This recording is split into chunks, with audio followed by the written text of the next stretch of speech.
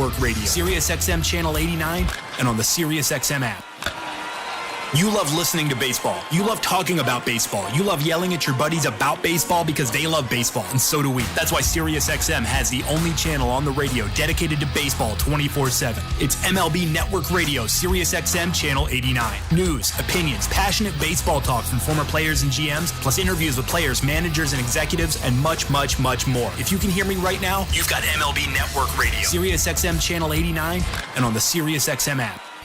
Wake up! Wake up, everybody! This is Steve Phillips from the leadoff spot on MLB Network Radio. Join me and former Major League Baseball players Eduardo Perez and Xavier Scruggs as we react to all the latest news and scores across baseball and have plenty of fun along the way. Steve, you were so right about that. I don't know if anybody else thinks we're funny, but I think we're funny. Why are you putting us or we into this? The leadoff spot, weekdays at 7 a.m. Eastern on MLB Network Radio, Channel 89, and on the SiriusXM app. 24/7, 365 coverage of all things NASCAR. All things NASCAR happens exclusively on SiriusXM NASCAR Radio, Channel 90. Rate that is 1.9% lease rate. Before you make any car buying decisions, you need to come and see me. There was something happening here at OakvilleNissan.com. CJCL Toronto. This slams a ball to right field, way back, way gone! Is Toronto Blue Jays baseball. Low rounding and heading for second to throw. In time! On the Sportsnet Radio Network. Game 100. The Blue Jays hit the century mark today against the team that they played in Game 1 of the season, the Tampa Bay Rays. Hi, everyone. Thanks so much for tuning in tonight. I'm Ben Schulman alongside Chris LaRue. Show Ali is our host and producer. Andrew Adams and Tom Young are our technical directors. Toronto Blue Jays baseball is brought to you by the local family-owned Crown Rust Control Centers in Mount Pearl and Corner Brook, Newfoundland. Protect your vehicle from rust today. Find your local family-owned Crown at crown.com, Canada's #1 rust protection. In this 100th game, the man who started the opener for the Blue Jays, Jose Berrios, takes the ball. Berrios tries to regain his early season form, while opposite him, the Rays have an opener, Sean Armstrong, in a typical funky bullpen day for Tampa Bay. First pitch is coming up next. You're listening to Blue Jays Baseball, streaming on the Sportsnet app, sportsnet.ca, and across the Sportsnet Radio Network.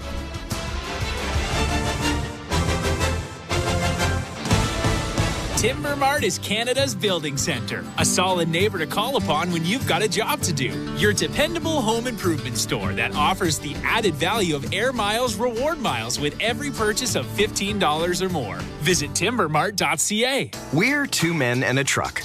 So, you're moving to a new home, and all that's left to do is to call a mover you know you can trust. Well, naturally, you think two men and a truck, since you know they have lots of men and lots of trucks.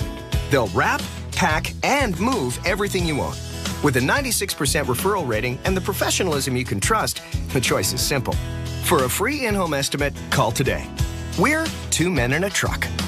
Two men and a truck, the movers who care. At Crown Rust Control, protection runs deep because every Crown Rust Control Center is owned by a local family who cares beyond business. Your Crown Rust Control is 100% committed to their product, to you, to their community, which is your community. Protecting you and what matters to you is equally important as protecting your vehicle. Did you know your vehicle rusts faster in warm weather? Protect your vehicle today. For a special summer offer, find your local family-owned Crown Rust Control Center at crown.com. Timber Mart always has plans to help you with your plans. Your home, your cottage, your garage, whatever needs your attention first, check the most visited spot on our website for ready-to-order plans to get the job done with Canada's Building Center. Visit timbermart.ca. The 2024 Training Camp Tour kicks off with the Chicago Bears Friday at 3 p.m. Eastern. Nobody's going to touch him.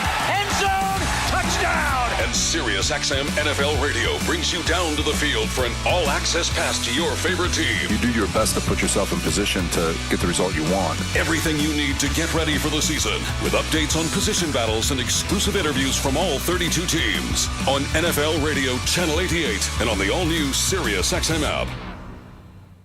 Scotty Scheffler is the Masters champion. The biggest events in golf are on PGA Tour Radio, Channel 92 in the car, and on the Sirius XM app. Sportsnet Radio Network. I mean, there's a lot of games to play, I guess, but at the same time, I want us to go out and compete. And so leave it all out there every day, to not look at standings or to try to think too far ahead. Just, go out there and fight. And, there's obviously times where, guys might get down or, us as a team. But, over the next 2 months, I think, that the guys here can lay the groundwork for what we expect for next year, for the future. It's all about fight. And, I don't want anybody to lay down in that room.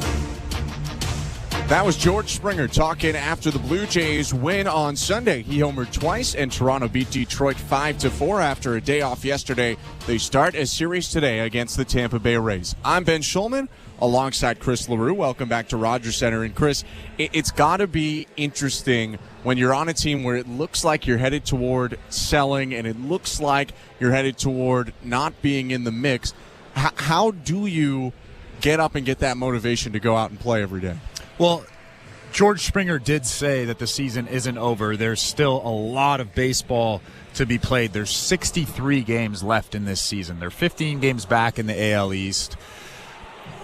Is it realistic? Probably not. But there is still a ton of time. A lot of young guys want to prove themselves. A lot of older guys like George Springer want to prove themselves that there's still guys that could compete at the big league level. Look, there's a lot of things that could happen in this season. I'm not closing the book on this season yet. 63 games is a long time. Fair point. And with that, let's take a look at the Bet365 standings. Download the Bet365 app for today's baseball odds and find out why it's never ordinary at Bet365. 19-plus, play responsibly, Ontario only. The Baltimore Orioles lead the AL East at 60-39. The Yankees in second, 60-42. Boston in third, 53-46. The Tampa Bay Rays are an even 50-50 after 100 games. And the Blue Jays are 45-54. You mentioned 15 games back of the division, 10 back of the wild card. Blue Jays on the field in their baby blue uniforms.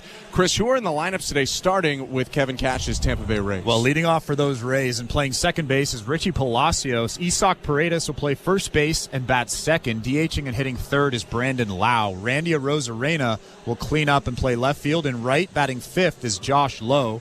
Jose Siri is batting sixth. He'll be in center field. Behind the plate, batting seventh is Ben Rortvedt. At third, batting eighth is Jose Caballero. And batting ninth at shortstop is Taylor Walls. On the mound and opening for the Rays is Sean Armstrong. For the Jays, leading off and playing right field is George Springer. Spencer Horowitz will play second base and bat second. At first base, batting third is Vladimir Guerrero Jr. DHing and batting in the cleanup spot is Justin Turner. Davis Schneider will play left field and bat fifth. In center, batting sixth will be Dalton Varsho. Behind the plate, batting seventh is Alejandro Kirk. Ernie Clement will bat eighth and play third. And batting ninth is Leo Jimenez. He'll play shortstop. On the mound is righty Jose Berrios. Berrios making his 21st start of the year. 8-7 with a 4.01 earned run average, 87 strikeouts, 33 walks in 119 innings pitched. About to start the first inning, which is brought to you by Armstrong Bird Food. Bring nature to your backyard with Armstrong, feeding Blue Jays since 1986. Visit ArmstrongBirdFood.com. Rays are in their dark blue uniforms. Richie Palacios leading off, the left-handed hitting second baseman. Steps into the box and looks out at the righty Berrios. He'll deal from the stretch the whole day. Berrios kicks and delivers home, and the first pitch is fouled back, 0-1. Time of the first pitch is 7:07 Eastern. Roof open in downtown Toronto. Not a cloud in the sky. 26 degrees Celsius. Maybe not quite California weather, Chris, but it's looking pretty good. Oh, California's way too hot right now. Here's the 0-1. In there with a fastball, 95 from Berrios. It's 0-2. Long layoff for Berrios. Last pitched for the Blue Jays on the 13th. Velocity was down over the last couple starts. Looked good there. Here's his 0-2. Fastball again, this time inside at 95. 1 ball and 2 strikes. John Schneider did say before the game that the layoff will probably do him well. His slider isn't biting like it normally does. His fastball really doesn't have the life that it normally does. The 1-2. Swing and a miss. Got him on the changeup. It bounced. But Kirk picks it up, goes outside into foul territory, and throws down to first for the first out of the day. A couple of fastballs in that at-bat, 95 miles an hour, a good changeup with some good life there. I like what I see early. It's four-seamer, cutter, sinker, slurve, and changeup for Jose Berrios, who just got Richie Palacios. Now Isaac Paredes, the first baseman, steps in. Wide open stance for the righty hitter. Right at the back of the box, he looks out at Berrios, who rocks back and delivers home. First pitch fouled behind home plate into the seats, 0-1. That sinker right there was 96 miles an hour. Maybe John Schneider was right. Well, and they set Berrios up here to have about as long of a rest period as anyone coming out of that break. Here's the righty's 0-1. Down and away, 1 ball, 1 strike. And they mentioned the innings he's thrown. Because of Garrett Cole's injuries this year, only Jose Berrios and Aaron Nola are in the same ballpark in terms of innings since 2017. 1-1. Fouled back, and it's 1-2. Two absolute horses. Yeah. Well, 3 if you include Garrett Cole. Who is also, one of these guys who can be relied upon to throw a ton of innings. But Jose Berrios, since 2018, has thrown 1,128 innings.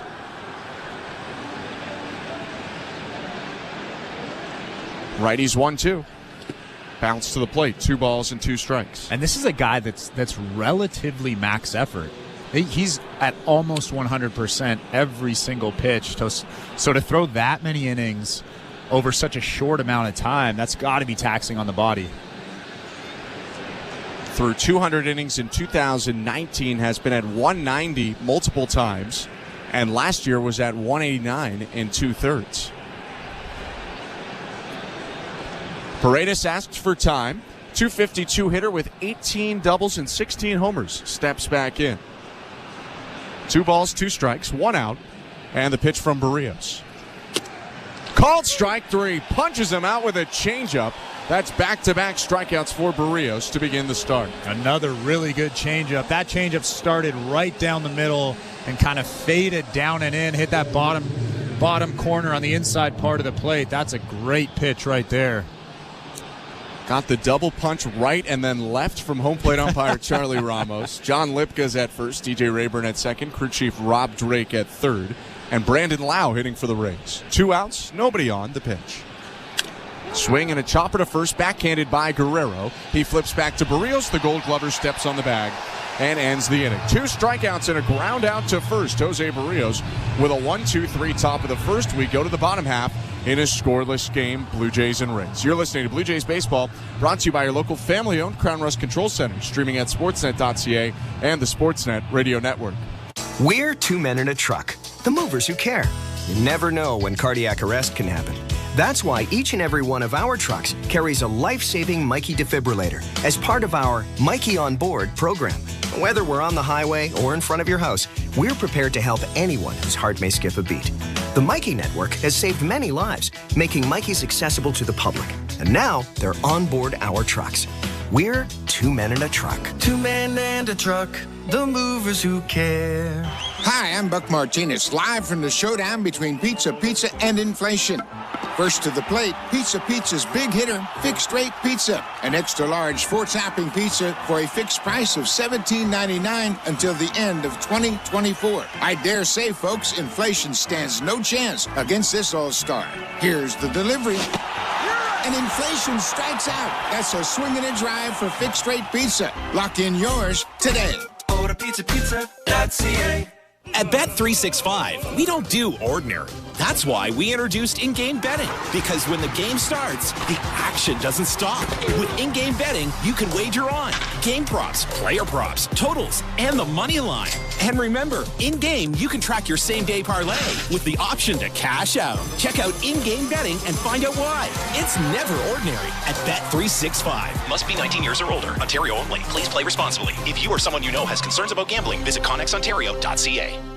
This is Toronto Blue Jays baseball. IKF slams the ball down the left field line, way back and gone. On Sportsnet 590 The Fan and the Sportsnet Radio Network. Welcome to the Timbermark broadcast booth. I'm Ben Schulman alongside Chris LaRue here at Rogers Center. First game of 3, Blue Jays and Rays. Bottom of the first inning, no score. Sean Armstrong in the set and his pitch to George Springer. Outside, ball 1. George Springer, Spencer Horwitz, and Vladimir Guerrero Jr. to hit this inning. Armstrong the opener for the Rays. The 1-0. Called strike. Typically a reliever, this is the 6th time that Armstrong has opened this year. His 37th game overall. He is a .591 earned run average. 1-1. Swing and a pop-up foul to the right. 1-2.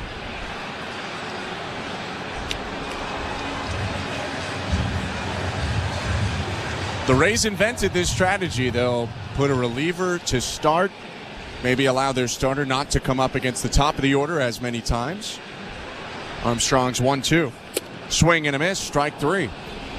Springer goes down on a sweeper, and that's the first out. It's a pretty good pitch right there from Armstrong. That sweeper started on the outside part of the plate, kind of looked like a fastball, and then just took a quick left turn. George Springer swinging wildly at it. That's only the 15th sweeper Armstrong's thrown all season. It's his 5th pitch. Really uses the four-seamer, cutter, and sinker a lot. Here's his first pitch to Spencer Horwitz, strike 1. Well, maybe he should start throwing it a little bit more. It looks like it. 5.91 ERA. Looks like it.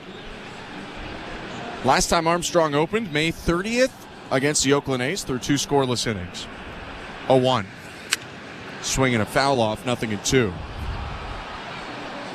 And presumably, you don't have to announce it, but presumably Tyler Alexander is the bulk guy, the pseudo starter today, who will take the majority of the innings. Blue Jays saw this Armstrong-Alexander combo in the first series of the season. Game 4 of that series, when the Blue Jays put up 9 runs, I believe it was. Justin Turner homered, Davis Schneider homered. 0-2 to Horwitz. Fouled back. So you're saying it doesn't always work? It does not always work. Does not always work. Works sometimes, though. Horwitz taps the plate, adjusts his helmet. He's down 0-2 with 1 out and the base is empty. No score, bottom of the first, the kick and the pitch. Called strike 3. Fastball on the inner edge. Horwitz knew it. Back-to-back strikeouts for Armstrong to start his outing. I think having an opener would really work against a team, let's say like the New York Yankees, where Juan Soto hits 2, Aaron Judge hits 3. You get a great arm to come in for that first inning, knock out Juan Soto, knock out Aaron Judge, and then the starter comes in the second inning. But in a lineup like the Toronto Blue Jays, it really doesn't make much sense to me. First pitch to Vlad Guerrero Jr., high, ball 1. We'll say this was a late cobbled-together plan, and maybe that's what contributed to it. Ryan Pepio a couple days ago, kind of out of nowhere, hit the injured list with a knee infection as Guerrero takes outside 2-0. A lot of injuries already for the Rays, so they call Alexander up, who had begun the year with the Rays in the rotation. They call him back up from AAA and have Armstrong open today for Alexander. 2 outs in the 2-0. Outside again, ball 3.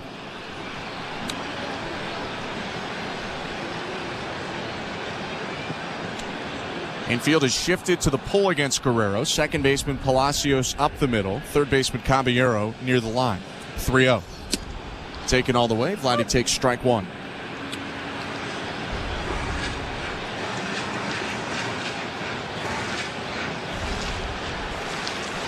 Justin Turner waiting on deck with 2 outs and the bases empty.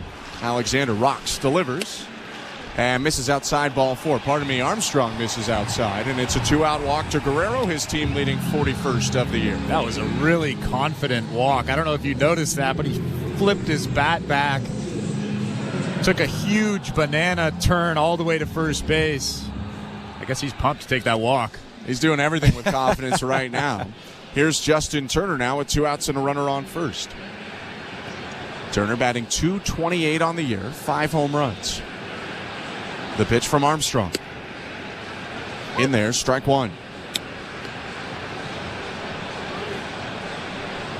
Turner looks down to Carlos Fablis, the third base coach for the Blue Jays, for some signs. Mark Budzinski holding some equipment of Vladimir Guerrero Jr.'s at first. 0-1. Foul ball. Turner hit it off his left foot, I believe the inside part of that foot. Now he's walking over near the first base side of that Blue Jays logo behind home plate. It's 0-2. That's a tough pitch right there. A good sinker from Armstrong, just runs in on the hands. He fouls it off the inside part of the ankle. It is covered, but still probably pretty painful. Sinker is the pitch you want to go after, though. He's given up 26 hits on that pitch, by far the most of his mix. Batter's hitting over 400 against him. 0-2. Down and away.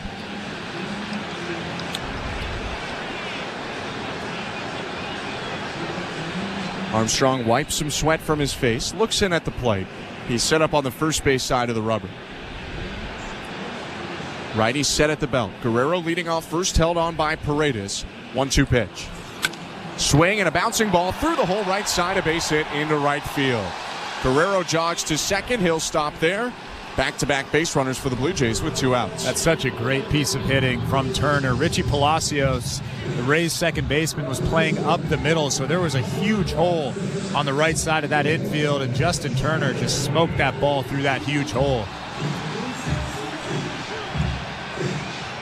Turner took a sinker on the outside part of the plate and hit it into right field, and now Davis Schneider back up the lineup a little bit to the number 5 spot, hits with first and second and 2 outs. First, though, a pitch comm issue, I believe. That's what Ben Rortvedt appears to be indicating. The catcher walking out to the mound and pointing into the dugout as Armstrong takes his cap off and puts it to his ear, trying to test out that pitch comm to see if they're on the same page and if it's working all right. Now a member of the Rays staff will jog out a new device to the pitcher, Sean Armstrong.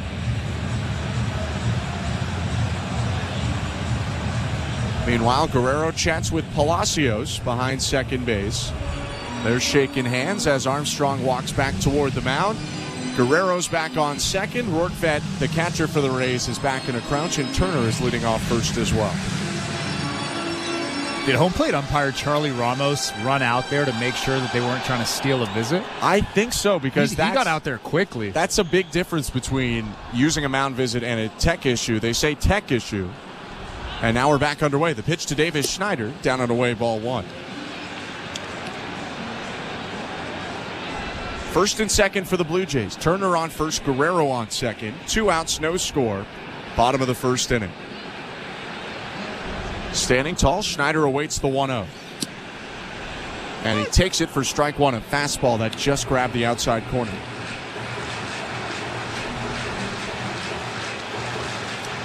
Two hits for Davis Schneider in Sunday's game, and he went 1 for 3 in Saturday's affair as well. The 1-1. Swing and a miss.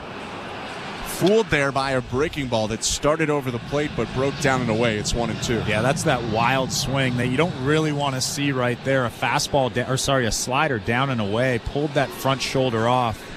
Really nowhere near that pitch. Now a 2-strike count. It's 1-2. Here's the pitch. It's cut on and missed. Strike 3. Beat him with a high fastball. 3 strikeouts in the inning for Armstrong. Despite the hit and the walk, no runs for the Blue Jays. They leave 2 on. No score as we go to the second. You're listening to Blue Jays Baseball, brought to you by your local family-owned Crown Rust Control Center, streaming at sportsnet.ca and the Sportsnet Radio Network.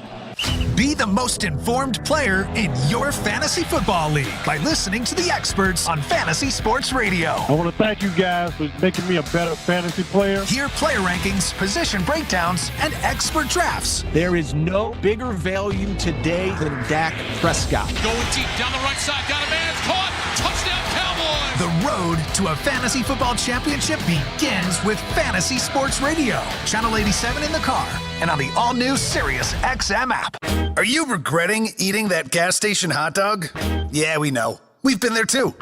This is a message for baseball fans like you. Did you know that you get a channel that's talking baseball 24/7 as part of your SiriusXM subscription? What? Our lineup includes shows hosted by former big leaguers and executives. Plus, you'll hear from 17 managers each week. MLB Network Radio is on SiriusXM Channel 89. Or just search MLB Network Radio on the SXM app. SiriusXM Sports. We're more than just a game. Listen to PGA Tour Radio's library of golf originals on the SiriusXM app. Playing with Tiger. Rule number 1 when playing with Tiger, keep your mouth shut. Basically destroy Stephen Ames today, 9 and 8. Ryder Cup Chronicles, 10-6. I have a good feeling about this. That's all I'm going to tell you. Listen to the entire catalog of golf originals. Search PGA Tour Radio specials on the SiriusXM app. The Blue Jays are in flight, leading 3-0. Blue Jays fans, this is Ross Atkins, and you're listening to Blue Jays Baseball on SiriusXM. Network. Randy Arozarena digging in for the Rays as we start the top of the second inning at Rogers Center. Welcome back to downtown Toronto. I'm Ben Schulman alongside Chris LaRue. Jose Berrios on the mound, kicks and fires home, and the first pitch is taken for strike one. No score, Blue Jays and Rays. Berrios dominant in the first. 2 strikeouts and a ground out to first where he covered the bag for a 3-1 putout. Now the right on right, 0-1. Just inside, 1 ball, 1 strike. Early on, you could tell that there is a little bit more life to that fastball, a little bit more bite to that slurve.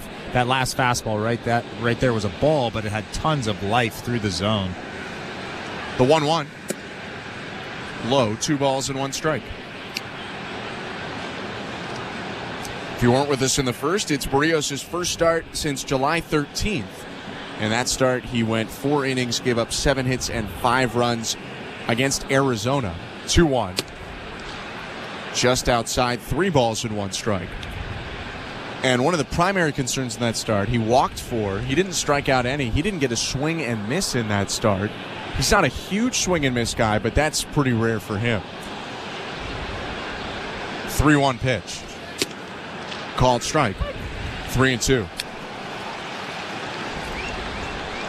Then he bounces back today and he strikes out the first batter swinging in Richie Palacios. Trying to do the same to Arozarena to start the second.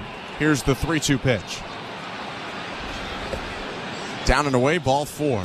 Arozarena bent the knee, started the hands on the slurve, but decided to lay off, and he'll take a leadoff walk.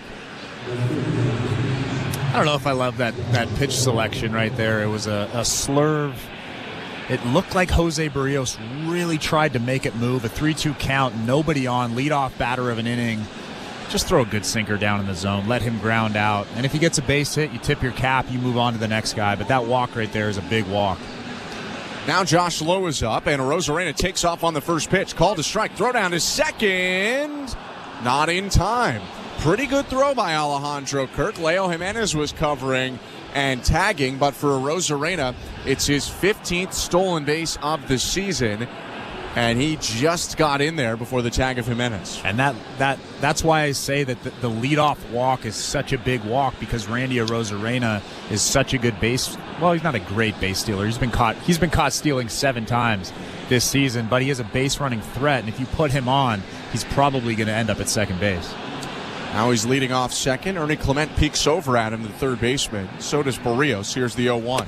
Josh Lowe takes outside. Yeah, that really simplifies things now for the left-handed hitting Lowe. If he can just pull a ball to the right side of the infield, it'll likely move Arozarena over to third. Here's the 1-1. Swinging a liner over the second baseman Horwitz, down in right field. Fielded by Springer, the wave given to Arozarena. Throw comes into second base. That's an RBI single for Josh Lowe, and a 1-0 Rays lead. That actually wasn't a terrible pitch from Berrios, down in the zone. Lowe goes down and gets it. It was a good changeup.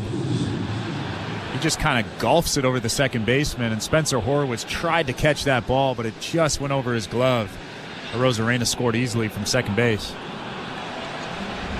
So the Rays strike first, and still nobody out, with Josh Lowe now on first He's a pretty good base stealer himself, 9 for 10 this year. Leading off first, the pitch goes to Jose Siri. It's outside. Ball 1. A belated happy 29th birthday to Jose Siri. 207 hitter with 14 home runs. Homered on his birthday yesterday at Yankee Stadium. 1-0.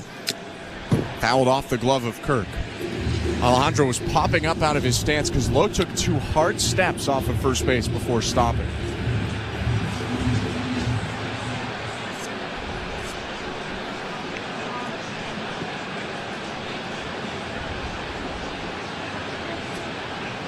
Siri stands on just the toes of his lead left foot. Looking out at Berrios, who turns and throws over to first. Dive back by Lowe. Jose Siri does have 106 strikeouts, so he's a guy that you can expand with. He does have a strike on him, so now you can elevate that fastball, you can bounce that slurve. Berrios with the 1-1. Went low, and Siri lays off 2-1. And Siri strikes out more than a third of the time he comes up to the plate, almost a 35% strikeout rate. But he is an interesting piece for teams looking for some guys at the deadline. Rays likely sellers at 50 and 50. 2-1. Swinging a bouncing ball left side. Picked up at third. Clement shuffles it out of his glove. Throws to second. 1. Over to first. Double play. Clement to Horwitz to Guerrero. And that erases the Lowe single. 2 down. Still 1-0 Rays. That was a great sinker on the inside part of the plate. Just tied up Siri. Just hits a weak ground ball to Clement at third base. That's a great pitch. Blue Jays had to be quick with the speed of Siri, and they were.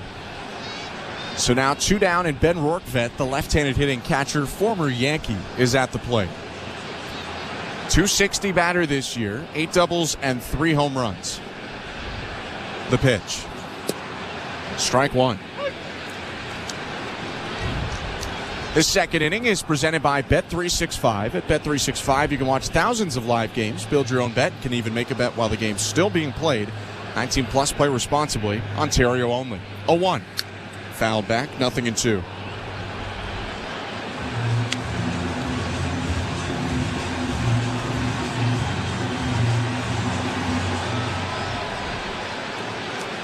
Rays up 1-0 after the walk.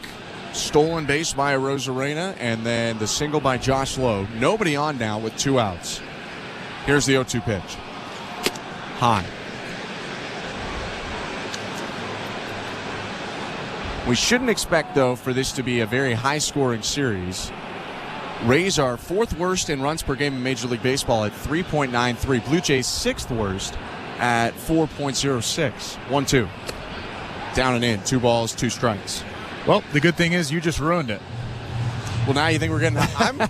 I'm down. If I ruined it, we get to see lots of homers. Should I mention where they rank in the homers as well? No, I know the Rays have some good power hitters in their lineup.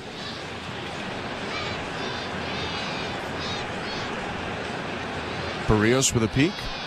And now the 2-2. Swing and a high fly ball right center field. On the run, Springer dives and it bounces past him. Backing it up was Varsho. He fields it, throws into second where Rortvedt slides in safe with a double. George Springer, slow to get up, is just on his knees now. Dove into the right center field gap. And now he's back on his feet to the applause of the fans. The training staff will remain in the dugout. It's a good effort by Springer, but he just missed out on taking a hit away. Yeah, I believe that ball tipped off his glove, maybe just a little bit. Dalton Varsho doing a good job backing him up. But just another great effort from George Springer. Yeah, that ball did just tip off the end of his glove. He's fractions of a second away from catching that ball. Instead, it's another runner in scoring position. After Rortvedt's 9th double of the year, here's the pitch to Jose Caballero. Bounce back over the mound. Fielded right on the second base bag by Horwitz. He'll throw to first and end the inning.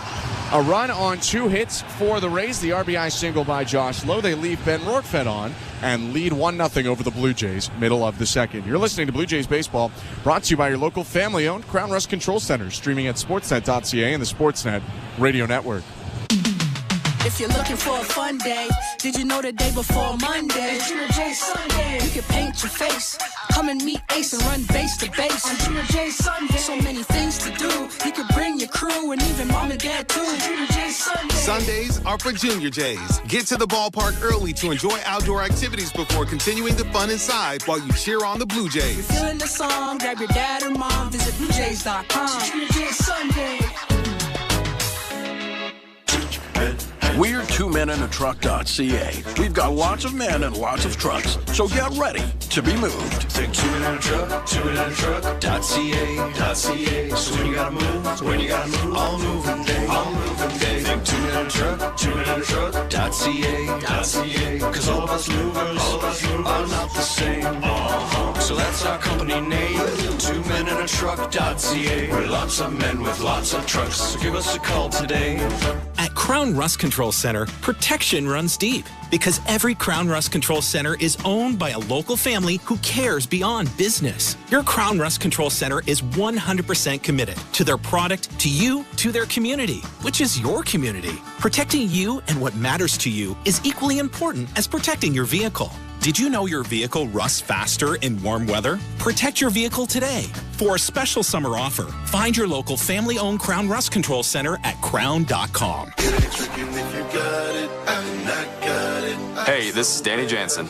You're listening to Toronto Blue Jays Baseball on the Sportsnet Radio Network. Dalton Varsho leading off for the Blue Jays. Bottom of the second inning in Toronto. 1-0 Tampa Bay over Toronto. I'm Ben Schulman alongside Chris LaRue. Sean Armstrong, the opener, still on the mound. The right-hander looks in at the lefty swinger, kicks and delivers. First pitch is hit on a soft line to second, caught shoestring by Richie Palacios. 1 down. Hey, Chris. You could win over $310,000, gotcha, while supporting kids in your community. When you buy a 50-50 ticket, you're giving thousands of kids with disabilities the chance to be a part of a team through supporting Jays Care programs like Challenger Baseball. Get your tickets by visiting bluejays.com/5050 from Ontario or Nova Scotia. 1 out, Alejandro Kirk to the plate. 1-0 Rays and nobody on. Bottom of the second. Armstrong's pitch home. Strike one. Do we know when they announced that $311,000 jackpot? I believe it's July 28th. But if you go to bluejays.com/5050, don't take my word for it.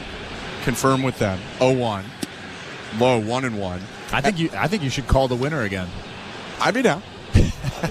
There was Challenger Baseball is one of the programs that they support. There was a Challenger Baseball event today, this morning at Rogers Center. It was cool. A lot of the Challenger athletes came out. 1-1. Low 2-1. Kids got to play different games in the outfield at Rogers Center, and a good handful of the players and coaches for the Blue Jays came as well. 2-1. Outside ball 3. I'm going to miss some. I don't remember all of them. But I remember I saw Eric Swanson there, Danny Jansen, Spencer Horwitz. I saw losing to some kids in some of the races. 3-1 is belted to center field. Going back, Siri at the track, leaps and makes the catch. What a play by Jose Siri. 2 down. Well, there's going to be somebody that wants Jose Siri at the deadline. He can steal bases. He can hit for power. His average isn't great, but he makes great plays out there in center field just like that. He's a pretty good player. Did a nice little hop off the wall after the catch as well. So now 2 down. Here's Ernie Clement. The pitch from Armstrong. Low ball 1. But it was pretty cool to see the Blue Jays and some of the coaches, Hunter Mentz, Gil Kim, Mark Budzinski, coming out, showing their support for Challenger Baseball and getting to meet a lot of the kids. 1-0. Called strike 1-1. Do you know how many kids were actually there on the field?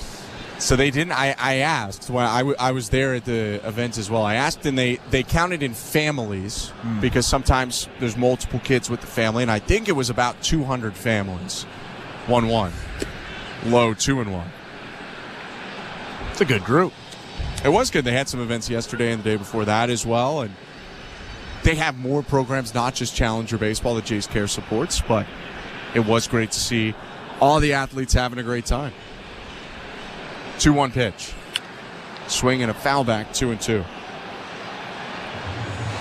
And to get back to here, so it's July 28th, I believe, is the day that the 50-50 comes up. You can tell the people what it's at right now. Oh, it's already up to $312,000 now. And $215,000. Sorry. And there's still early bird prizes, I believe, to be had. 2-2. Fouled off again. There's an Alejandro Kirk game-used bat, I believe. Again, go to bluejays.com/5050 in case I'm wrong. But I believe there's a George Springer bat as well, and maybe one of the bases from the Canada Day game. That'd be pretty cool. It's pretty cool. Another 2-2 to Ernie Clement. Fouled off again. Clement really battling here. Seen 6 pitches now. What about a used headset from Ben Schulman? I don't own this headset, I will say. I don't know. I'm looking at Tom Young. He doesn't own the headset. Well, somebody owns the headset. Someone does. 2-2. Swing and a miss. Strike 3. Gets him on the high fastball. Clement goes down, and that's a 1-2-3 inning for Sean Armstrong. We go to the third with the Rays up 1-0. You're listening to Blue Jays Baseball, brought to you by your local family-owned Crown Rust Control Center, streaming at sportsnet.ca and the Sportsnet Radio Network. At Crown Rust Control, protection runs deep because every Crown Rust Control Center is owned by a local family who cares beyond business. Your Crown Rust Control is 100% committed to their product, to you, to their community, which is your community. Protecting you and what matters to you is equally important as protecting your vehicle. Did you know your vehicle rusts faster in warm weather? Protect your vehicle today. For a special summer offer, find your local family-owned Crown Rust Control Center at crown.com. Hi, I'm Buck Martinez, live from the showdown between pizza and inflation. First to the plate, with over 2 million sold, it's Fixed Rate Pizza, a hot and fresh extra-large 4-topping pizza for a fixed price of $17.99 until the end of 2024. Here's the delivery. And inflation strikes out. That's a swing and a drive for Fixed Rate Pizza. Lock in yours today. Order pizza.ca. At Bet365, we don't do ordinary. That's why we introduced in-game betting. Because when the game starts, the action doesn't stop. With in-game betting, you can wager on game props, player props, totals, and the money line. And remember, in-game, you can track your same-day parlay with the option to cash out. Check out in-game betting and find out why. It's never ordinary at Bet365. Must be 19 years or older. Ontario only. Please play responsibly. If you or someone you know has concerns about gambling, visit connexontario.ca. This is Toronto Blue Jays baseball. IKF flips to Schneider, one sidearm to first, double play.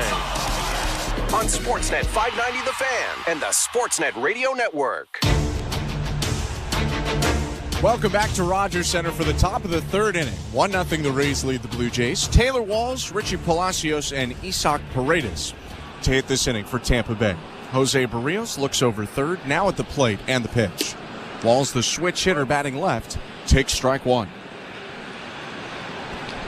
I'm Ben Schulman. To my left is Chris LaRue.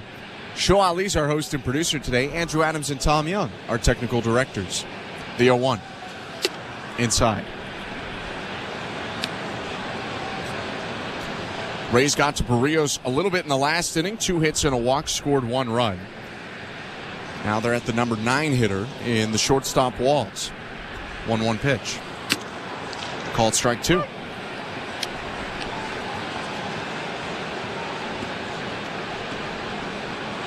Walls asks for time and shakes his head at Charlie Ramos. He didn't like that call. Just the 31st game of the season for the shortstop, who was reinstated on June 7th after hip surgery to repair a torn labrum. That took place over the winter. 1-2. Fouled back behind home plate and just into the 200 level.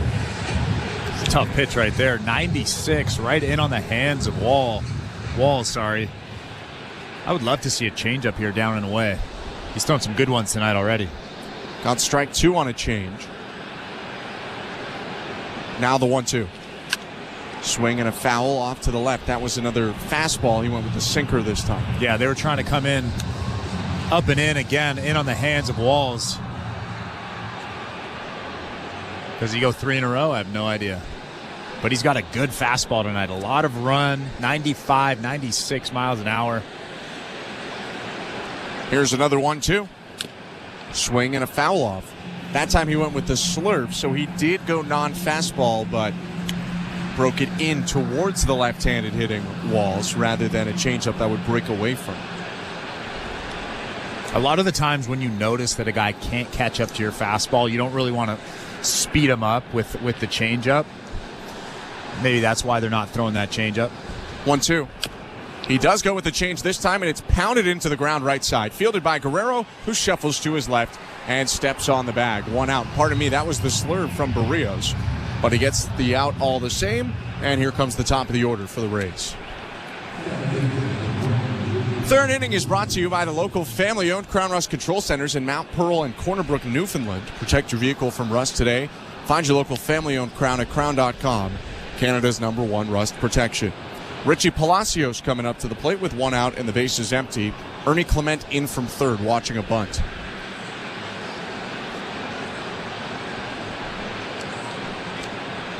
Berrios twists and delivers. Palacios bends down and takes ball 1 high.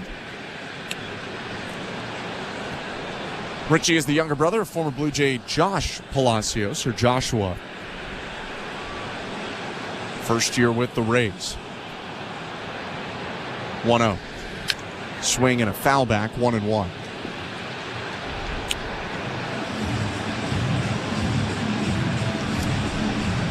Palacios was originally a third-rounder by Cleveland in 2018 out of Towson in Maryland. He's played for the Guardians, Cardinals, and now Rays. 1-1. Just inside, 2-1. I knew I loved Richie Palacios, another mid-major success story. You gotta love that. Mid-Atlantic mid-majors. You gotta love sweet that. Spot. Aren't that many guys from Towson who have made the majors? Here's a 2-1 pitch. Low and away, ball 3. Only 9 have played at the major league level, although notably Hall of Famer Jim Palmer went to Towson. But just to be clear, not a baseball powerhouse. No, only 9 whatsoever. ever. Yeah. Only 9 ever. 3-1. Outside, ball 4. A walk for Palacios with 1 out. And they'll have to keep an eye on him at first base. Palacios has 15 stolen bases this season. He's only been caught 1 time. So unlike Randy Arozarena, he's actually a good base stealer. Picks and chooses his times. I think Randy Arozarena just goes whenever. Did steal today, but is 15 for 22 on the year as Arozarena. First pitch to Isaac Paredes, down and away, ball 1.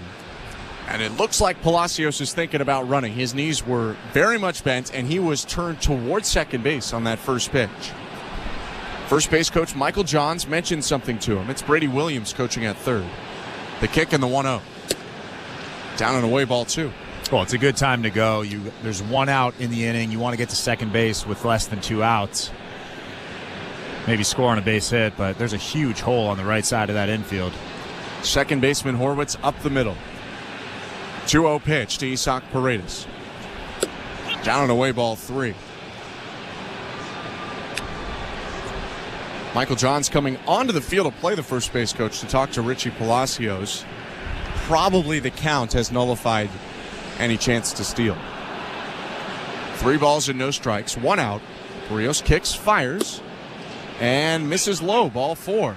Berrios shaking his head. He thought he had the zone there. Strike box appeared to say that he did miss low. It's back-to-back walks and 2 on with only 1 out. That wasn't a bad pitch, but it looked to me like it wasn't a strike, just below that strike zone. But you can't fall behind a guy 3-0 right there. Put another run on second base. And if I'm Palacios, I'm thinking about stealing third here. Actually, with a left-handed batter up, I wouldn't. But if there was a right-handed batter up, I'd probably think about stealing third. It is the lefty swinger Brandon Lau at the plate. Berrios looks at second, delivers home, and Lau takes strike 1. Lau has dealt with injuries again this year. This is his 53rd game of the season, a guy who unfortunately seems to be perennially injured for the Rays. In his 52 games, though, he does have 10 homers and 28 RBIs. The 0-1, just inside.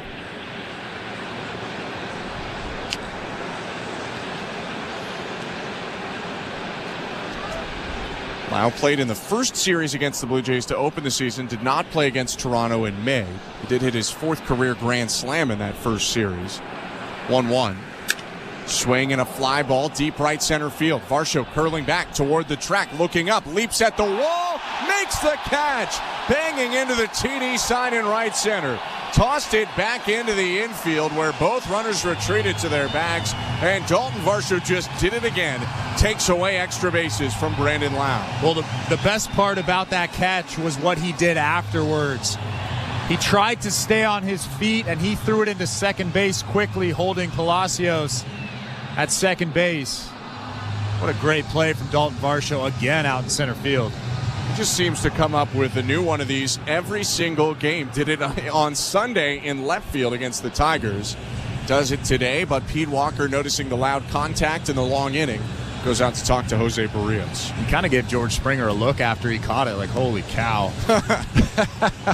That was, I mean, he had to high point that one completely. Went way up there and probably was 5 feet away from the wall when he jumped, but then slammed into the wall after making the catch. And then to stay on his feet, it's almost like he did a squat to stay up and throw that ball into second base really quickly, keeping Palacios there.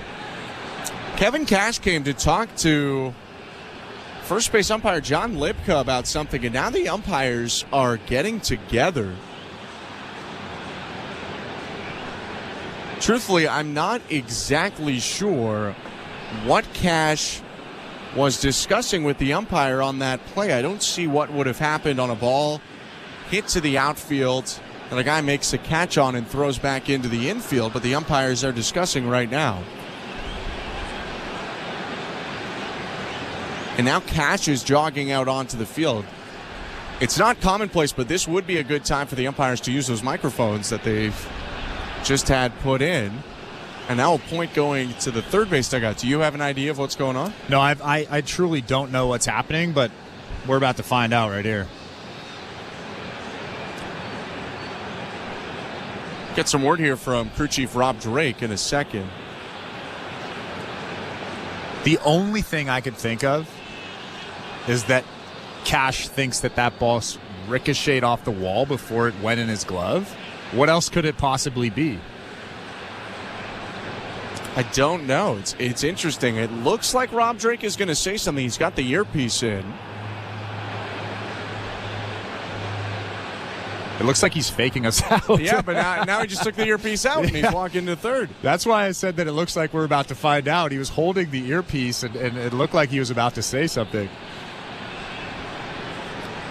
Well, we'll find out what happened, but what I can tell you is nothing has changed on the field. It's still first and second. There are still 2 outs, and it's still 1-0 Rays.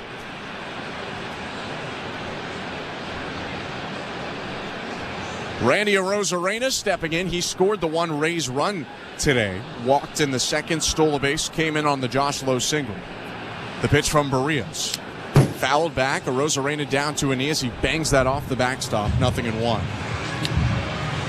The weird thing about that whole situation that just occurred was Rob Drake actually looked in the Blue Jays dugout and made a phone kind of signal with his right hand. So I really have no clue what's happening. The 0-1. Low, 1 ball, 1 strike.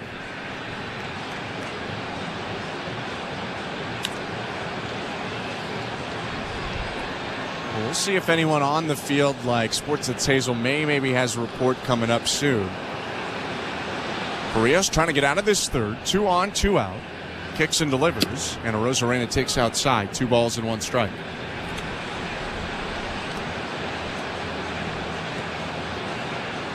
You can see sweat staining part of the sky blue brim for Jose Berrios. He's had to throw 51 pitches so far. Not catastrophic if he can get out of this third soon, but a lot of pitches. 2-1. Down and away, ball 3. And part of the reason is the 3 walks he's already issued. Yeah, he's started to become a little bit erratic with that fastball. This is a perfect time to mix in a changeup. I wouldn't say in this count here, but if it was a 2-1 count, maybe a 1-1 count, throw that changeup. 3-1 to Arozarena. Swing and a foul back, full count. Do you like it here?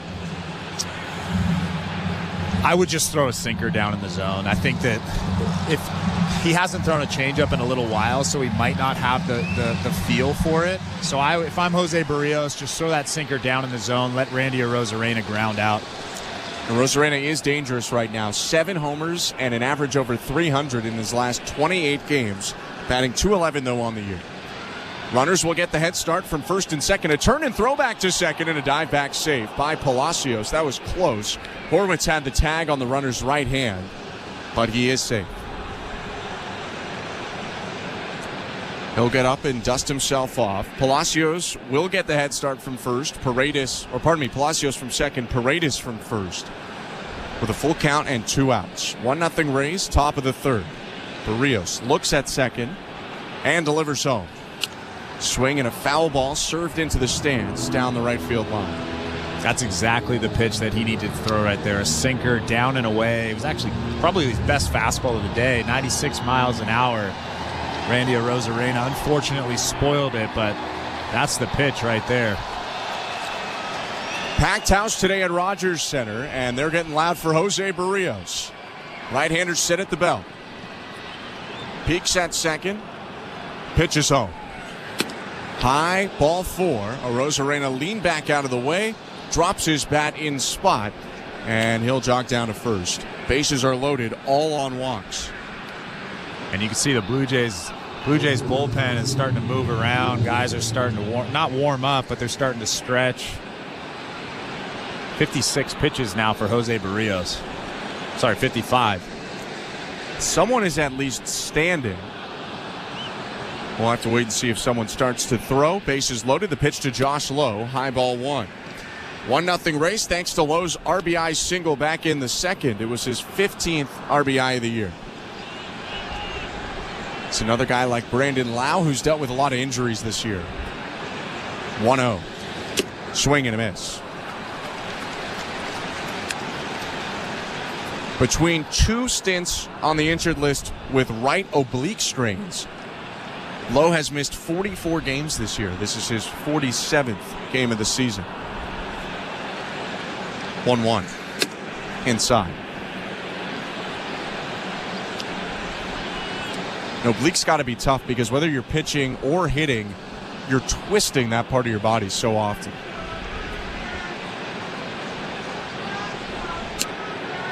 It's really tough to come back from an oblique strain because everything you do, you're using the obliques, and it's especially hard mentally because you don't want to do too much and re-injure it.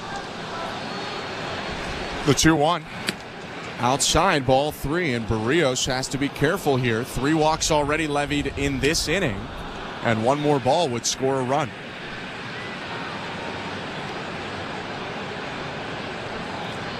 It's that dangerous double-edged sword where you don't want to walk him, but if you put one over the plate, it could cost you multiple runs. 3-1 pitch.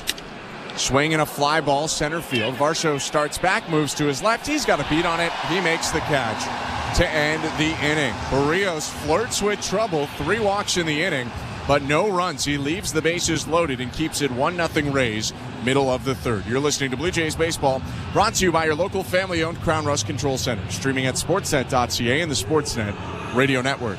2 professional IndyCar drivers hop on a microphone and chit-chat twice a week. What do you call that? Is it a podcast? It is indeed, Alex. James, can we just do our regular promo intro, please? Just trying to be cool and have fun with it. Well, you're not cool or fun. Fine.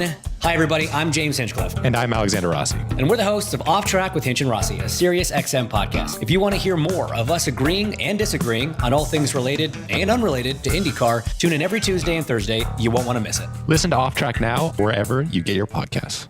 Every night after the final out, the Round Trip Roundup brings you the scores, highlights, and analysis from every game across Major League Baseball, all in less than 30 minutes. Swung on and missed, strike 3 and a no-hitter. It's the perfect way to get caught up on all the night's biggest home runs and best performances. And a high drive, deep right center. It's the Round Trip Roundup on MLB Network Radio every night on SiriusXM Channel 89 and every morning on the SiriusXM app. Hello, Blue Jay fans. I'm Craig Ballard, host of your daily Locked On Blue Jays podcast. Locked On Blue Jays is part of the Locked On Podcast Network, your team every day. Locked On Blue Jays brings you the latest Blue Jays news and analysis and breaks down all of the action.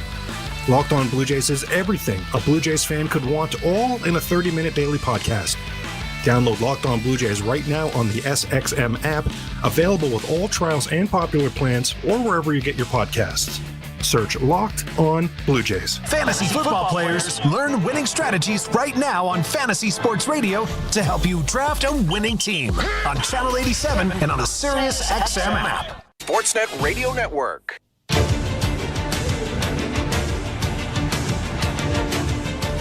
Bottom of the third inning, Tyler Alexander into the game for the Rays. The bulk man today for Tampa Bay takes over with Leo Jimenez leading off for Toronto, and Tampa Bay leading 1-0. Thank you so much for joining us here at Rogers Center in downtown Toronto for the first game of 3 Blue Jays and Rays. Jimenez playing in his 12th Major League game. Looks at the first pitch. It's called strike 1. Alexander, a 6'2", 203-pound left-hander from Chicago, drafted by the Tigers in 2015. 0-1 pitch, cut on and missed, 0-2. Out of Texas Christian, not a mid-major. No, definitely a powerhouse. And not on the East Coast.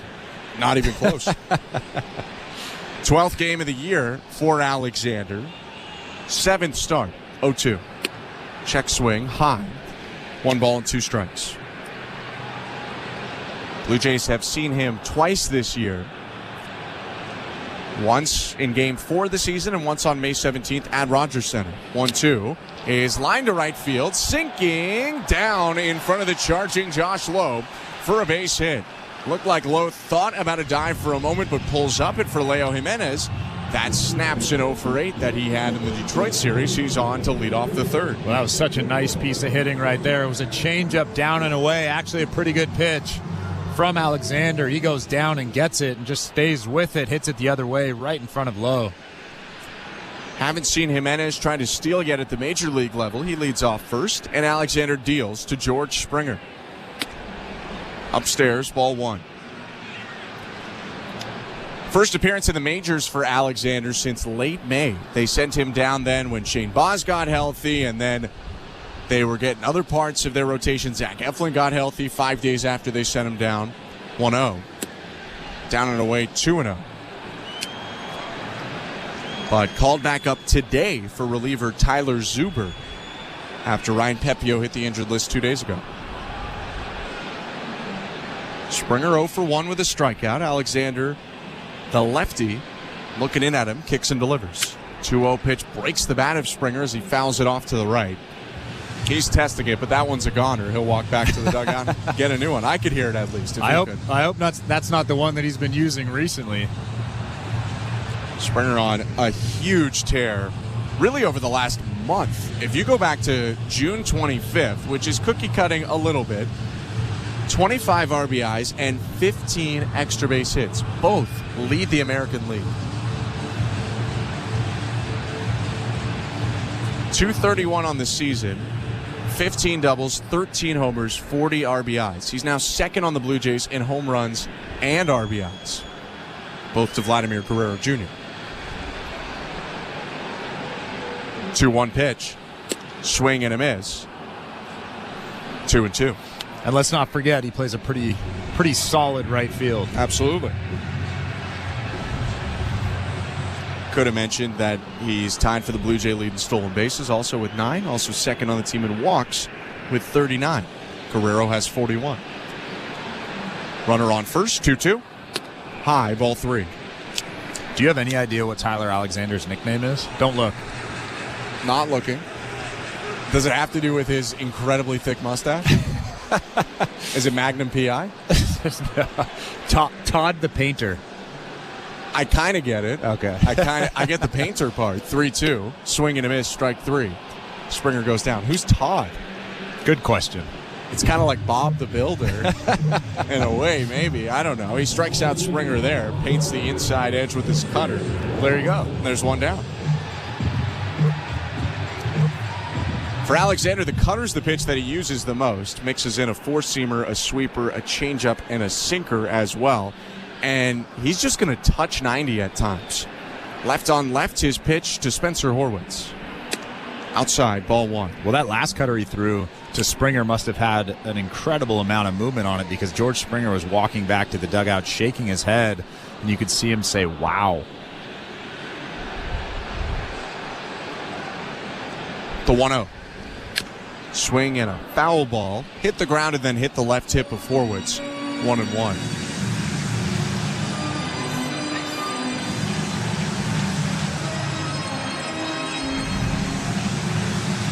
Perhaps that movement is what attracted the Rays to Alexander. They claimed him off waivers from the Tigers this past winter. Spent 4 seasons pitching in the majors for the Tigers before this year.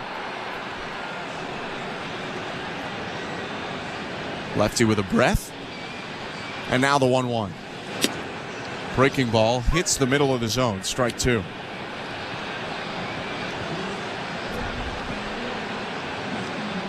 Alexander made the Rays rotation out of camp.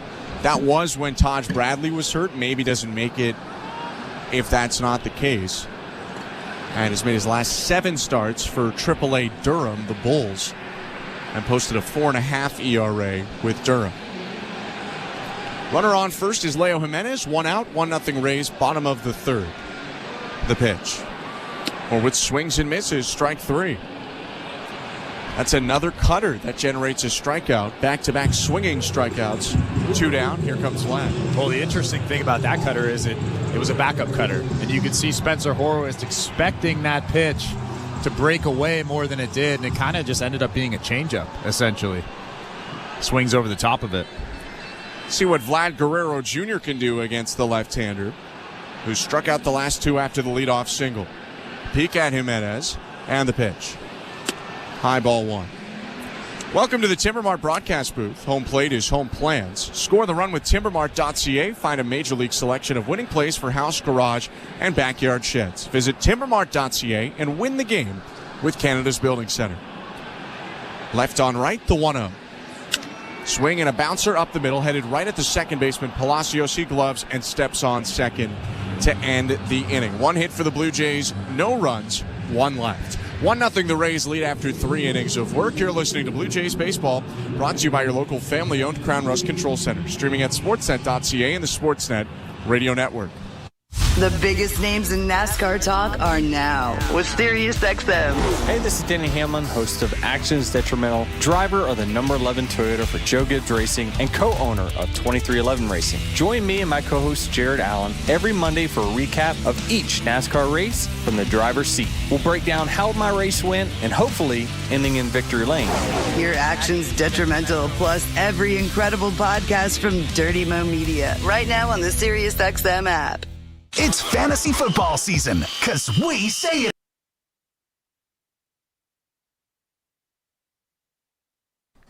What's up, insiders? This community continues to grow like crazy, all because of you guys sharing this link out on the social networks, Twitter, TikTok, Instagram, Facebook, however you have it. And check us out while you're at it, and make sure to drop a follow at TS_insider on Twitter, TikTok, Instagram.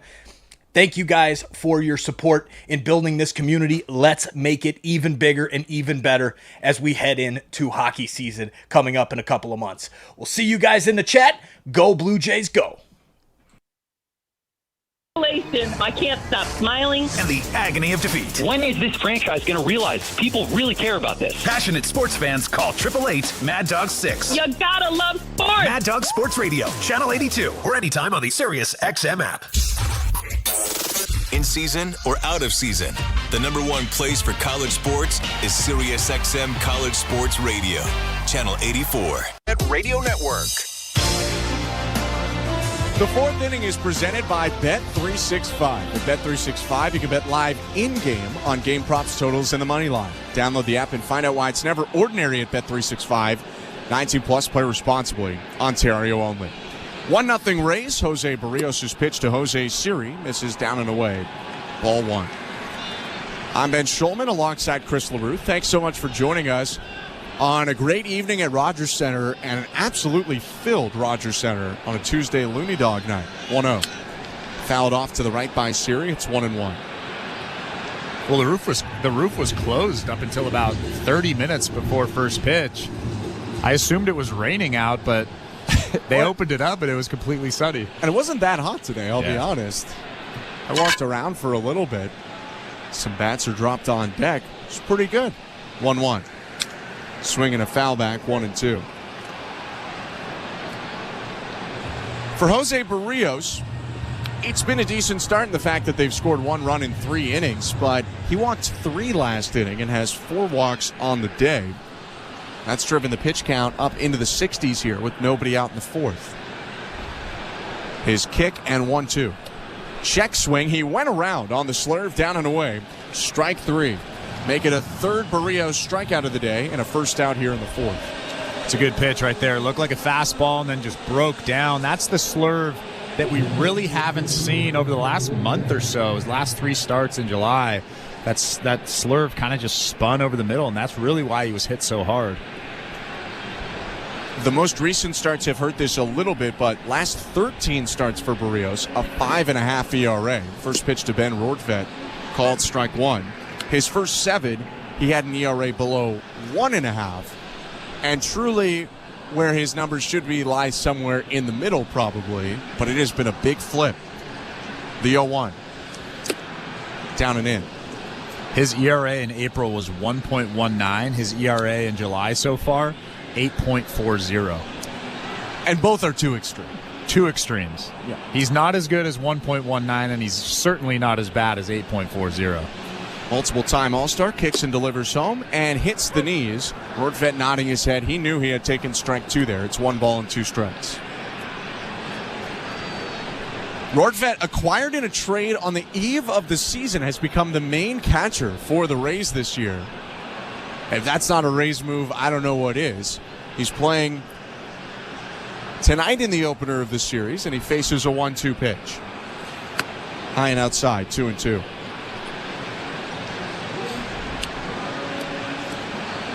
Was a Yankee coming into the year. And the Yankees, by the way, are in action right now. In a sec, we'll go to the out-of-town scoreboard.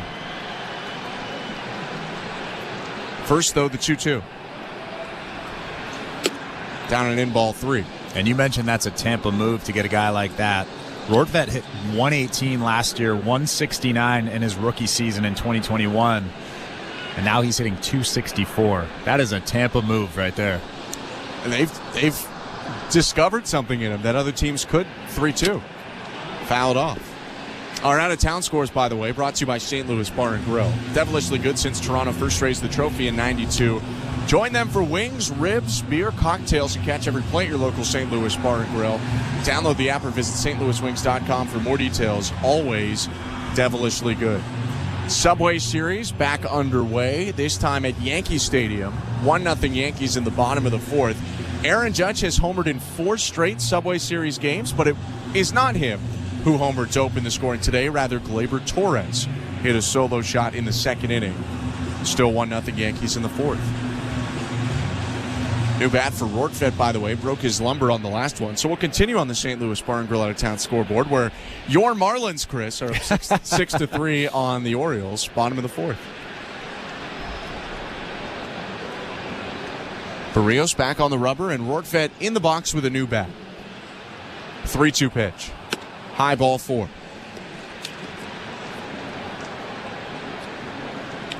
Jose Berrios is furious at himself, slamming his bare right hand into that glove, shaking his head. He's walked a couple of guys today with nobody on, 1 or 2 outs, and that's just something that you really shouldn't see from a major league pitcher, especially a guy like Jose Berrios. Not often a guy who struggles with command. First pitch to Jose Caballero, called strike. Also on the St. Louis Bar and Grill out-of-town scoreboard, the St. Louis Cardinals have gotten to Paul Skeens. They're leading 1-0. Oh, okay. You got me there. You got me there. Skeens is looking at some milestones potentially due or related to strikeouts. Here's the 0-1 to Caballero. Called strike 0-2. For Skeens, we're looking at most strikeouts through your first 12 career starts since 1893. And Skeens has jumped in to the top 8. Next pitch to Caballero is smoked out to center. Varsho curling back at the track, has some room. Bunny hops and makes the catch in front of the wall. Rortvedt back to first base. That's a long, loud second out of the inning. I think the most interesting thing about the Pirates situation right now is they're 51-49. They're very much in that wild card race. Do you continue to monitor Paul Skeens' innings, or do you let him pitch until you really haven't been successful in a long time? First pitch to Taylor Walls, cut on and miss, strike one. Snap throw to first. Rortvedt off the bag. They did not get him. Guerrero, though, was headed back to the third base dugout, and he's pointing to John Schneider, asking him to potentially challenge. Rortvedt took a big secondary lead, and Alejandro Kirk saw it. John Schneider is looking at Gil Kim right now, who's on the phone. They're going to let this one keep going. So it's still a runner on first, 2 outs. No balls and 1 strike, 1-0 Rays over Blue Jays. To your point, if I'm not mistaken, 2015 might be the last time that the Pirates made the playoffs. They actually made it 3 years in a row, from 13 to 15. 0-1. Down and in 1-1. So you kind of look at it, you have this asset. I mean, Skeens, I mentioned with those strikeouts, he now has 95 strikeouts in his first 12 starts. If he strikes out one more, he has the same number of strikeouts that Bob Feller and Spencer Strider had in their first 12. 1-1. Bounce to the plate, 2 balls and 1 strike. Do you want to protect that, or do you think we might not be this good again for a while? That is a great question. You have Paul Skeens to win. And if you have a guy like that, why not use him? I mean, I guess it all comes down to, do the Pirates think they can win a World Series? And that's a tough question. That is an incredibly tough question. Here's the 2-1 to Taylor Walls. At the knees for strike 2. Do they think they can beat the Philadelphia Phillies? Do they think they can beat the Los Angeles Dodgers? That's a big ask. And you'd think no. But should the Arizona Diamondbacks have thought that last year when they won 84 games and went to the World Series? That's the tough thing. 2-2. Outside, 3-2. Those are the questions that the second and then now the third wild card have created that never existed before. Because even with one wild card, you were probably winning 95 games minimum to get into the playoffs. Runner will get a head start from first Rortvedt with 2 outs and a 1-0 Rays lead. The 3-2. Called strike 3 on the inside edge. Got him with a fastball. Berrios bookends the 4th with strikeouts and strands the 1-out walk. Still 1-0 Rays, middle of the 4th. You're listening to Blue Jays Baseball, brought to you by your local family-owned Crown Rust Control Center, streaming at sportsnet.ca and the Sportsnet Radio Network. Hi, I'm Buck Martinez, live from the showdown between Pizza and inflation. First to the plate, Pizza's big hitter, fixed rate pizza. An extra large 4-topping pizza for a fixed price of $17.99 until the end of 2024. I dare say, folks, inflation stands no chance against this all-star. Here's the delivery. And inflation strikes out. That's a swing and a drive for fixed rate pizza. Lock in yours today. Order pizza.ca. Carnival is at the core of Toronto culture. Stand out in the crowd with your Blue Jays neon hat giveaway. The colors, the music, the heat, the vibes. I don't know who's having more fun, the players or the fans. Be at Rogers Center as the Blue Jays celebrate Caribbean Carnival and create core memories of summer in the city. Everybody's feeling good right now. Arrive early on Friday, July 26th and claim your Blue Jays neon hat. Blue Jays Caribbean Carnival. For tickets, visit BlueJays.com. At Bet365, we don't do ordinary. That's why we introduced in-game betting, because when the game starts, the action doesn't stop. With in-game betting, you can wager on game props, player props, totals, and the money line. And remember, in-game, you can track your same-day parlay with the option to cash out. Check out in-game betting and find out why. It's never ordinary at Bet365. Must be 19 years or older. Ontario only. Please play responsibly. If you or someone you know has concerns about gambling, visit connexontario.ca. Hey, this is Isaiah Kiner-Falefa. You're listening to Toronto Blue Jays Baseball on the Sportsnet Radio Network.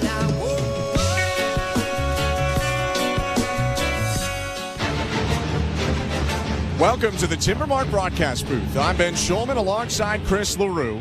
Bottom of the fourth inning, still 1-0 Rays over Blue Jays. Justin Turner, Davis Schneider, and Dalton Varsho bat this inning for Toronto. Tyler Alexander kicks and delivers. Called strike one. By the way, after the bottom of the third inning, when you, in that bottom of the third, mentioned the nickname Todd the Painter to me, we got some help from our host and producer today, cinema aficionado Show Ali, who took a guess that Todd the Painter was a character from the movie The Wedding Crashers. He was right. I don't know how much more there is to elaborate on it than that, but Todd is the brother in The Wedding Crashers. 0-1 pitch, called strike. 0-2, and it kind of leaves me with more questions than answers about Tyler Alexander's nickname. Well, Todd the Painter from Wedding Crashers certainly doesn't have the mustache that Tyler Alexander has, so it has nothing to do with that. The 0-2, swing and a foul back, still 0-2. That's a question for Alexander tomorrow, potentially. Left-hander gets a new baseball after the foul ball, stalks back up the hill and looks at Justin Turner. Turner actually on March 31st hit his first home run as a Blue Jay against Tyler Alexander. 0-2.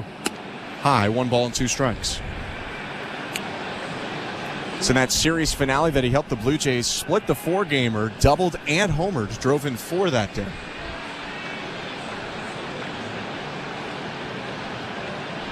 Now the 1-2.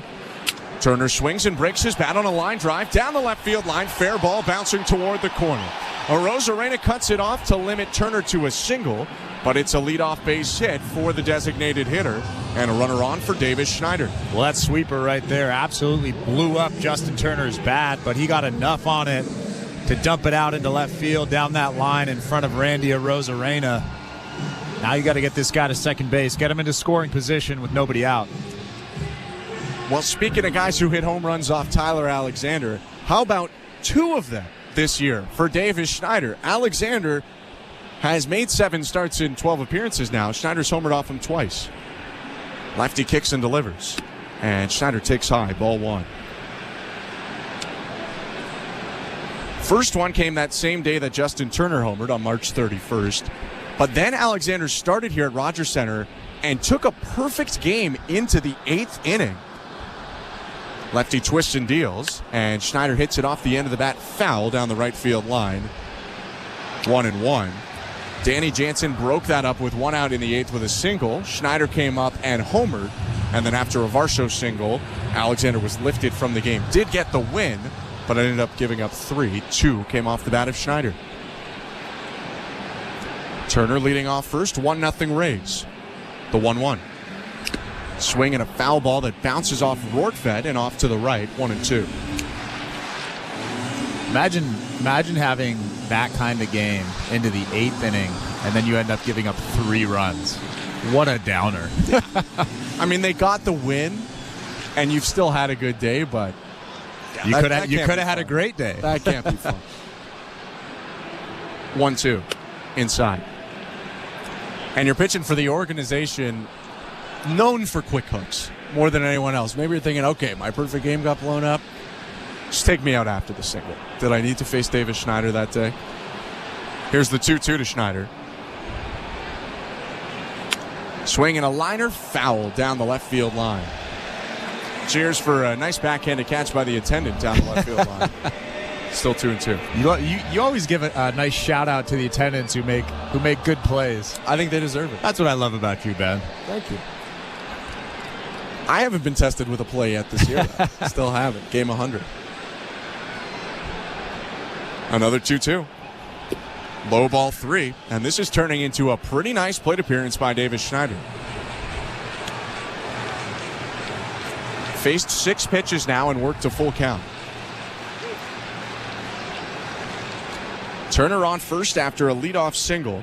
Nobody out, 1-0 Rays, home half of the 4th. Schneider waggles the bat above his right shoulder, and now the payoff pitch. Swing and a fly ball down the right field line. Long run low, racing and slides to make the play just in fair territory. Slams into the sidewall. Took a hit away from Schneider, and there's one out. Well, I thought for a split second that Josh Lowe wasn't going to be able to get there, but that fly ball hung up just enough to give Josh Lowe time to catch that thing while sliding into that short wall out there in foul territory in right field. But Justin Turner scampers back to first base. Lowe now regroups and moves toward the right field corner again. His left-handed hitting Dalton Varsho is up. Left on left, the pitch. Strike 1.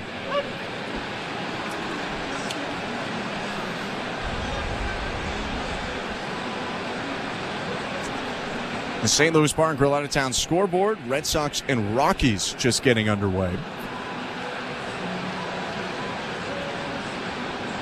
A long look from Alexander, 0-1. Bouncing ball up the middle, through into center field, a base hit. Turner stops at second. Varsho with a knock. 2 hits for the Blue Jays and 2 on with only 1 out in the 4th. Well, that ball wasn't hit very hard at all, but it was hit just hard enough. Richie Palacios was shaded towards that hole on the right side of the infield. And Dalton Varsho will take that hit every single day. Just a weak bouncer up the middle. That's going to prompt pitching coach Kyle Snyder to go out to the mound. So on that St. Louis Bar and Grill out of town scoreboard, Cooper Criswell faces Ty Blatch tonight in Colorado. Red Sox are looking to slow a skid. They were potentially contending for the American League East just a couple days ago and holding a wild card spot. Now they're 2 back of Kansas City entering today and 7 back of the division after 4 straight losses. All of our out-of-town scores brought to you by St. Louis Bar and Grill. Turner on second, Varsho on first, and 1 out. Here comes Alejandro Kirk with the mound meeting over. Kirk scorched a ball to center field his first time up, but Jose Siri made a running, leaping catch at the track. Alexander peeks back twice and delivers to Kirk. Strike 1.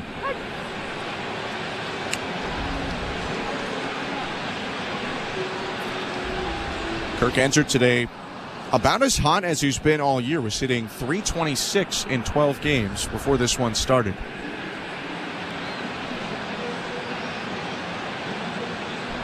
The 0-1. Right on the inside corner, strike 2. And Kirk looked like he had a word of frustration as the absolute top and bottom of the zone were hit on back-to-back pitches. Yeah, he didn't like that first call. I think that first pitch was out of the strike zone, above the strike zone, but that pitch right there, down and in, pretty nice pitch right there. A look back at Turner at second. Alexander's pitch to Kirk.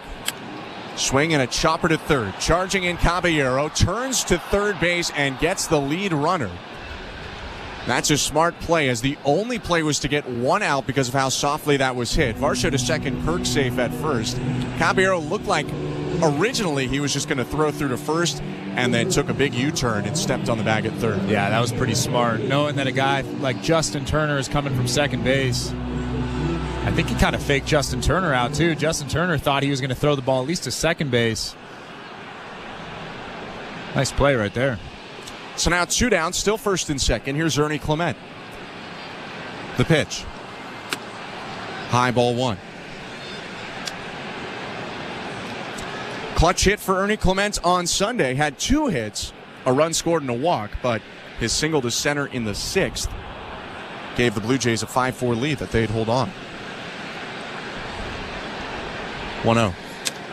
Swing and a looper, left field line, hooking foul into the seats. 1 ball, 1 strike.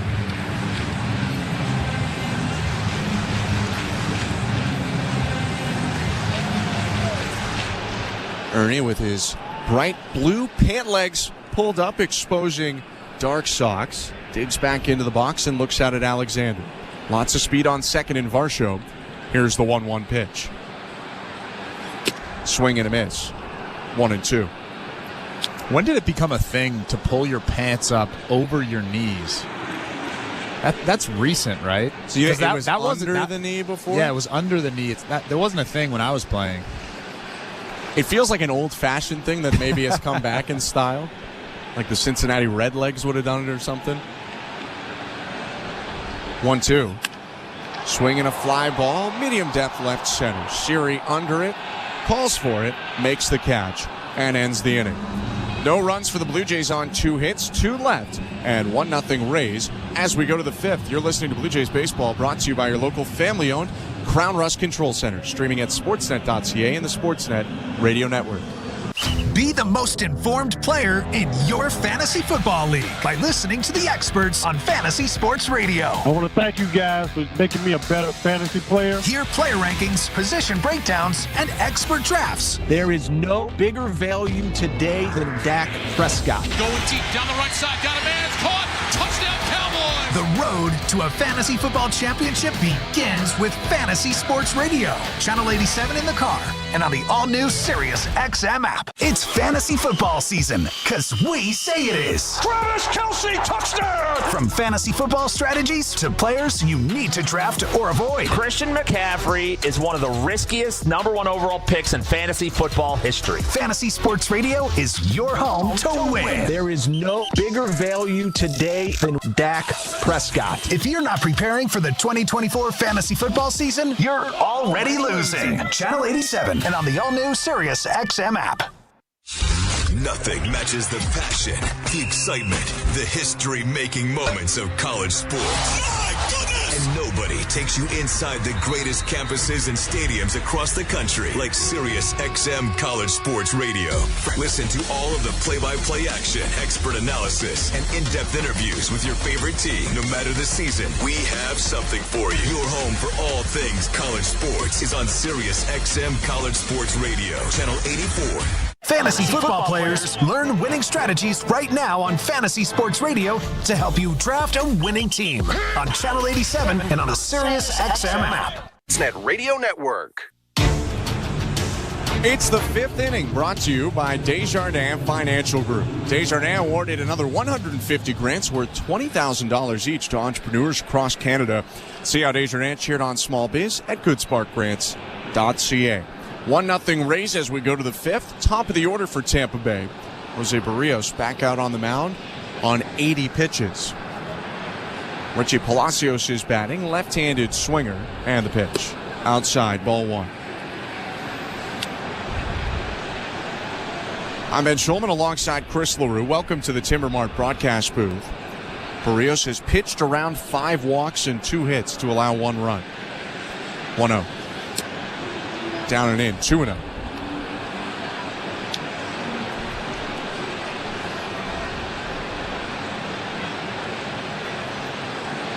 Righty sets up on the first base side of the rubber.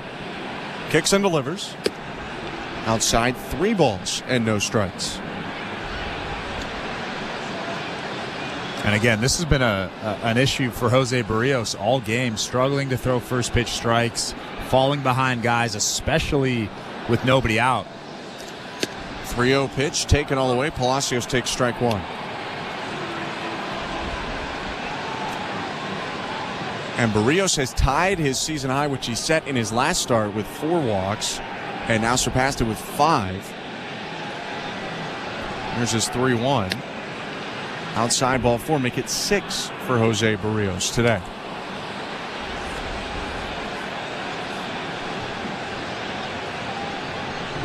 Second walk of the game for Richie Palacios. Here comes Isaac Paredes, who has a walk and a strikeout. 6 walks through 4 innings. That is a ton of walks. And he has mostly avoided paying for it so far, but it's tough to continue. That ties a career high, by the way. Runner takes off on the first pitch. It's high a ball. Throw down to second. Not in time.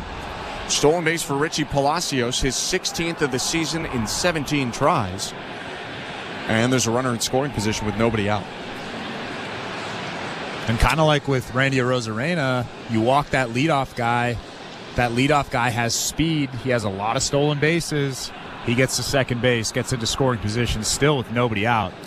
That's how the Rays scored their first run. Josh Lowe would single right after the Arozarena stolen base. 1-0 to Isak Paredes. Called strike.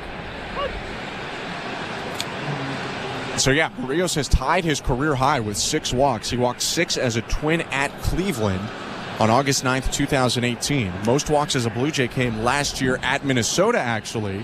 He walked 5 and somehow did not allow a run that day.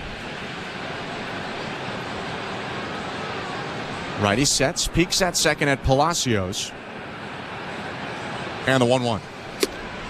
Down and away. 2 balls, 1 strike. And he's incredibly lucky that he's only given up 1 run so far. The really tough inning was the third. He walked the bases loaded in that inning, but got out of it.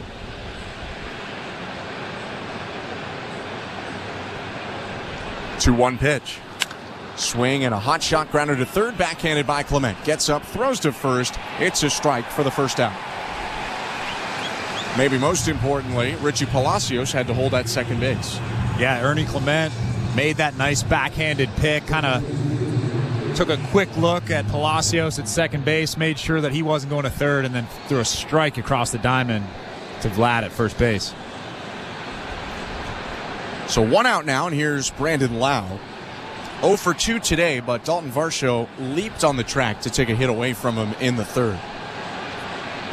Runner on second, and the pitch home. Swinging a fly ball deep right. Springer gets into a jog, looking up. See you later. Bounces off of the back porch and back onto the field. A 2-run home run for Brandon Lau, and the Rays take a 3-0 lead. That slurve started down the middle. Wasn't a terrible slurve, but kind of broke right into Brandon Lau's bat path. He just dropped the barrel and hit a line drive into right field for a 3-0 Rays lead. For Lau, it's his 11th home run of the season. 22nd home run hit off Jose Berrios this year. And again, it's 3-0 Rays with 1 out in the top of the 5th. Here's Randy Arozarena. Right on right, the pitch. Swing and a miss. Strike 1. But that slurve to Lau, it's kind of the story of the night. If you watch the replay, you can see Alejandro Kirk set up outside. They were trying to backdoor that slurve. And Jose Berrios just threw it inside to Brandon Lau. 1-1 pitch bounces to the plate, hits the glove of Kirk, and rolls away 1-1. That was the 0-1 pitch, pardon me. Now 1 ball, 1 strike. Berrios, by the way, with the 22 homers allowed, now has sole possession of the most home runs given up in Major League Baseball. Carlos Rodon and Aaron Savali were tied with him. Another bounced pitch makes it 2-1.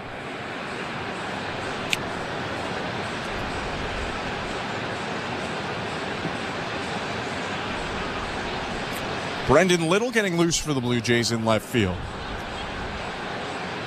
Berrios is 2-1. Fastball just off the plate away. 3-1. Berrios bouncing around. Bit of a wry smile. He thought he had the zone there. When you've been erratic all night long through almost 100 pitches, the chances of you getting that call are pretty slim. 3-1. Swing and a foul back. Full count. If he was dotting up fastballs on the outside corner all night long, maybe he's walked 1, not 6. I think Charlie Ramos might have given him that call, but not really sure why Jose Berrios is so frustrated out there with that call. First of all, it wasn't a strike. Maybe frustrated with himself. Perhaps I interpreted it wrong. Perhaps. But I get your point. Twice he's walked Randy Arozarena, who's up now. Both on 3-2 counts. Here's another 3-2 pitch. Swing and a foul ball sent back into the netting. No question of whether that pitch was a ball or a strike. That was a fastball right over the heart of the plate.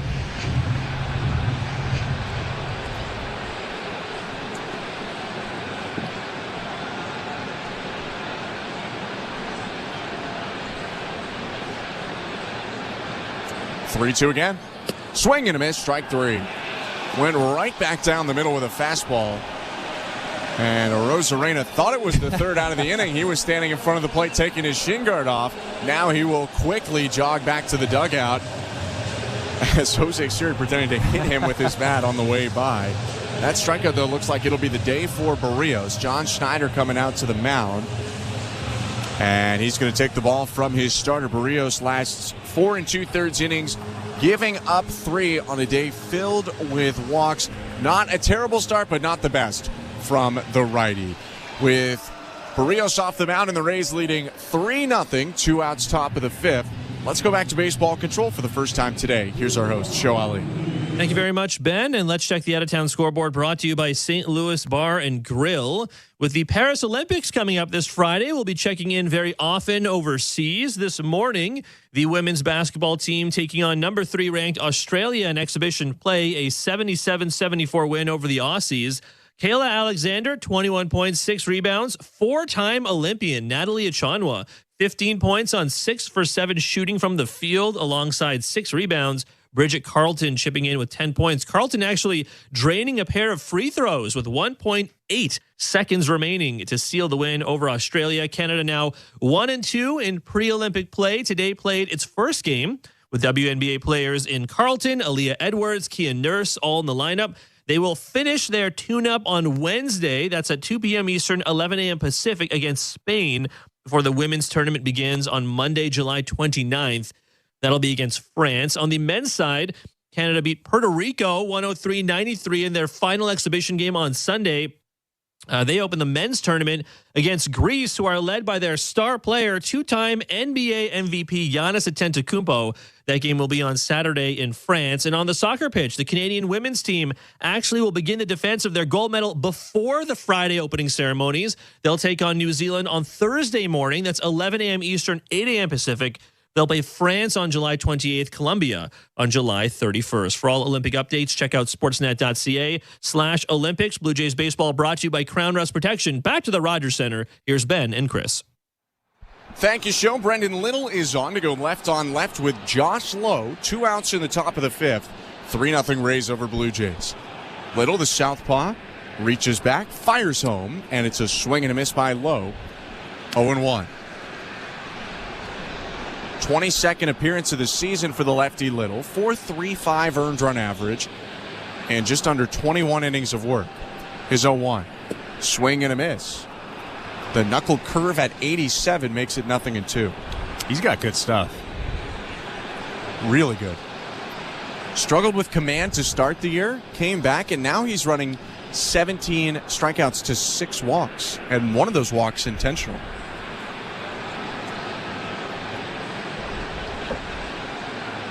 Oh, 2. Bounce foul. Is there, from his cutter, sinker, curve mix, is there one pitch you really like? Is it the whole mix? What do you look at with this stuff? Well, I think it's, number one, you have to look at the fastball velocity coming from the left-handed arm, and then you have the sink on that fastball. It's just something that you really don't see that often from lefties. 0-2, swing and a miss. Strike 3. Got him to chase the curve in the dirt. Kirk applies the tag, and Little strikes out Lowe to end the inning. Brandon Lau, though, with a 2-run shot after a leadoff walk, makes it 3-0 Rays, middle of the 5th. You're listening to Blue Jays Baseball, brought to you by your local family-owned Crown Rust Control Center, streaming at sportsnet.ca and the Sportsnet Radio Network. The best from MLS meet the top players from Mexico's Liga MX in the MLS All-Star Game, and it's on Sirius XM FC. Ricky Pooch! Brilliant! North America's brightest soccer stars will be showcasing their skills in Columbus. Suarez into the 6 and through the leg! It's MLS versus Liga MX in the 2024 MLS All-Star Game. Live coverage begins Wednesday at 8 Eastern on Sirius XM FC 157 and streaming on the all-new Sirius XM app. The NFL Radio Training Camp Tour is almost here. The process with all our players is to come out and improve and get better each day. Nobody gets you ready for the 2024 season like we do. For the veteran players, they want to see the guy earn the job. Don't miss analysis from our experts and interviews with head coaches, executives, and players. We embrace this portion of our journey. We're just here to work and get better. Hear coverage of the National Football League all year long on NFL Radio Channel 88 and the all-new Sirius XM app. If you love golf, then you should never turn off SiriusXM PGA Tour Radio. Our hosts have the best takes. Tiger's impact on the game of golf, aside from how good he was at it, was something that I don't think we'll ever see again. Talk to the biggest guests. Scotty, you've had a year to celebrate. This year, I've just seen a lot of good results. And can even help you with your own game. Take the club and at address, open it up. It's all golf, all the time. On SiriusXM PGA Tour Radio, Channel 92 in the car, and on the SiriusXM app. Good to see you guys back at training camp. The 2024 NFL Radio Training Camp Tour is coming right here on Channel 88 and the all-new Sirius XM app. Radio Network. Leo Jimenez leading off, 3-0 Rays, bottom of the 5th inning. Blue Jays shortstop takes the first pitch inside from Tyler Alexander, 1-0.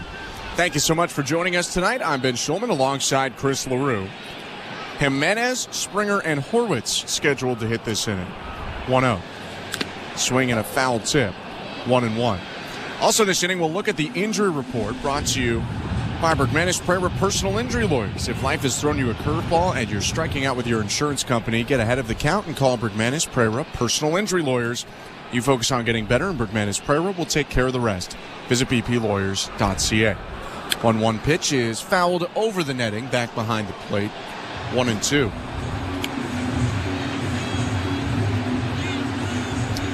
Biggest injury news today came about a guy who could also play some shortstop like Leo Jimenez, Isaiah Kiner-Falefa.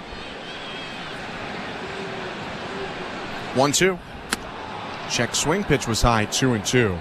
Kiner-Falefa, who's been on the injured list for a couple weeks with the knee sprain, took batting practice for the first time today, started moving around a little bit more, was taking stationary grounders before, but today he was moving at third, 2-2. High and outside, full count. Or just outside, rather, but a full count.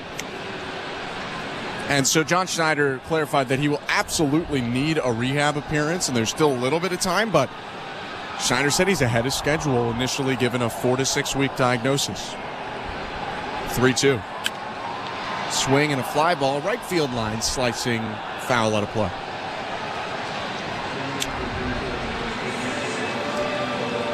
A lot has happened since. It might be easy to forget that IKF was about the hottest Blue Jay when he went on the injured list. His average has been frozen at 292 for a couple weeks. 3-2 again. Fouled back into the screen. And who would have thought that now George Springer is the hottest Blue Jay? And if you can just start pairing some of this together. Yeah. They haven't had, one of the problems for the Blue Jays is they haven't had a bunch of different guys hot at the same time. But it's been a month for George. Vlad's been hot for 3 months, it feels like. 3-2. Called strike 3. Jimenez looks up at the sky. That one appeared off the plate inside. He's shaking his head as he walks back to the dugout. 1 down. Here comes the aforementioned George Springer. Yeah, Leo Jimenez, he knows the strike zone pretty well. He knows that that wasn't a strike. It's a tough pitch, though. You should at least try to foul that off. Pretty close to being a strike on the inside part, but he was frustrated walking back to the dugout, shaking his head. 1 down, bottom of the 5th, bases empty. Pitch to George Springer, called strike.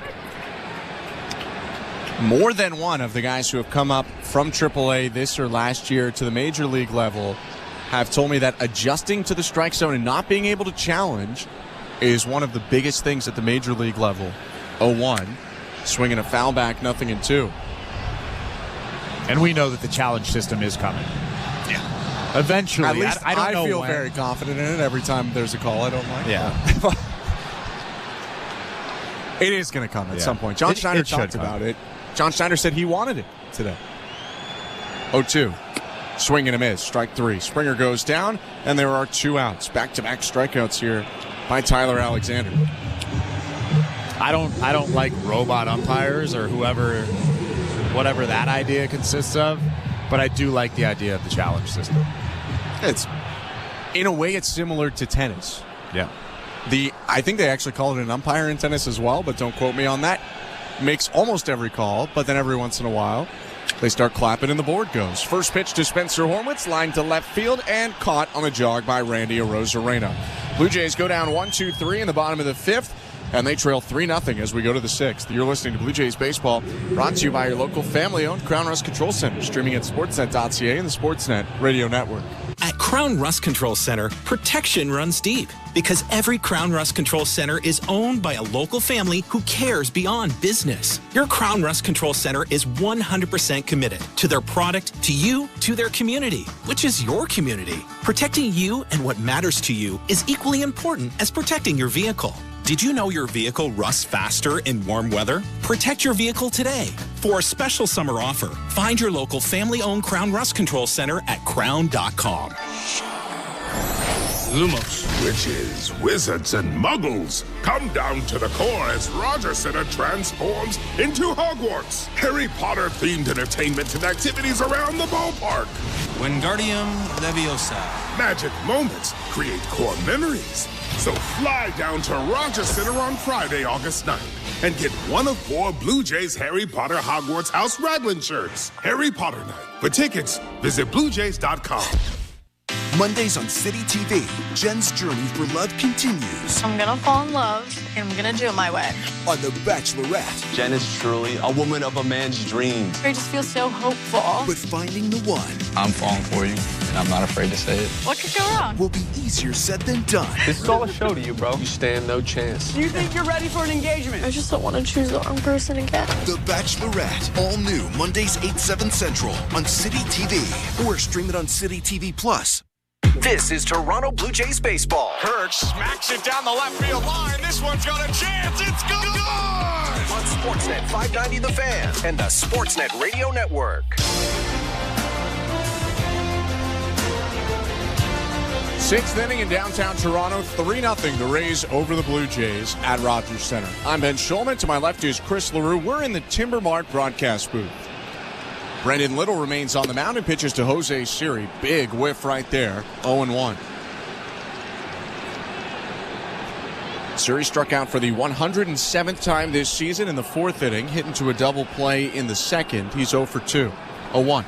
Swing and a miss, 0-2. I don't know the exact attendance figure yet, but it is a big crowd on a beautiful Tuesday night here in downtown Toronto. I feel confident saying north of 38,000. Oh, I think so for sure. That 500 level is pretty packed. Oh, yeah. All the way to right beside TD Park Social in left field and the Corona Rooftop patio in right. 0-2.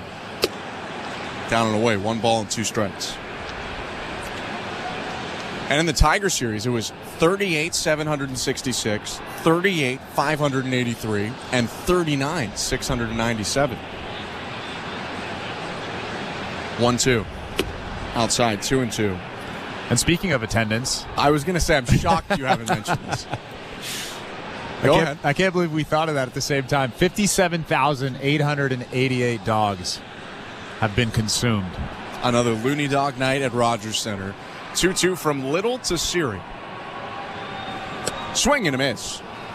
Got him on the sinker, down and away, 1 out. There's that nasty sinker that Little has. 95, sinking down. You see a lot of sinkers from lefties that kind of have that horizontal movement, but that one right there sinks down and has a tight drop to it. It's pretty nasty stuff.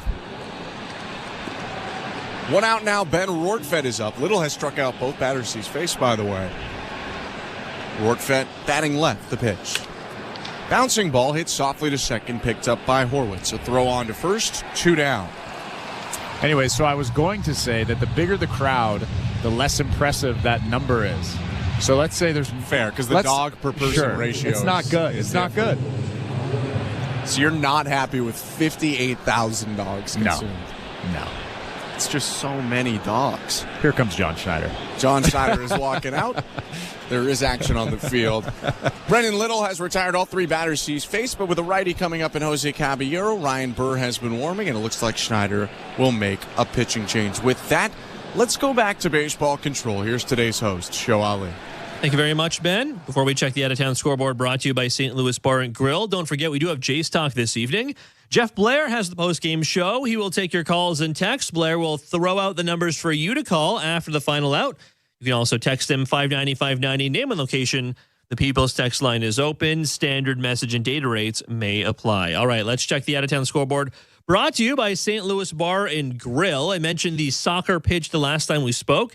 The Canadian women's team will actually begin the defense of their gold medal prior to the opening ceremonies. The opening ceremonies are on Friday afternoon/evening, depending on where you are. But they'll actually take on New Zealand on Thursday morning. That game starts 11 a.m. Eastern, 8 a.m. Pacific. They'll play France on July 28th and Colombia on July 31st. Speaking of soccer, the Canadian Olympic Committee sending out a release saying that a non-accredited member of the Canada Soccer Support Team was detained by French authorities following a complaint by New Zealand Football to the International Olympic Committee. The staff member is believed to have used a drone to record the New Zealand women's team practice. So the COC, the Canadian Olympic Committee, did say they would send another update soon. So we'll keep you up to date with any going-ons there. But for all Olympic updates, check out sportsnet.ca/Olympics. Some NFL news. Cowboys star wideout CeeDee Lamb officially holding out. He is not reporting to camp. NFL Network's Ian Rappaport saying Lamb's representatives and the team have worked on a new contract but have not been able to come to terms, so he will collect fines for as long as he does not report to training camp. And 49ers wideout Brandon Ayuk, who had reportedly requested a trade a few days ago. He did show up to training camp today for San Fran, but still, he does not have a new deal. Blue Jays baseball is brought to you by Crown Rust Protection. Back to the Rogers Center. Here's Ben Schulman and Chris LaRue. Thank you, Joe. Ryan Burr on the mound, and the first pitch to Jose Caballero called strike one. 3-0. The Rays lead the Blue Jays. 2 outs, nobody on, top of the 6th. Burr sets, kicks, fires, and hits the zone again. He's ahead 0-2. Burr's been very impressive as of late. This is his 9th appearance of the year. He's got a 2.08 ERA in 8 2/3. 0-2. High. 1 ball and 2 strikes.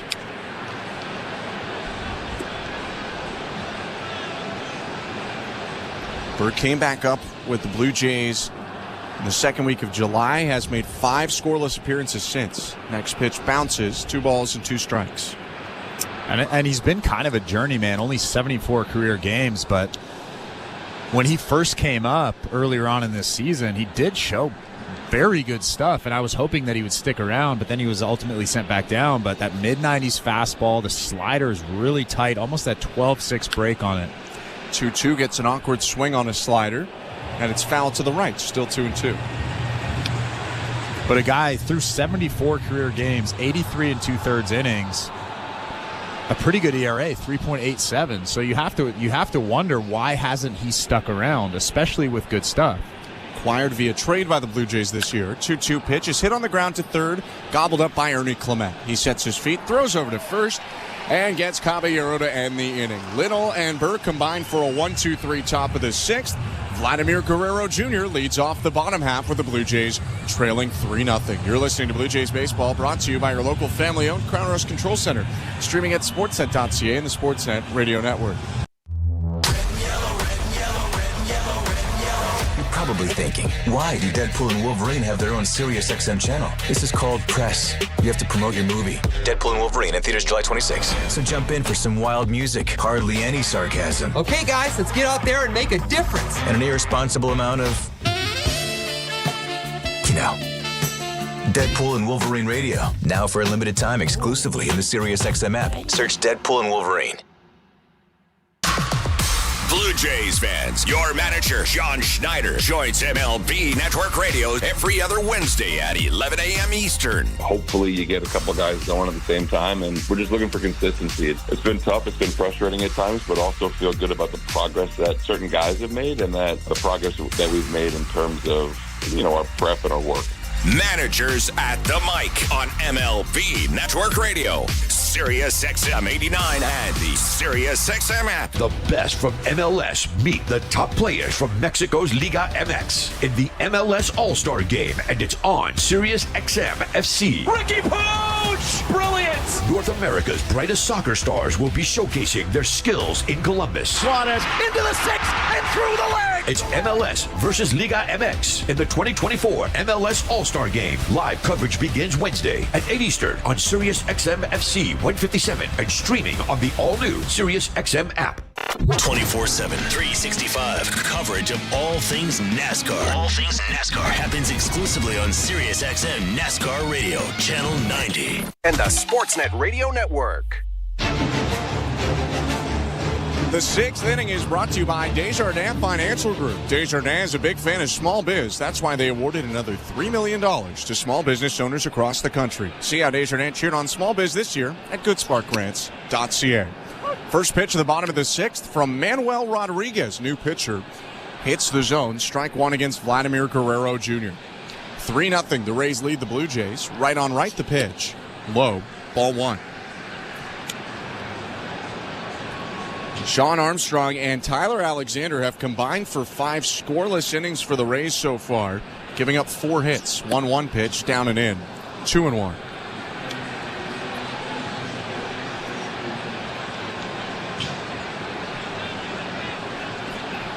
Rodriguez sets and delivers. Guerrero swings and powers a ball left center field. Siri racing back. He's slowing up. That ball's way into the seats. A home run.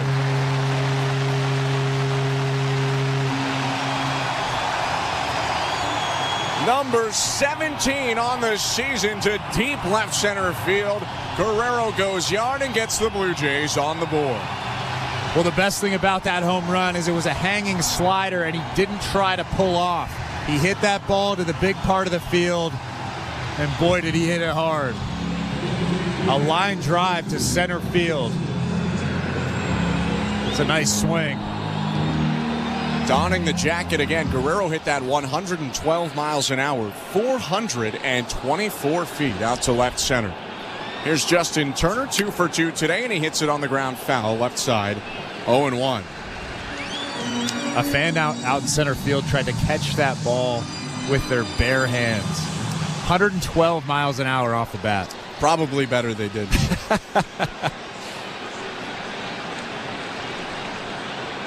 0-1. Called strike 0-2. It was only a couple days ago that Vladdy hit a 118 mile per hour home run off Jack Flaherty, and the next day A.J. Hinch, I'm paraphrasing a little, said, thank gosh that hit the scoreboard. 0-2 pitch, and Turner lifts it to left. Rosarena going back, and that one's gone into the bullpen. Back-to-back blasts for the Blue Jays. It's a one-run game, 3-2 Rays.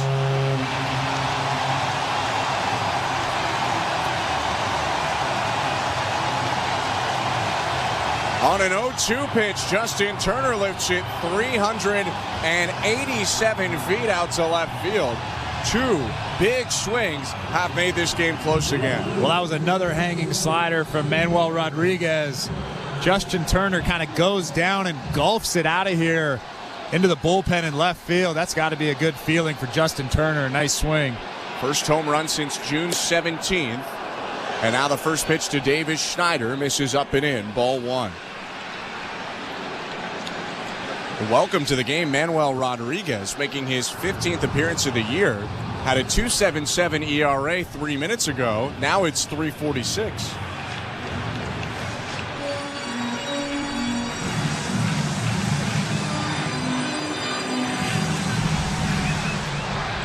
And now Kevin Cash is having a discussion right now with Charlie Ramos. Ben Rortvedt was involved in it. And now all the umpires are going to talk. And again, with Cash going out there, I'm not exactly sure what they're talking about. Perhaps Cash thought that was fouled off, but I don't think so. Schneider didn't really start his swing. Yeah, that was kind of a weird play. I personally thought before I saw a replay that it did hit the bat. Let's see right here. We're getting a slow motion replay. It might have hit his forearm, it looked like, or maybe the knob of the bat. I'm sure if it hit his forearm, he'd be reacting in a different way, but maybe it hit the knob of the bat. That's a strange play. It must have hit something. Now that we're getting another look, it bounced down. I think it hit the barrel of his bat in an odd way. And so that should be a foul ball. Yeah, that's an 0-1 count. They're going to reverse this, I'm sure. The only thing, though, is that that's not a reviewable play. It is reviewable fair or foul ball, if you're talking about a ball hit past the first and third base umps, it is a reviewable play if a ball hit a batter or not. So sometimes that brings fair or foul into the question. But simply, did a guy foul it off or not is not reviewable. So Davis Schneider escapes a little bit lucky there. He's ahead 1-0. The pitch. Downstairs, 2 balls and no strikes. Yeah, Davis Schneider definitely got lucky because from our point of view, the slow motion replay, he clearly fouled that ball off. Next pitch is up and in, 3-0.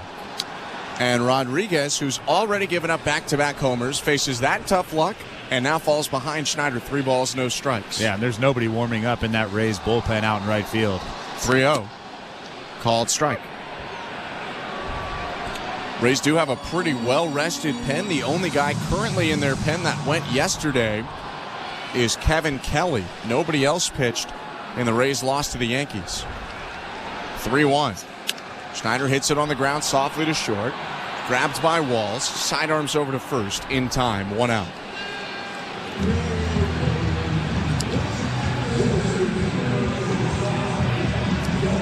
Didn't get a lot of time to introduce you to Manuel Rodriguez, but he's a 2016 original signing out of Mexico by the Cubs, debuted in 2021, and was traded last year to the Rays at the deadline. Righty's pitch to Dalton Varsho is bounced up the middle, backhanded by the second baseman Richie Palacios. Gets up, throws over to first, and there are 2 down. Yeah, and Rodriguez has some good stuff. 97, 98 with that fastball. He even has a good slider. 2 hanging breaking balls today that really were hit very hard by the Blue Jays. But other than that, he's been pretty good this year in his 14 games. And Scott, like you said, mid-90s fastball, high 80s slider. Here's the pitch to Alejandro Kirk. Called strike 1. But gave up back-to-back homers to start this inning to Guerrero and Turner. Guerrero's 17th, Turner's 6th. And it's now 3-2 for the Rays over the Blue Jays with 2 outs. 0-1. Fouled off.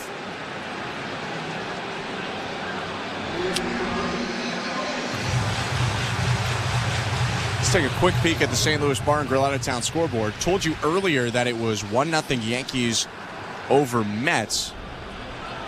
Now it's 3-1 for the Mets. Next pitch to Kirk is in the dirt.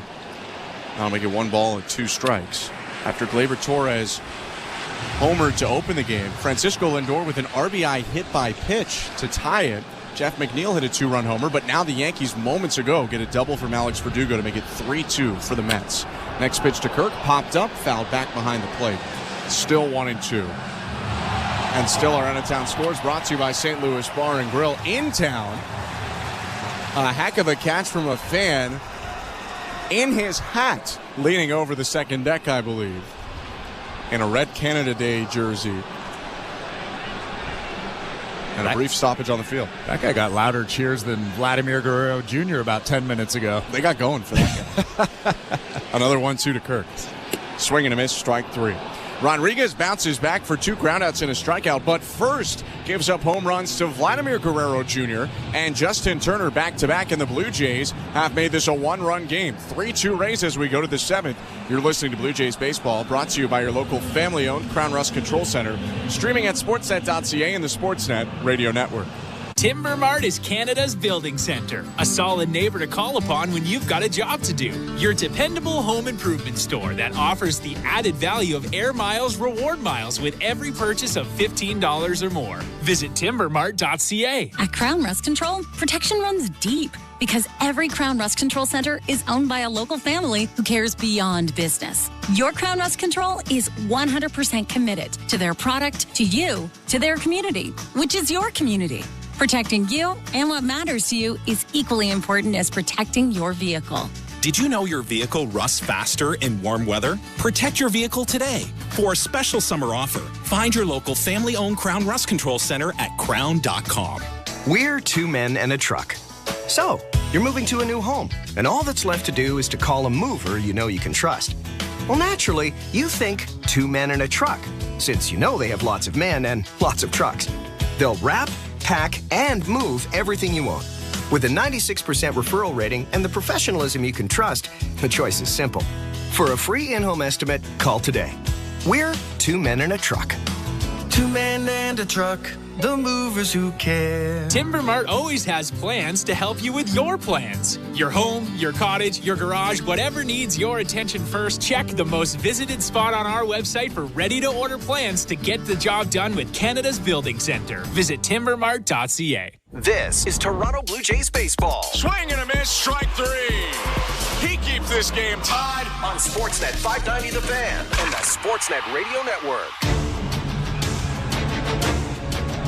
Welcome to the Timber Mart broadcast booth. I'm Ben Schulman alongside Chris LaRue. Show Ali is our host and producer. Andrew Adams and Tom Young are our technical directors.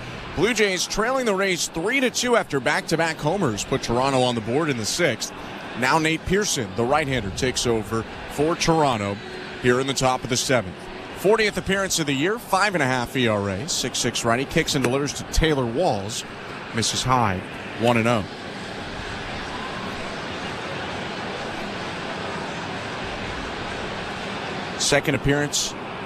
First appearance for Pearson of the second half. 1-0 pitch, cut on and missed, 1-1. Last time he pitched, he gave up 4 runs in an inning to the Diamondbacks on the 13th. 1-1. Swing and a foul back, 1-2. Yeah, I'm sure John Schneider wanted to give him a little bit of a breather during that break. A lot like Jose Berrios, where you kind of stretch the break. Over his last 7 games, he has north of a 9 ERA, so he's been struggling mightily. 1-2 pitch high, 2-2. He has this year already reached a career high in appearances. This is 40th. Last year he had 35. And he's coming up on his career high in innings at the major league level. 2-2. High and outside, ball 3. He's thrown 37 1/3 innings this year through 42 2/3 last year. Full count against the 9-hitter Walls. Switch hitter batting left. Payoff pitch. Hit in the air, very high, not very deep, and slicing down the right field line. That'll get into the seats. But again, Nate Pearson is not a guy that you can give up on because his stuff is so good. We've seen flashes of the 100-mile-an-hour pitch this season. We've seen the good breaking balls, slider and curveball this year. 3-2. High, ball 4. So normally, if a guy had a 5.54 ERA in 39 games, he has almost a 10 ERA in his last 7 games, you'd probably think he needs to be demoted, think about DFA, but you can't do that with Nate Pearson. His stuff is just too good. And he's a guy still with a ton of club control. Blue Jays have him until 2027. First pitch, and Walls takes off. Pitches high, a ball. Throw down to second, not in time. Leo Jimenez applied the tag and immediately put his glove up to the sky like he got him. But it looks like it'll be the 5th stolen base for Walls this year. Blue Jays, though, are taking a peek at least. And they're going to challenge. John Schneider makes the earmuffs logo. Or not logo, signal. Toronto is challenging the safe call at second base. That one looks pretty close. Also, the mic squeaking there from Rob Drake. Well, it looked like Nate Pearson thought they got him. Nate Pearson gave the fist pump after Leo Jimenez applied the tag, but it really wasn't a great throw from Alejandro Kirk. Bounced in, and Jimenez had to pick backhand, tag forehand. It's really close. Yeah, almost too close to change, but that throw is to the third base side of second base. Call on the field is safe. They need indisputable video evidence to overturn, and I think we're getting the call right now. Or Rob Drake turned his mic on again. Rob Drake has faked us out 50 times tonight. We only ask him, though, to be an expert in baseball rules, not in audio technology. So we will give him a break. He's also standing alone. Usually the umpire who made the call is also with him. That would be DJ Rayburn at second, but Rayburn has remained at second. Pearson is throwing some warm-up pitches, and as it stands right now, it'd be a runner on second, no outs, and a 1-0 count to Palacios. Should they overturn it, it would go to 1 out and bases empty. I'll tell you what, if they overturn this call, After review, The call on the field stands. The runner is safe. Toronto loses their challenge. I want to hear the end of that sentence. Well, what I was going to say, if they do overturn this call, it would be a huge boost to Nate Pearson's confidence. Nobody out. You get that quick out, but now there's a runner on second base. You still have nobody out. He has to work through a little bit of a jam here. After the leadoff walk and then a stolen base. 3-2, the Blue Jays lead the Rays. Now a runner on second. And the 1-0 to Palacios. Called strike.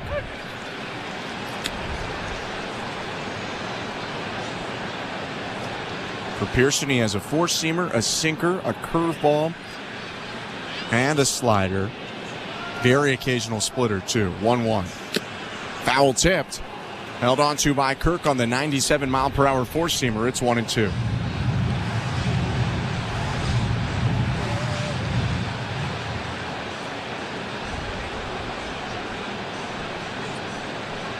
A long look at second in the pitch. Swing and a bouncer to first. Eats up Guerrero. It bounces off his glove and everyone's safe. Palacios at first. Wall stops at third. Think that will go down as an error on Guerrero.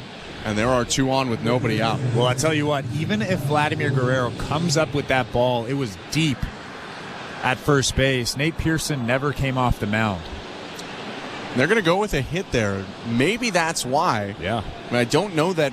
I think you're right. I don't know that Vlad could have made that play even if he gloves it. Palacios would have been safe at first base if Vladimir Guerrero Jr. even came up with that ball. Nate Pearson was just standing at first base watching that, on the mound watching that play. That's something that you're not supposed to be doing.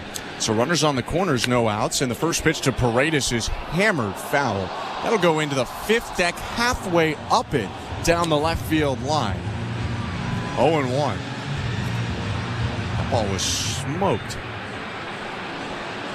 3-2, the Rays lead the Blue Jays. And they're threatening here in the top of the seventh. Pearson kicks and fires. And the next one's fouled over the netting behind home plate. The slider. It's 0-2. That's a tough scorer's decision for Nate Pearson. It is. It is. Oh, goodness. I mean, I could get the rationale if they're going with what you were saying. But it also just eye test. You look at Guerrero bobble that it did look like an error. 0-2. Swing and a foul off. Paredes hit the breaking ball off of his own foot.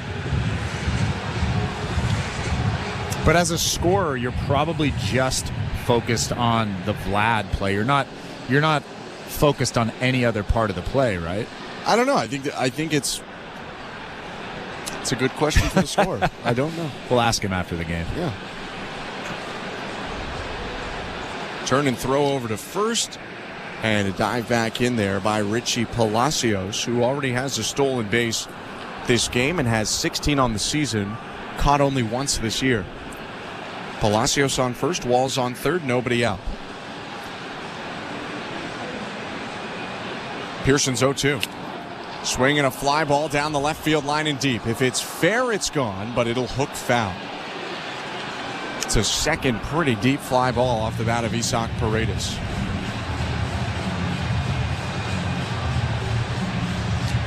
The first one he hit 386 feet. That one not quite as deep. Closer to 300. 0-2 again. Swing and a soft liner up the middle. Fielded by Horwitz. He's running at the runner. He'll throw to second or throw to first for the first out. Now they have Palacios in a rundown. Jimenez tags him after Guerrero flips it there. Walls scored from third a couple of seconds ago. So the Blue Jays turn a double play, but give up a run. It's now 4-2 Rays. Yeah, I don't know. If you're the Blue Jays, you'll take two outs for one run there late in this ball game like that. But, I mean, that's a pretty nice play right there from Spencer Horwitz. Throwing the ball to first base before you get the runner going to second base. That's a heads-up play. It'll go down as a 4-3-6 double play. Yeah, I think ideally you want to go to the plate, but the Blue Jays were not playing all the way in, so Horwitz didn't really have a chance to go to the plate there. First pitch to Brandon Lau, high ball one. I mean, if you're playing kind of at medium depth there, essentially you're saying we're sort of okay with giving up the run here for 2 outs. And that one hit weakly. Walls took off early. 1-0. Lau takes upstairs 2-0. And because of that, it won't be an RBI for Paredes because he hit into a double play, but it will be a run scored for the Rays, who get one back after the Blue Jays' 2-run bottom of the 6th. 4-2 Tampa Bay. Bases empty, 2 outs, top of the 7th. The pitch. Called strike. 2-1.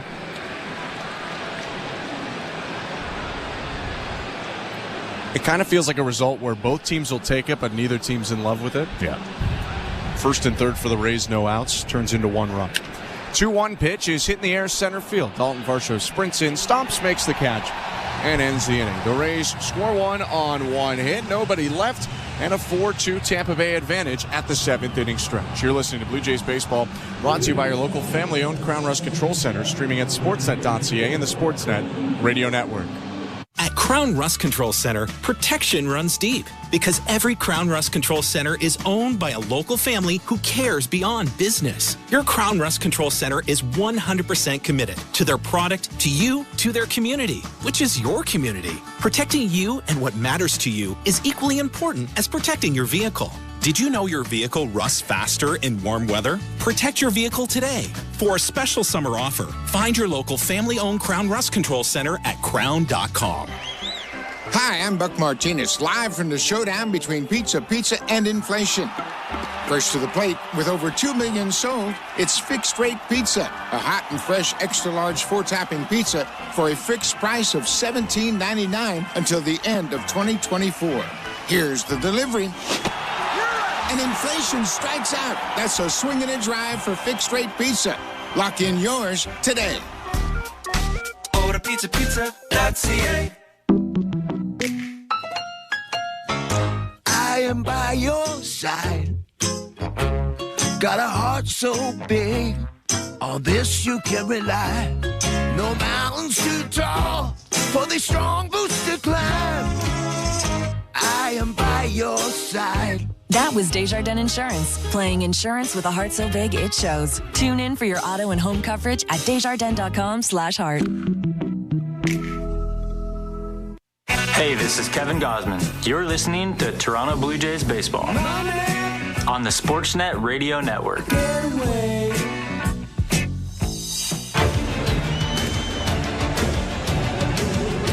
Rogers Center getting loud as we go to the bottom of the 7th inning. 4-2. The Rays lead the Blue Jays in this series opener. I'm Ben Schulman alongside Chris LaRue. Hope you're having a good Tuesday evening. Ernie Clement leading off against a new pitcher for the Rays, right-hander Kevin Kelly. The sidearm pitch hits the zone, strike 1.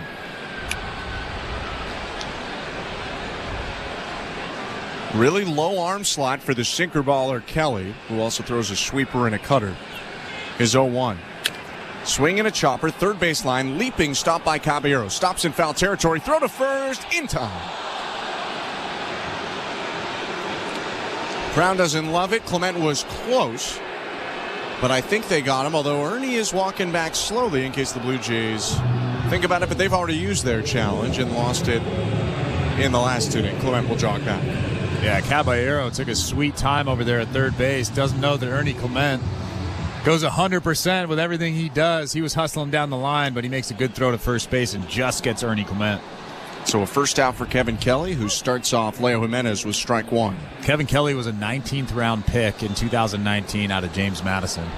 Mid-major, mid-Atlantic schools. James Madison in Virginia. Here's the 0-1. Swing and a miss, nothing in 2.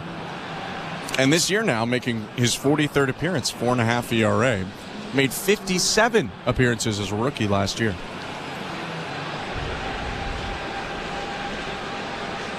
0-2. Swinging a liner caught at third by Caballero, who got a little bit off the ground to make the play as well.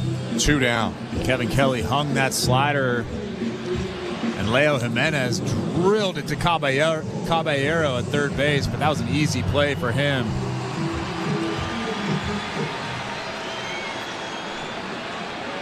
Couple looks into the dugout of the Blue Jays on the last 2 plays by Caballero. First pitch to Springer, hit on the ground to first, picked up by Isaac Paredes, flip back to Kelly, who's covering to end the inning. 1-2-3, quickly done by Kevin Kelly. We go to the 8th. It's 4-2 Rays. You're listening to Blue Jays Baseball, brought to you by your local family-owned Crown Rust Control Center, streaming at sportsnet.ca and the Sportsnet Radio Network. The doggy is coming to the beach. Mad Dog Unleashed is hitting the road. Hey, everybody, Christopher Mad Dog Russo here. Join me live in person this Friday from Bar Anticipation, Lake Como, New Jersey, as we celebrate summer. 3 to 7 Eastern. We'll have plenty of guests, live music, and lots of laughs. The doggy coming back to the beach this Friday. Bar A, Lake Como, New Jersey. 3 to 7 Eastern. You can't join us at Bar A? You can hear the show anytime on the SiriusXM app. Are you regretting eating that gas station hot dog? Yeah, we know. We've been there too. This is a message for baseball fans like you. Did you know that you get a channel that's talking baseball 24/7 as part of your SiriusXM subscription? What? Our lineup includes shows hosted by former big leaguers and executives. Plus, you'll hear from 17 managers each week. MLB Network Radio is on SiriusXM Channel 89. Or just search MLB Network Radio on the SXM app. SiriusXM Sports. We're more than just a game. The Busted Open podcast is now available on YouTube. This is Dave LaGreca, host of Busted Open, the #1 pro wrestling show on the planet. You can now watch and listen to the award-winning Busted Open podcast every single day on YouTube. Our best interviews, behind-the-scenes access, and some of our best content from the past. All available right now when you go to youtube.com/@BustedOpenPodcast. Subscribe right now. Jays fans, this is George Springer, and you're listening to Blue Jays Baseball on SiriusXM. George Springer, airborne, snatches it out of the sky. Sportsnet Radio Network.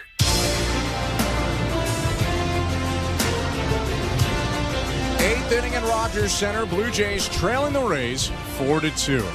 Thank you so much for joining us tonight. I'm Ben Schulman alongside Chris LaRue. Genesis Cabrera takes over for Toronto, second lefty and fifth Blue Jay pitcher to go today. His pitch to Randy Arozarena. Fouled back Arozarena down to a knee as he hit that one off of Kirk, who's hunched over behind the plate. It's 0-1. Kirk now gets up and tries to shake it off.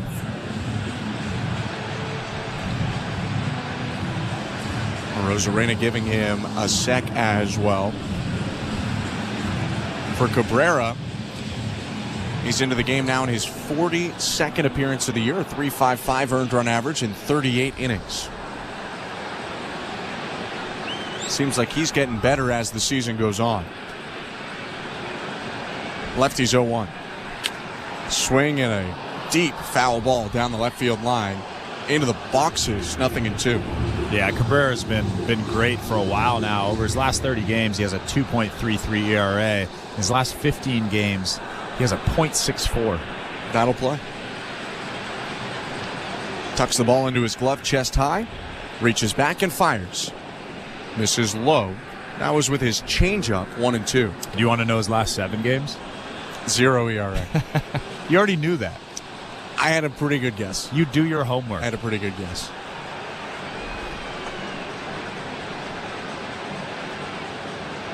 Kirk setting up inside on Arozarena. Cabrera kicks and delivers.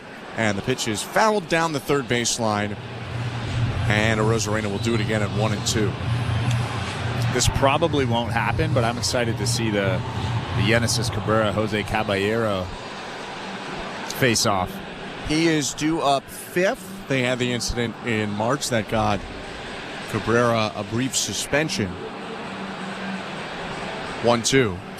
High, 2-2. And Cabrera actually came up in the Rays organization. Spent all of his major league time with the St. Louis Cardinals, but was a Rays minor leaguer and a Rays international sign-in. Went the other way in the Tommy Pham trade to 2-pitch outside 3-2 that was executed in 2018 at the deadline. And I'm not insinuating that anything's going to happen, because I'm assuming nothing will happen. I would guess probably the same.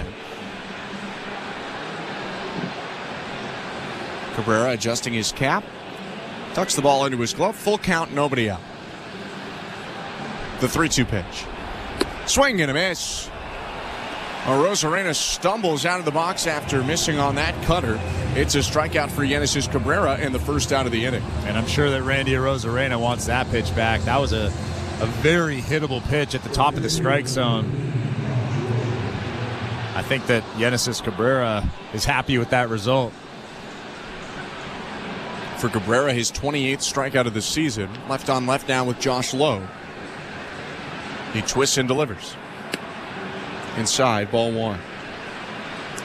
That pitch 96 from Genesis Cabrera. There's a sinker and a four-seamer. Has the cutter, which sometimes moves like a slider, a curveball, and a changeup.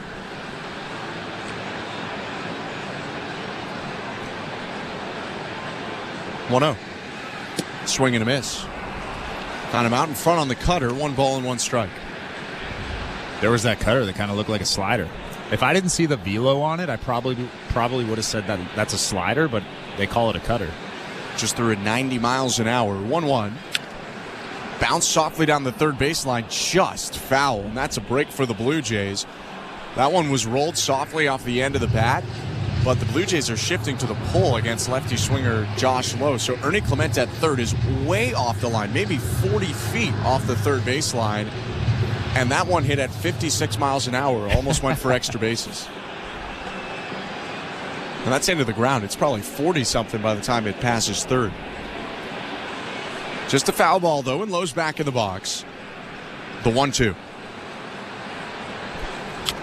Swing and another foul ball. This one hit back on a line over the netting and into the seats.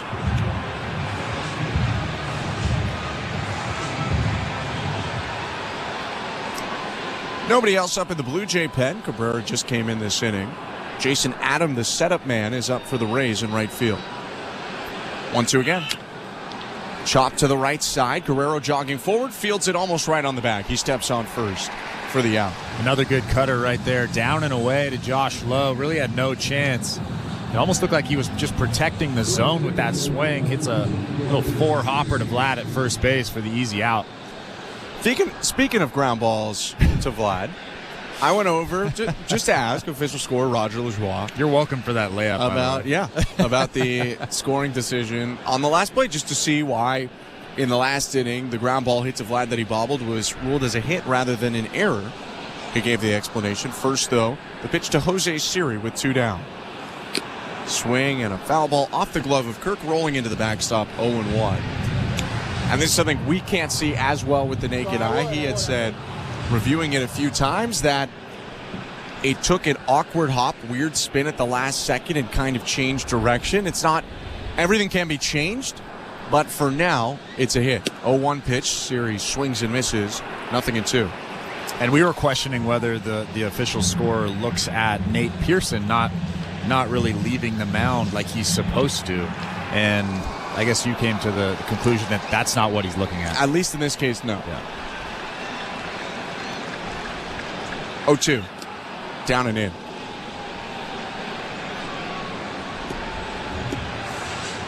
I would have to guess, though, if Guerrero fields that cleanly and Palacios runs through first, that's a hit. You can't call an error for a guy not getting off the mound and running to first. 1-2 pitch. Check swing, pitch in the dirt. Did he go? Appeal to first. He did. Kirk applies the tag on Siri to end the inning. 1-2-3 for Genesis Cabrera with a pair of strikeouts. Still 4-2 Rays.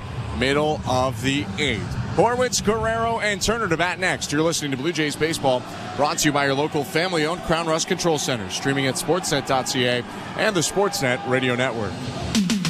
If you're looking for a fun day, did you know the day before Monday? Junior J Sunday. You can paint your face, come and meet Ace and run base to base. On Junior J Sunday, so many things to do. You can bring your crew and even mom and dad too. Junior J Sunday. Sundays are for Junior Jays. Get to the ballpark early to enjoy outdoor activities before continuing the fun inside while you cheer on the Blue Jays. If you're feeling the song, grab your dad or mom, visit BlueJays.com. Junior J Sunday. We're 2 men in a truck, the movers who care. You never know when cardiac arrest can happen. That's why each and every one of our trucks carries a life-saving Mikey defibrillator as part of our Mikey on Board program. Whether we're on the highway or in front of your house, we're prepared to help anyone whose heart may skip a beat. The Mikey Network has saved many lives, making Mikey's accessible to the public. And now they're on board our trucks. We're 2 men in a truck. 2 men and a truck, the movers who care. I am by your side. Got a heart so big, on this you can rely. No mountains too tall for the strong boots to climb. I am by your side. That was Desjardins Insurance, playing insurance with a heart so big it shows. Tune in for your auto and home coverage at desjardins.com/heart. This is Toronto Blue Jays baseball. Springer started right, coming in, leaps and makes the catch full stretch. On Sportsnet 590 The Fan and the Sportsnet Radio Network.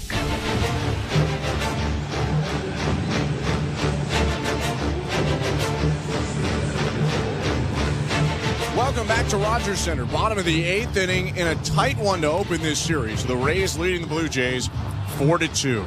Thank you so much for tuning in. I'm Ben Schulman alongside Chris LaRue.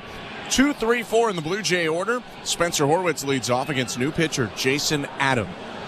Righty stands tall, kicks, fires home, and misses high. Ball 1.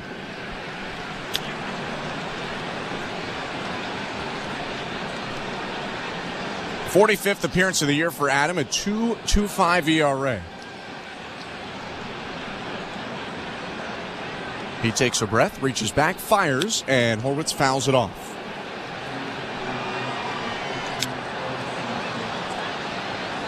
Spencer Horwitz has been on base in 7 straight games, leading all Major League rookies with 120 plate appearances in batting average and on-base percentage, but 0 for 3 today.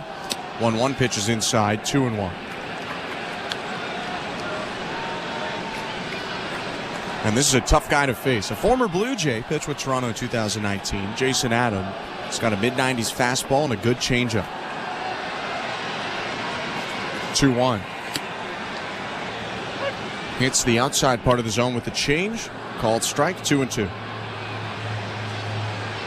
And the interesting thing about Adams' career is up until 2022, when he became a Ray, he was good, but he wasn't great. 2-2. Foul tip, held on to by Rortvedt, strike 3. And then his first year in 22 with the Rays, a 1.56 ERA in 67 games. If that's not a Ray thing to do, I don't know what is. I mean, the Blue Jays non-tendered him in 2019. Now, he did have a decent season, at least numbers-wise. But, yeah, he has become a huge part of the Rays. Has even closed for them when Pete Fairbanks has been hurt last year and this year. 1 down. Here's Vladimir Guerrero Jr. The pitch. Outside, ball 1. These two, briefly, teammates in 2019.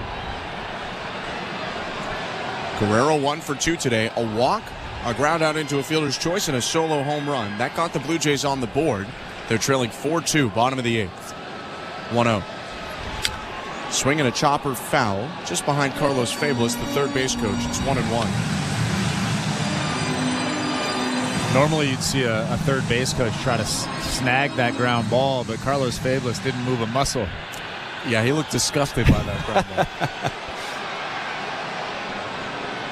Wave going around Rogers Center. 1-1 pitch. Big swing and a miss. Guerrero out in front of the sweeper there. And he'll ask for time. It's 1-2. Sweeper and slider for Adam to go along with the fastball and change.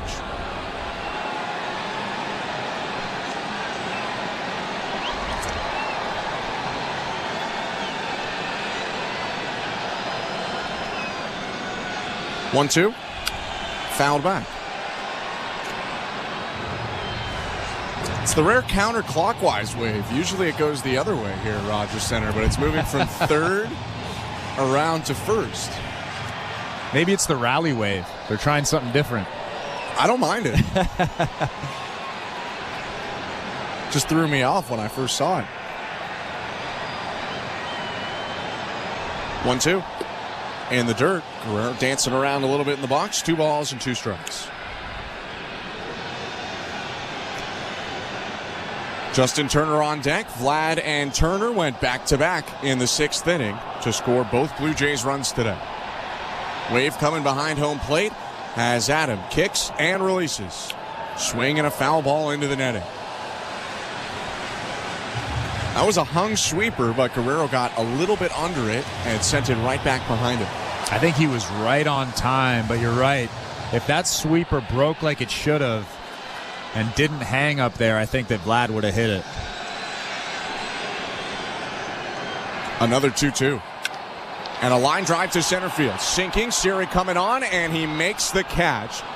Underhanded. For out number 2. That was a changeup, a hanging changeup at 91. Vlad hit it pretty hard. A little bit out in front of it. A good line drive to center field, but Jose Siri was able to track it down, make the easy grab. So 2 down, and here's Justin Turner. 3 for 3 today. 2 singles and a solo home run.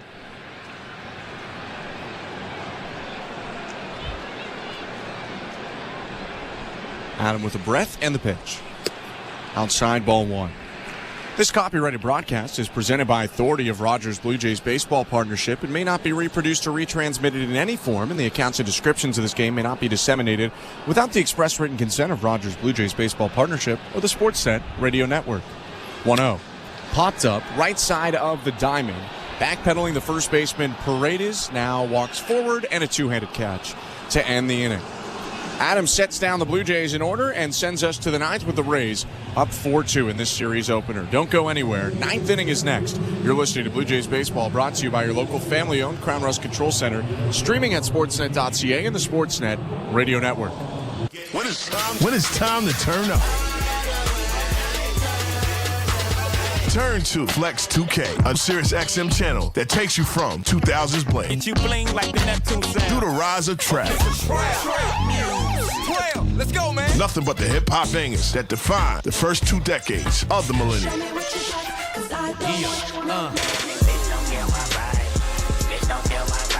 Flex 2K, Channel 49, and the Sirius XM app.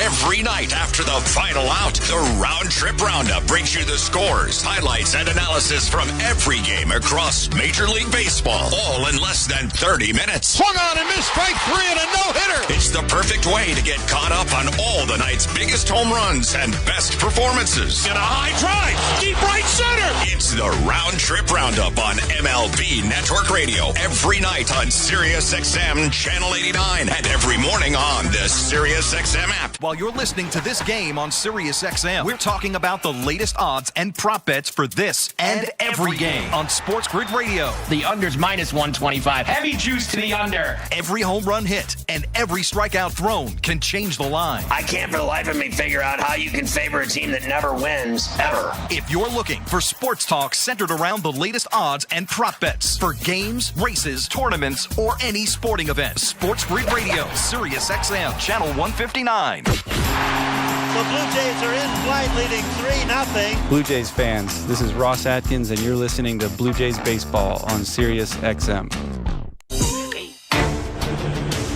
Welcome to the Timbermark broadcast booth. I'm Ben Schulman. To my left is Chris LaRue. Show Ali is our host and producer today. Andrew Adams and Tom Young are technical directors. Blue Jays Talk will follow this broadcast. But first, the 9th inning coming up. It's 4-2. For the Rays over the Blue Jays, Eric Swanson enters the game for Toronto. Second appearance since returning to the team. Righty's pitch to Ben Rortvedt is in there. Strike 1.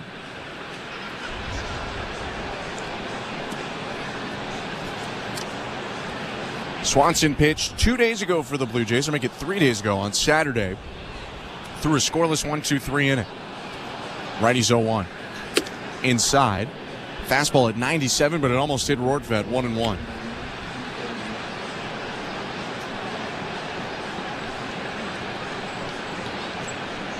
Swanson twists his hips and sets. 1-1. Downstairs with the splitter, 2 balls and 1 strike. I wonder if there's been a little bit of an uptick in the velo. That last fastball he threw was 97. Over the years, I can only remember 94, 95. Yeah, we have not seen a lot of 97 from Swanson. Next pitch down and away, 3-1. Perhaps another weapon for the righty to use along with his splitter and slider. 3-1 pitch. Found back over the netting and just under our feet. A rocket into the stands. It's a full count. But not a great sign that he's fallen behind the first batter. 3-1, now 3-2, but you have to throw strike one. If you're Eric Swanson, you know that if you fall behind, there's a good chance that these major league hitters will eventually get a hit. Payoff pitch. Just off the plate inside. Ball 4. 96 with the fastball, but a leadoff walk.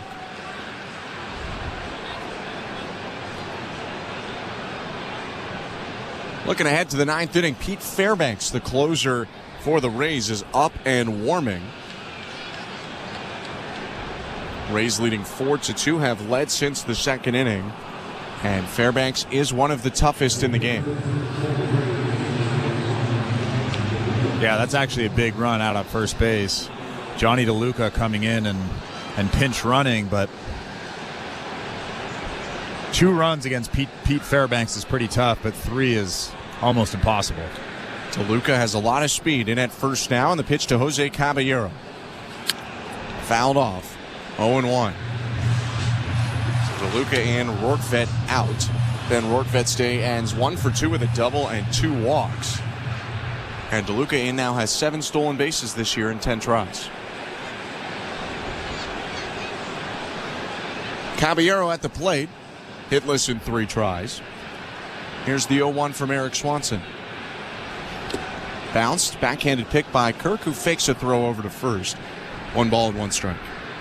He was so violent with that fake, Alejandro Kirk was, that the pitch comm went flying when he turned to first base. Oh, you got to sell it. Kirk back in the crouch. Caballero pinwheels the bat twice. Raises it high above his right shoulder. Looking out at Swanson, who twists back and deals. Swinging a pop-up, right side foul, but too far. It's into the seats and out of reach for Vladimir Guerrero Jr., 1-2.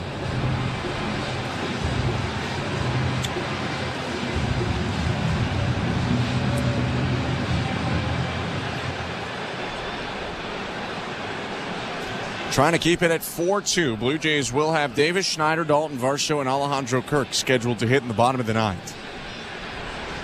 Runner on first, nobody out. Swanson peeks over his shoulder at first, turns and throws. DeLuca with a dive back, and he beats the tag of Guerrero.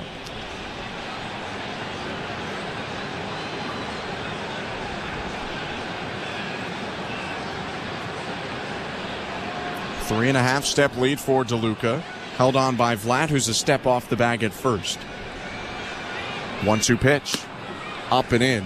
2 balls and 2 strikes. And that's really been the problem outside of the erratic fastball of Eric Swanson for the majority of this season. That split finger just really is staying at the top of the strike zone. Your split finger is supposed to start down the middle and drop off at the bottom of the strike zone, and that really hasn't been happening for Eric Swanson at all this season. 2-2, cut on and miss, strike 3, elevates the fastball and gets Caballero to swing through it, 1 down. That was a good pitch right there. Caballero a little bit antsy, that fastball out of the strike zone, but it looked like a hittable pitch at 95 miles an hour, just blows it by him.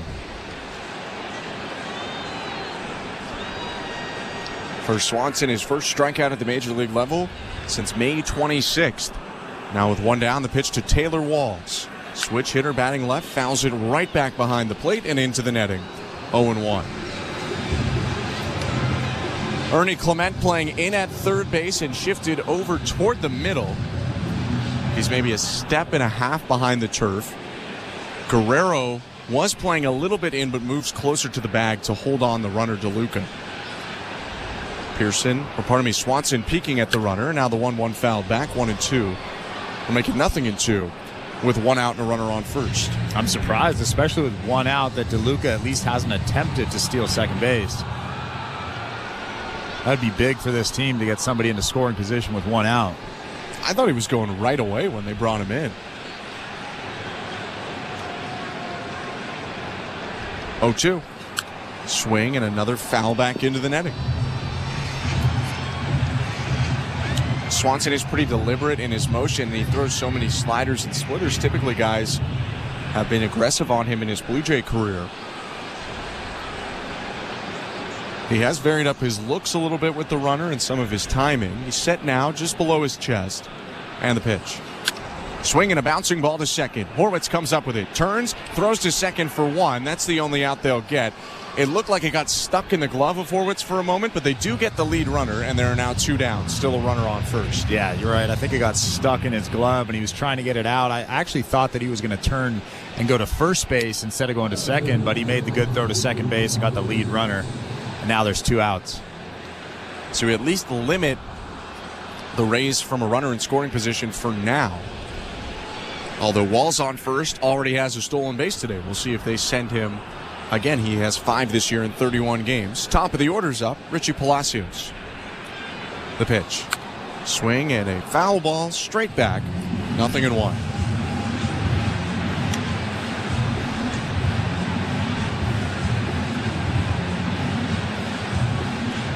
Since the leadoff walk, Eric Swanson got ahead of Jose Caballero, got back to 2-2 and struck him out, and then on an 0-2 pitch, got a ground ball from Taylor Walls. Now his 0-1 to Richie Palacios. High, 1 ball, 1 strike. I still haven't seen a good split finger from him yet. That's really what I want to see. We've seen the good fastball. We've seen that 97-mile-an-hour fastball, but all we've seen is that floating split finger. I want to see the violent one with a lot of depth to it. 1-1. Swing and a foul back. 1-2. That was a splitter that moved off the plate away. Didn't really get down very far. Yeah, still a little bit of a floater. If you're throwing a split finger, you want that good bite to it at the bottom of the strike zone. And that one, again, just floating into the strike zone. You're not going to get many swings and misses on that pitch. 2 down, runner on first. The 1-2. Runner takes off from first, and the pitch is fouled back. Approaching us, it'll go just off to our left and into the stands. That'll mean that Walsh has to turn around and jog back to first. Did you get nervous? Because that ball was coming close. That ball was 40 feet from our booth. So all year I've been saying I don't want it, but I think we've gotten to the point where I kind of want it. Now I'm interested. I mean, the guy caught it with his hat earlier today. I feel like I could make that play. 1-2, runner leaves again, and the pitch is hit in the air center field. Varsho drifting to left center, makes the catch, and ends the inning. Another scoreless frame for Eric Swanson despite the leadoff walk. He leaves one on and sends us to the bottom of the ninth. 4-2, the Rays lead the Blue Jays, 2 to tie, 3 to win. You're listening to Blue Jays Baseball, brought to you by your local family-owned Crown Rust Control Center, streaming at sportsnet.ca and the Sportsnet Radio Network. At Crown Rust Control, protection runs deep because every Crown Rust Control Center is owned by a local family who cares beyond business. Your Crown Rust Control is 100% committed to their product, to you, to their community, which is your community. Protecting you and what matters to you is equally important as protecting your vehicle. Did you know your vehicle rusts faster in warm weather? Protect your vehicle today. For a special summer offer, find your local family-owned Crown Rust Control Center at crown.com. Hi, I'm Buck Martinez, live from the showdown between Pizza and inflation. First to the plate, Pizza's big hitter, fixed rate pizza. An extra large 4-topping pizza for a fixed price of $17.99 until the end of 2024. I dare say, folks, inflation stands no chance against this all-star. Here's the delivery. And inflation strikes out. That's a swing and a drive for fixed rate pizza. Lock in yours today. Order pizza.ca. This is Toronto Blue Jays baseball. That ball is gone. Third home run in 4 batters for the Blue Jays. On Sportsnet 590 The Fan and the Sportsnet Radio Network. Welcome back to Blue Jays Baseball. Show Ali with you at Baseball Control. The Jays trail the Rays 4-2 as we head to the bottom of the 9th inning at the Rogers Center. Don't forget, we have Jays Talk tonight. Jeff Blair has the post-game show. He will take your calls and text. Blair will throw out the number for you to call after the final out. 590-590. Name and location. That's the People's Text line. Standard message and data rates may apply. Blue Jays Baseball brought to you by Crown Rust Protection. Jays trail 4-2, bottom 9 at the Rogers Center. Pete Fairbanks on to close things out, perhaps, question mark, for the Rays. Let's find out. Here's Ben Schulman and Chris LaRue. Thank you very much, Joe. Pete Fairbanks is getting his final warm-up toss in before Davis Schneider leads it off for the Blue Jays. 4-2 is the Rays' lead. They have led since the second inning. New catcher, by the way, for Fairbanks to throw to after Ben Rortvedt was substituted for a pinch runner. Alex Jackson comes into the game in place of Johnny DeLuca to catch for the Rays. And now Fairbanks embarks on his 36th appearance of the season, 18 for 20 this year in save opportunities. It's a difficult ask to get 3 runs against Fairbanks. Fairbanks with that big fastball, the good stuff. Here we go. Even 2 is tough. The 6'6 righty kicks and fires, and Schneider fouls off the first pitch. A 98-mile-per-hour fastball, 0-1. Straight over the top, almost Iron Mike-like. Usually 97 to 100 miles an hour. He's a tough get. Also has a wipeout slider. Sets up on the first base side, the pitch. Schneider takes it down and away.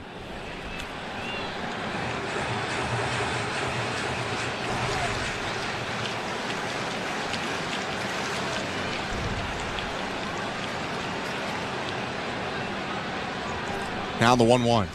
Swing and a hot shot to short. Stopped on one bounce by Walls, who spins and throws to first. Nice play. 1 out. That was a really nice play. Going to his left up the middle on the 1 hop. That was a hard hit ball from Davis Schneider. Makes a nice play. Throws that ball across the diamond for out number 1. So Dalton Varsho comes up. Blue Jays need a base runner here. If they can do that, then they get the tying run to the plate. Varsho today is 1 for 3. He singled up the middle on a ground ball in the 4th. Right on left, the pitch. Strike 1. Fairbanks is not unbeatable. He's actually given up a run in 3 of his last 5 appearances, but multiple runs is really hard to come by against the righty. Blue Jays down 4-2. 1 out, bottom of the 9th. The 0-1. Fouled back. 0-2. Yeah, like I said earlier, 1 run, sure. 2 runs, pretty tough. But 3 runs, I mean, good luck. I think if you're John Schneider, you'll probably take 2 and extras right now if you were given the option. Yeah. Wishful thinking, I guess, on my part. 0-2 pitch is high, 1-2. Fairbanks has had a bit of an up and down year just by his standards. 3.38 ERA entering this one. Had some odd nerve issues, numbness in the tips of his fingers. 1-2. Hit on the ground sharply to first. Backing up, Paredes stabs it. Flips back to the closer, Fairbanks, who steps on the bag. 2 outs. Blue Jays down to their last chance. Fairbanks went on the injured list on April 22nd with that nerve-related issue. He's experienced it in the past before. Came back on May 11th. 14 straight scoreless appearances, but now, in his last 13 appearances, going back a little over a month, he's given up an earned run in 6 of them. But again, 2 earned runs, a lot tougher. Blue Jays have nobody on, down 4-2 with 2 outs. The pitch to Kirk. Up and in, ball 1.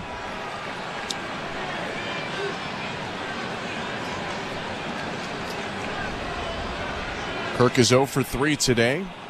Did reach on a fielder's choice in the 4th. The 0-1. 1-0. Hits the bottom of the zone to even up the count. It's 1 ball and 1 strike. They call that thing a slider, but that's a 12-6 curveball in my opinion. 83 miles an hour. That is a big breaking ball. And that's in contrast to his high 90s fastball. 1-1. Swatted foul by Kirk. 1-2.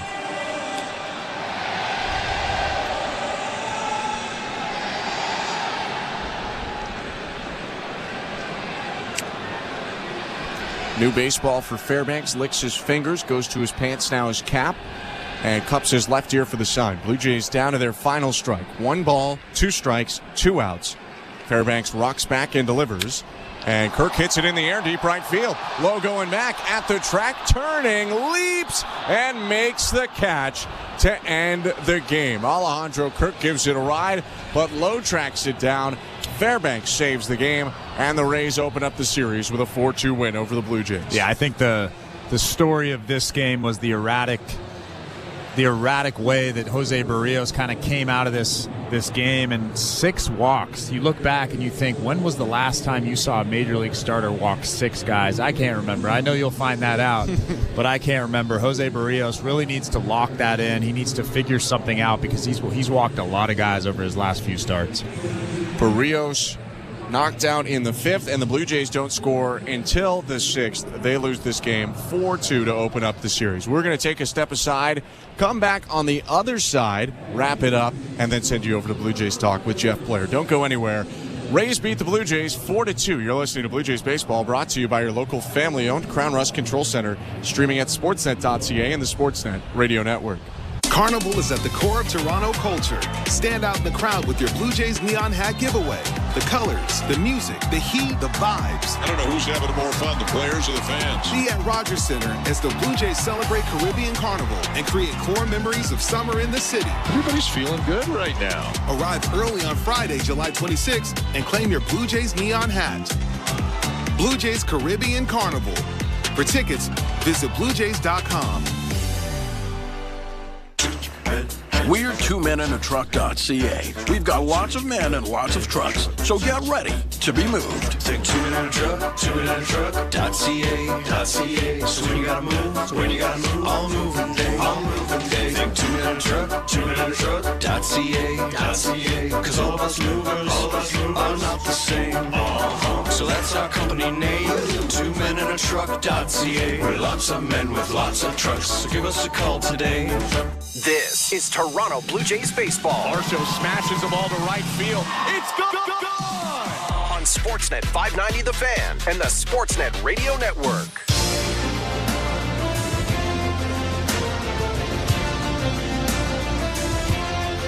Welcome back to Rogers Center in downtown Toronto. The Blue Jays dropped the series opener to the Rays, 4-2, the final score. I'm Ben Schulman alongside Chris LaRue. Thank you so much for sticking around. We're going to get you over to Blue Jays Talk with Jeff Blair and Show Ali coming up in just a sec. But first, the Blue Jays come into this one. Jose Berrios against a bullpen day for the Rays.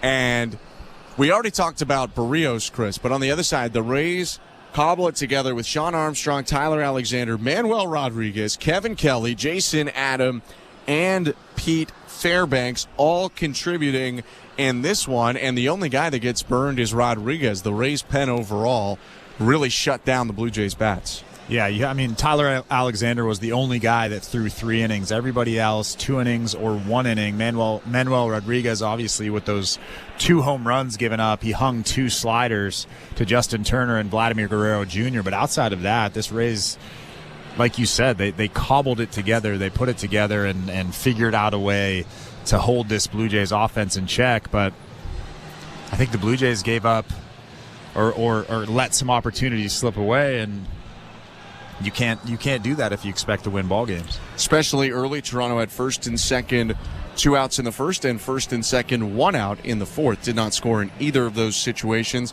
On the other side, we've mentioned, Jose Berrios struggled with the walks today. He gives up 3 earned runs in 4 2/3. If you do look at the Blue Jays pen as a whole, 4 1/3, they only give up 1 hit and 1 run. It was a pretty positive day as a whole for the Blue Jays relievers. Yeah, there's 2 guys that I really like in this pen right now that we haven't seen much of, and that's Brendan Little and Ryan Burr. I said that Ryan Burr was a good find early on in this season, and I think he continues to make me look like a smart broadcaster. You are a smart throwing a third of an inning. Obviously, not a huge sample size today, but his ERA is now down to 2. Brendan Little having a good day. Same with Ryan Burr, and the Blue Jays just missing out here as they fall 4-2 to the Rays. Toronto manages 2 runs on 6 hits, no errors, and 5 left. The Rays 4 runs on only 4 hits, but Tampa Bay walks 8 times in the game. No errors, 6 left on. The win goes to Tyler Alexander, who Chris mentioned pitched the most in this game. He went 3 innings in relief. Jose Berrios with the loss. Alexander now 3-3. Berrios 8-8. 19th save of the year for Pete Fairbanks in a game that over 38,000 came to. 38,575 lasted 2 hours and 49 minutes. Ended in a Rays 4-2 win to move Tampa Bay a game above 500, 51-50, and the Blue Jays 10 games below at 45-55. These 2 teams back in action tomorrow with a doozy of a pitching matchup coming up at 7:07 Eastern. Zach Eflin against Yariel Rodriguez. That one should be a ton of fun. We hope you can join us then. Of course, Blair and Barker, 4 to 6 in fan pregame before the show and Blue Jays talk after the show. So we hope that you can join us for all of our coverage on the Sportsnet Radio Network. That is going to do it, though, for today's broadcast. For our technical directors, Tom Young and Andrew Adams, our host and producer, Show Ali, and my partner, Chris LaRue, I'm Ben Schulman. Thank you for tuning in. Hope you have a good rest of your evening. And don't go anywhere. Blue Jays Talk with Jeff Blair and Show Ali starts right now.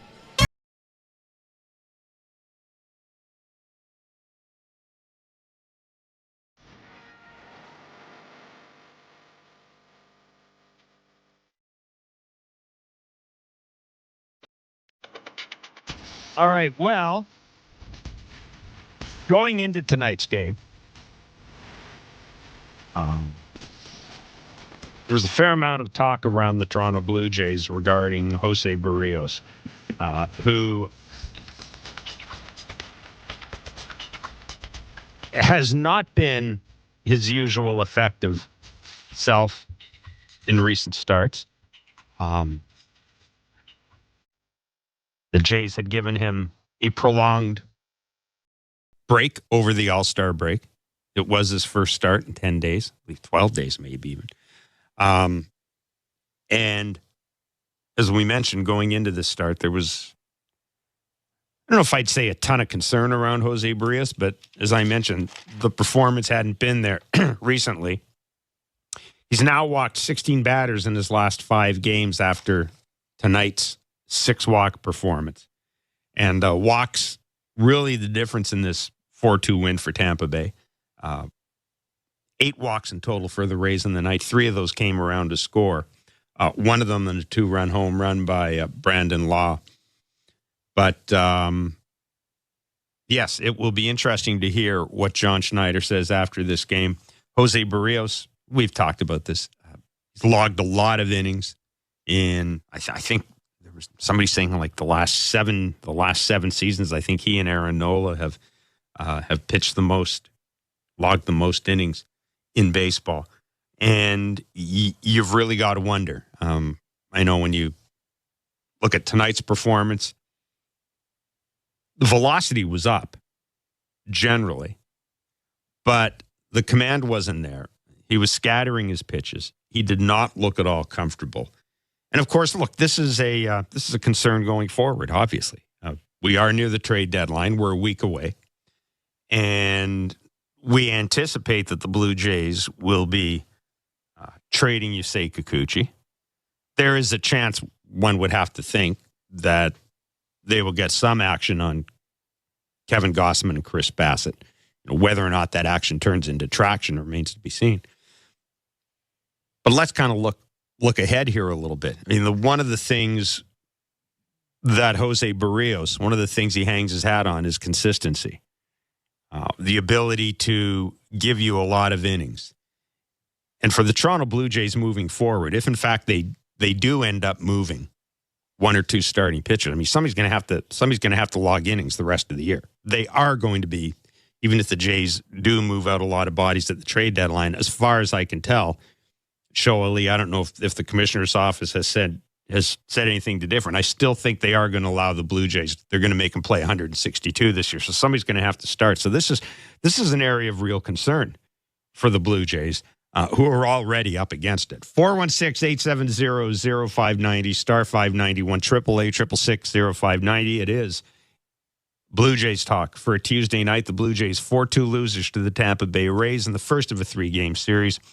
Jeff Blair and Show Ali along for the ride tonight. Again, the number's 416-870-0590. What's up, insiders? Star this 591, community continues to grow like text crazy. Us.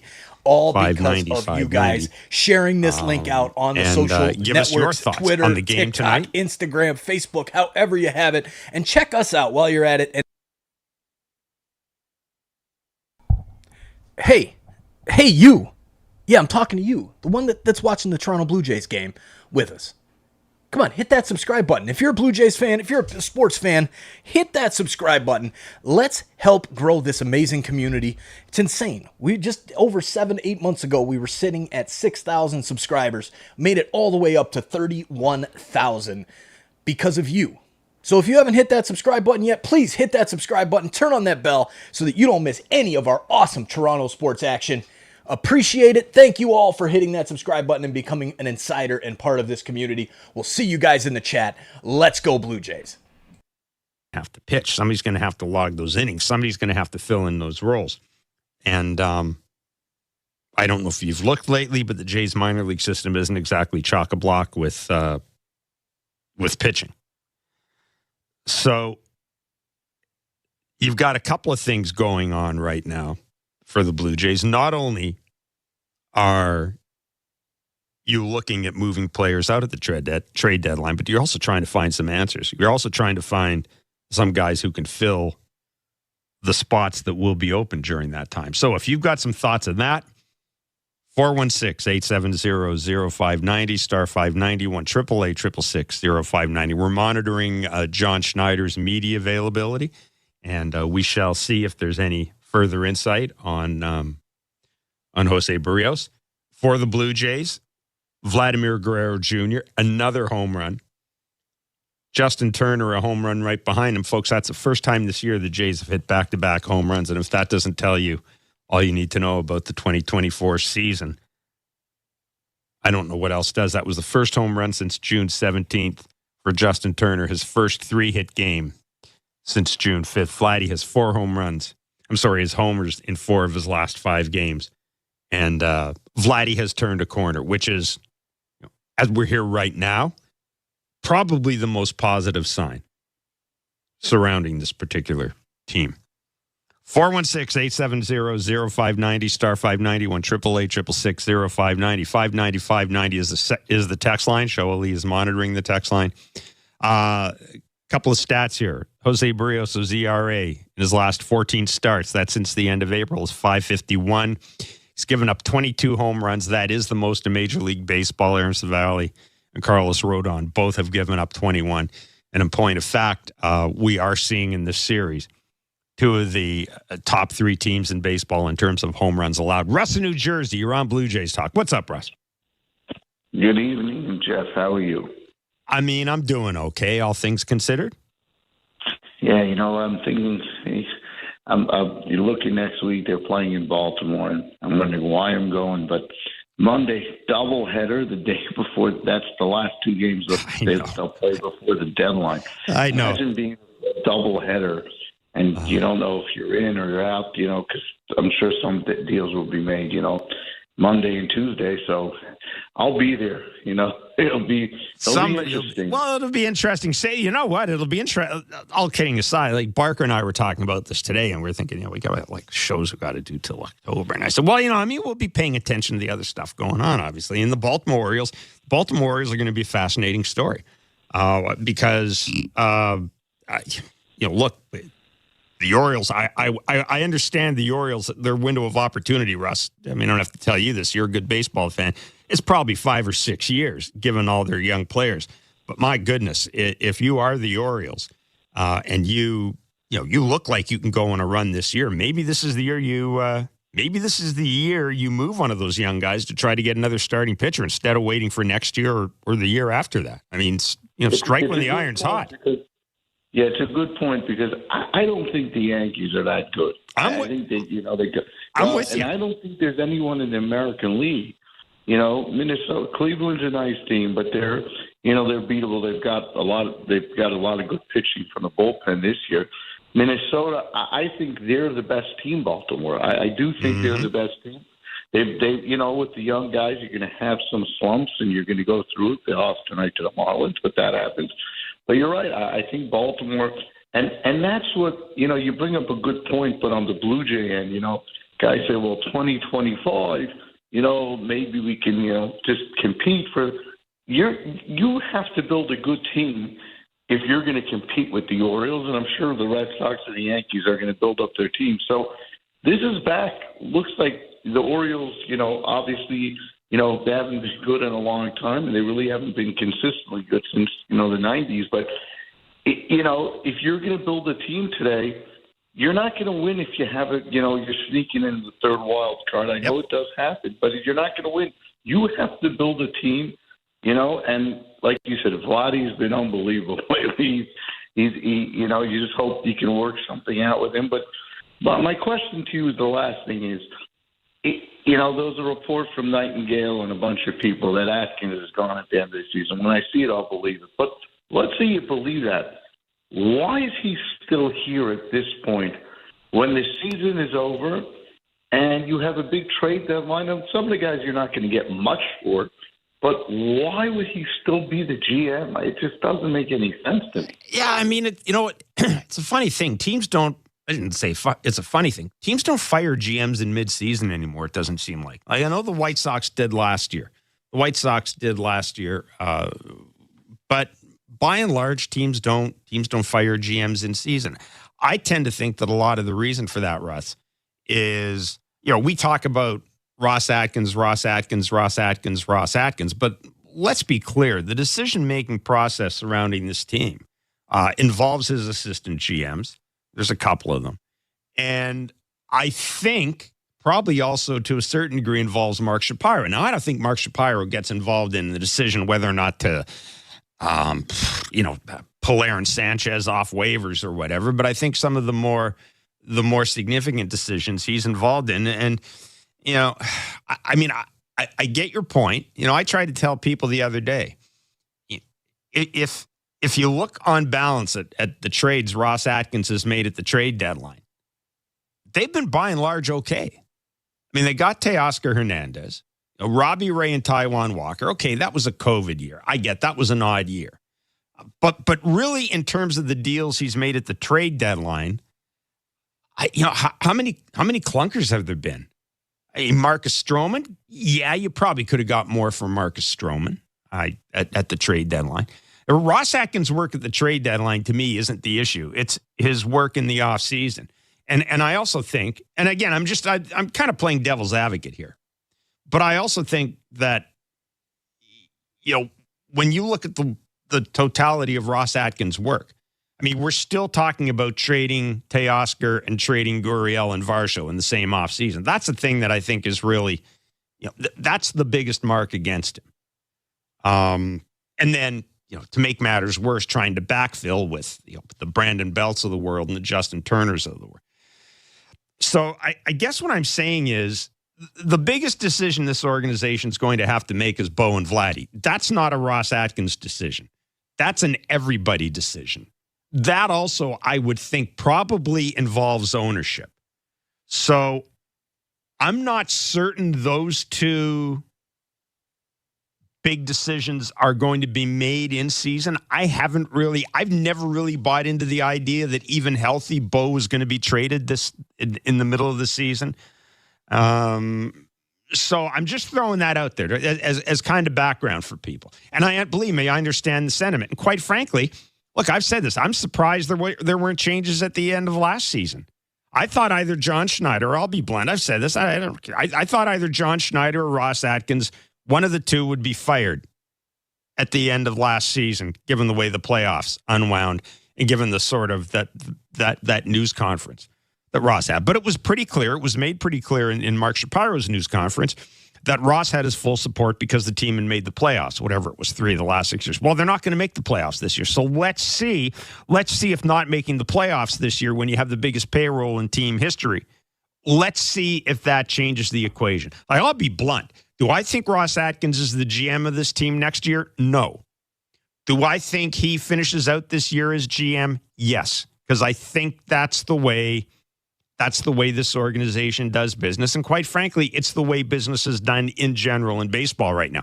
But we're at the point where if we're talking about major decisions, and I don't consider trading Jimmy Garcia for whatever to be a major decision. I'm talking about Bo and Vladdy. Let's be clear. Those are your major decisions right now. Everything else is, you and I could make that decision for the most part. Those decisions are not a Ross Atkins decision. Those decisions are an everybody decision plus ownership. So that, to me, and I think those are the things you make in the offseason. Tim in Toronto, you're on Blue Jays Talk. Hey, Jeff, how you doing? I'm doing well, thanks. Good. I am really baffled. I think in the last 4 or 5 years, the way that that Brandon Lau hits the Blue Jays. You and me both, my friend. Why do we pitch to him? We are a right-handed heavy lineup, and he's a left-handed hitter. You look at how many games he's won. You take away his home runs, and we've won a lot more games against Tampa. Yeah, I mean, what, he hit a home run today in the fifth inning. I don't know. Yeah, he's a really good player, but you can't. Tim, it seems to me you could pick a guy in every team when it comes to this team. And this team gives up a lot of home runs. There's a lot of guys who hit home runs off Blue Jays pitchers this year. I know what you're saying, but I don't think you can approach the Rays by looking at their lineup and saying we can't let that guy beat us. They're a good lineup, but they're not a great lineup. They're offensively, their numbers with runners in scoring position are as bad as the Blue Jays. I mean, they've been one of the worst teams with runners in scoring position in the past month or so. So I don't, and that is the beauty of the Rays lineup, I think, in a lot of ways. And it was a team that had a pretty proficient lineup last year. And one of the beauties of it is it is kind of balanced. I don't think there's a guy you look at and say that guy's not going to beat us. And I'm not a big believer. Aaron Judge, yeah. Shohei Ohtani, yeah. With all due respect to Brandon Lau, nice player. Do I go into the game thinking I'm not going to let him beat me? No. I've got to think that my pitcher, especially Jose Berrios, I've got to think he's able to handle him. We do have John Schneider on Jose Berrios' outing today. I want to play this clip show. No, I don't think it was similar to last time. Still had, a handful of strikeouts. I thought he came out with really good stuff. He had a good fastball. And then kind of just lost his own, really just unlike him. But I thought it was different just because he was getting swing and miss, and changeup was good. Breaking ball was all right, just the hanger there for the homer. But, it was kind of just a weird outing for him. I thought he came out with good stuff and then just kind of lost his own. Yeah, one of the concerns John Schneider had going into the start with Jose Berrios was that, at least as expressed to the reporters, was he wanted to see the sharpness of the breaking pitch. Let's be clear. I mean, there are red flags around Jose Berrios.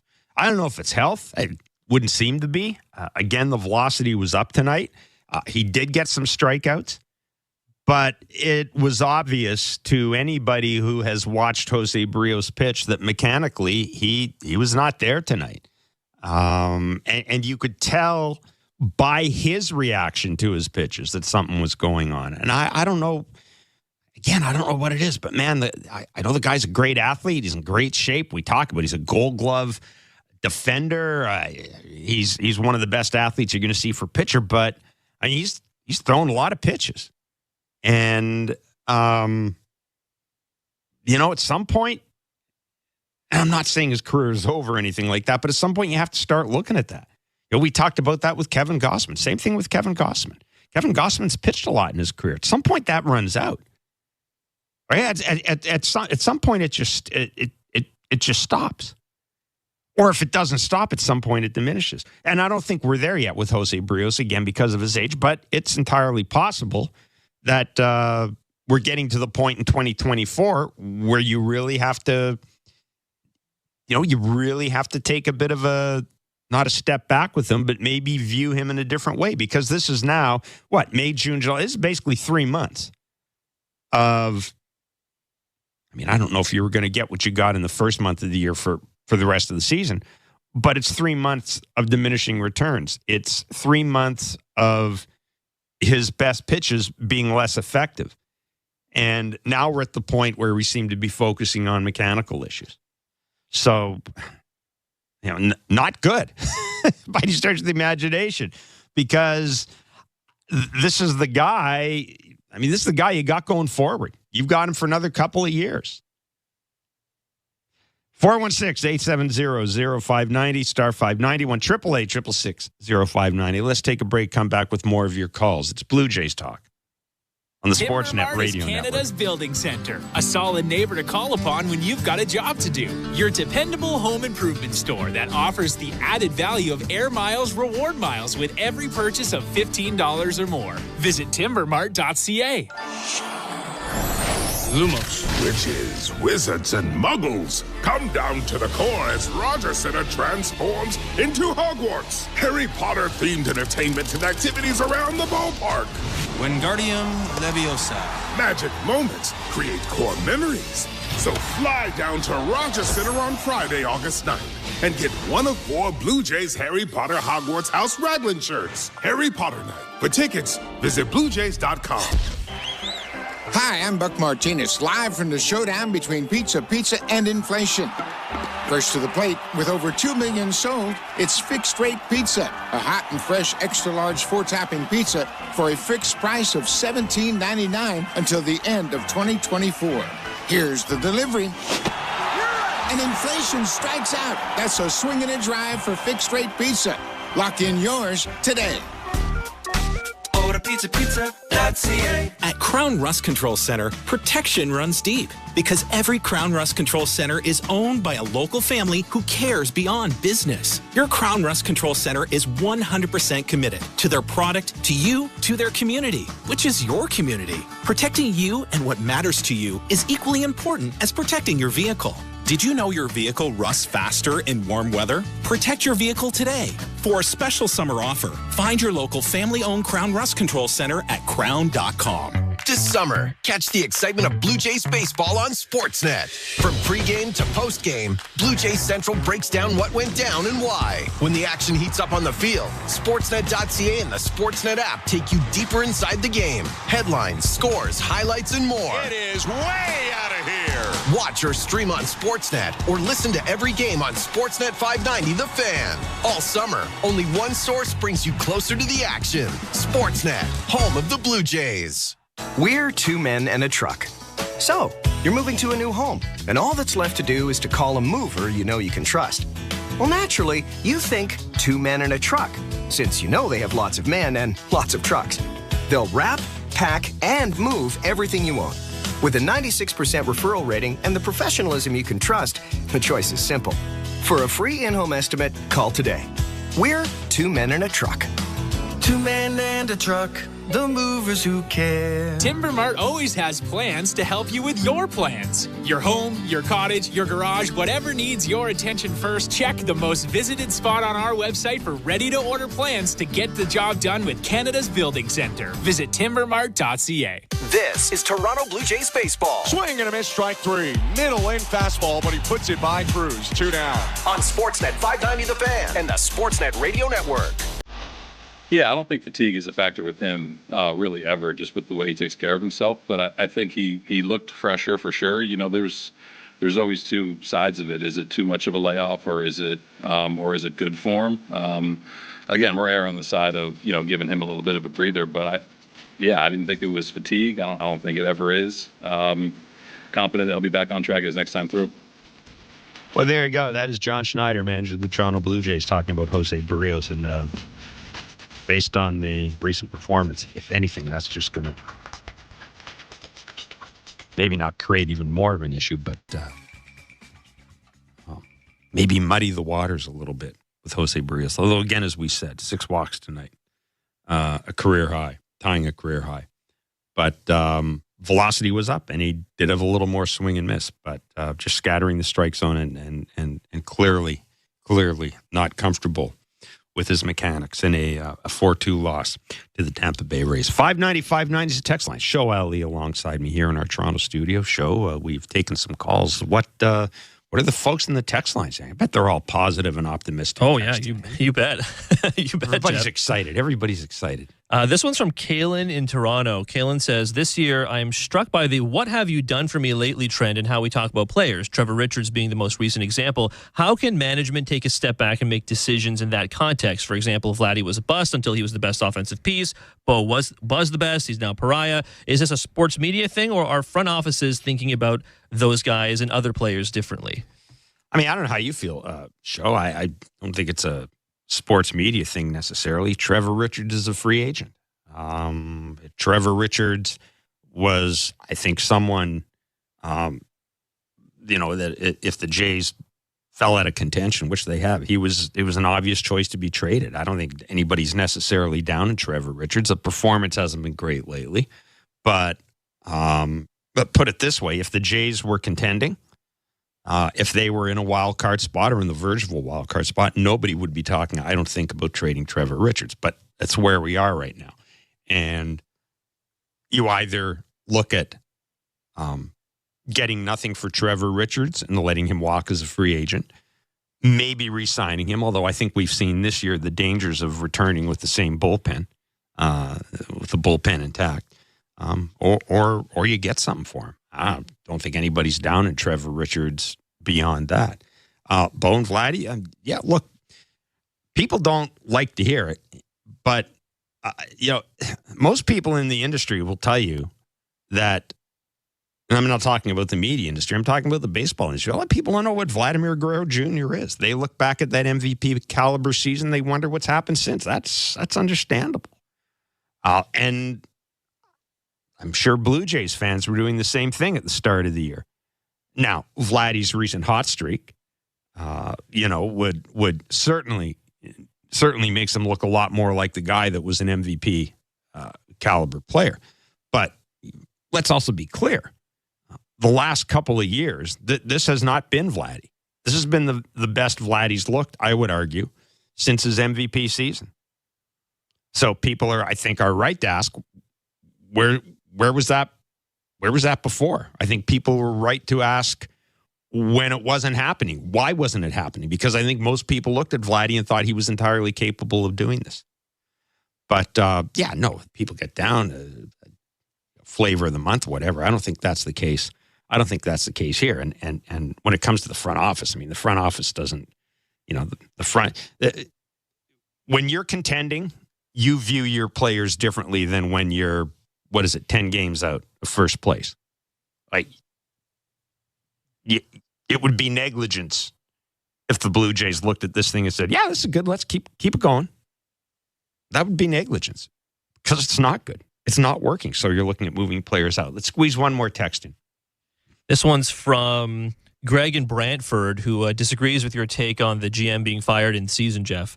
Greg says, I disagree with Jeff on that being fired in season. How many GMs have had 9 years of losing and not been fired midseason? None, because no team has kept a losing GM for 9 years.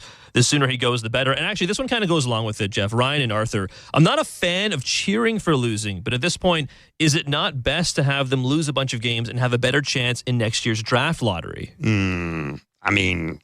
Have you seen this team's draft record? Yeah, it's not great. It's not. Well, the other part of drafting, Jeff, you don't want to play the draft lottery. This isn't the NBA. You don't want to play the draft lottery game. You might get Paul Skeens.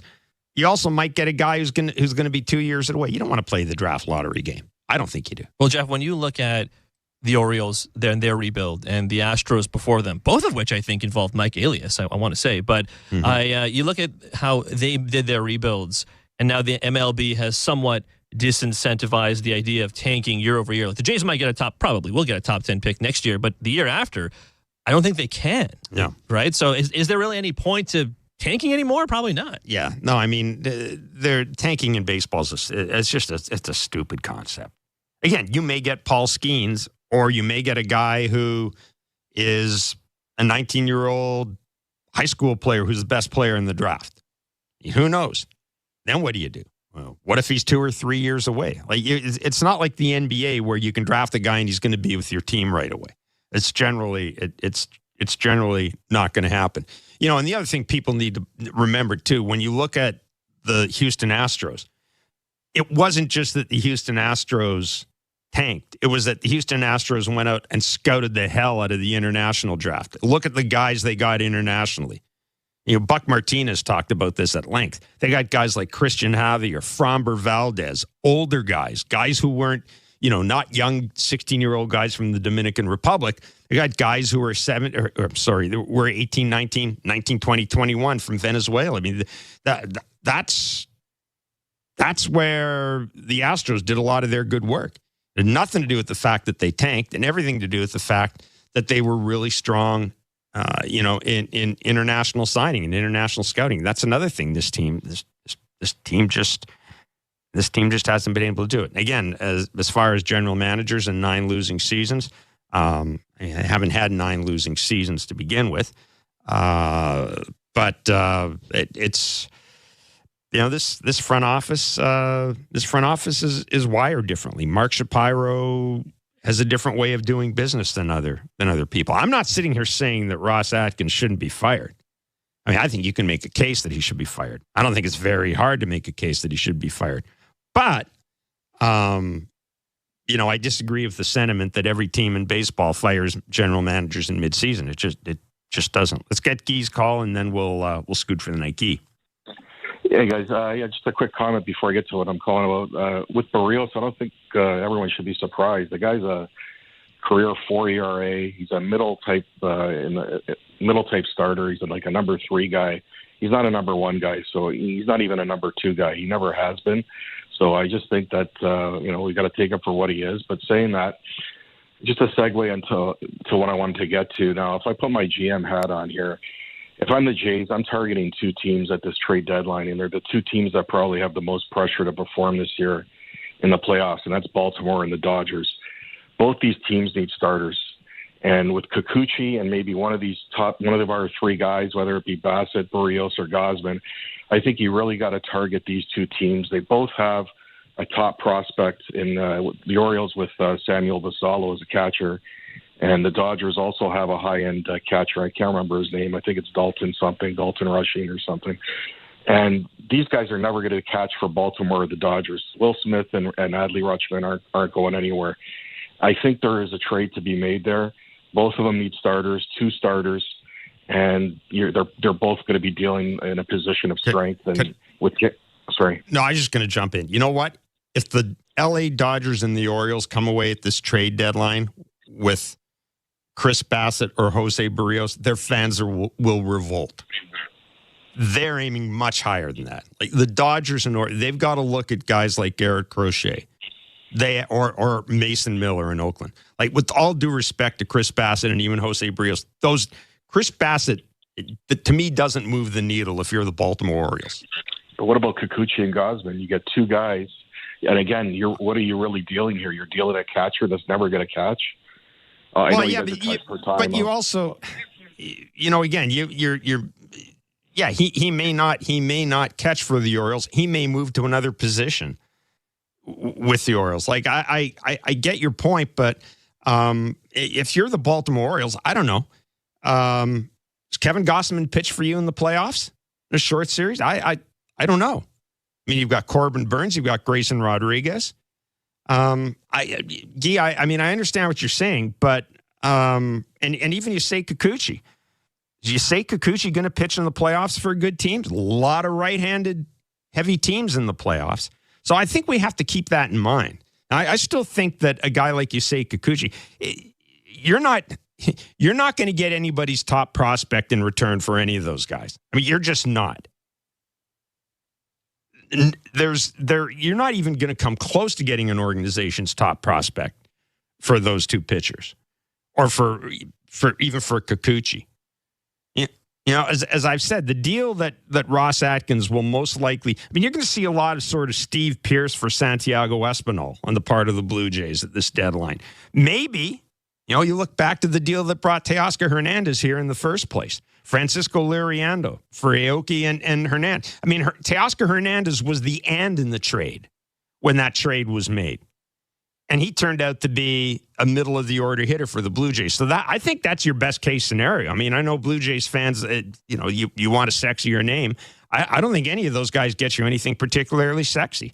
I think you're going to get somebody's 5th to 10th prospect. And if you do a good job, maybe you get a couple of prospects from an organization. But you're not getting their top prospects for Chris Bassett, Kevin Gausman, or Yusei Kikuchi. You're just not. 4-2, the Blue Jays losing to the Tampa Bay Rays. We'll do it again tomorrow night. Want to thank Show Ali and those of you who listened alongside us. Thank you for listening to Blue Jays Baseball, brought to you by the local family-owned Crown Rust Control Centers in Mount Pearl and Corner Brook, Newfoundland. Protect your vehicle from rust today. Find your local family-owned Crown at crown.com. Canada's #1 rust protection.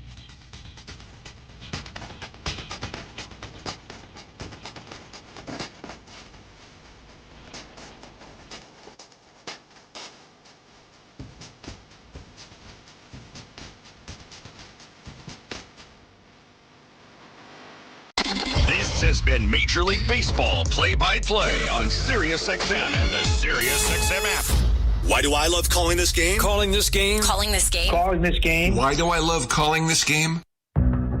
It's because I get a chance to bring some joy into people's lives. Anything can happen on a baseball field. We've got a new game. It's perfectly unscripted theater. Everybody on their feet. Because you never know what you're going to see on a given day. It is bedlam at the bank as Bryce Harper has put the Phillies on top. There's just something about baseball on the radio. Something about the way wood hits leather.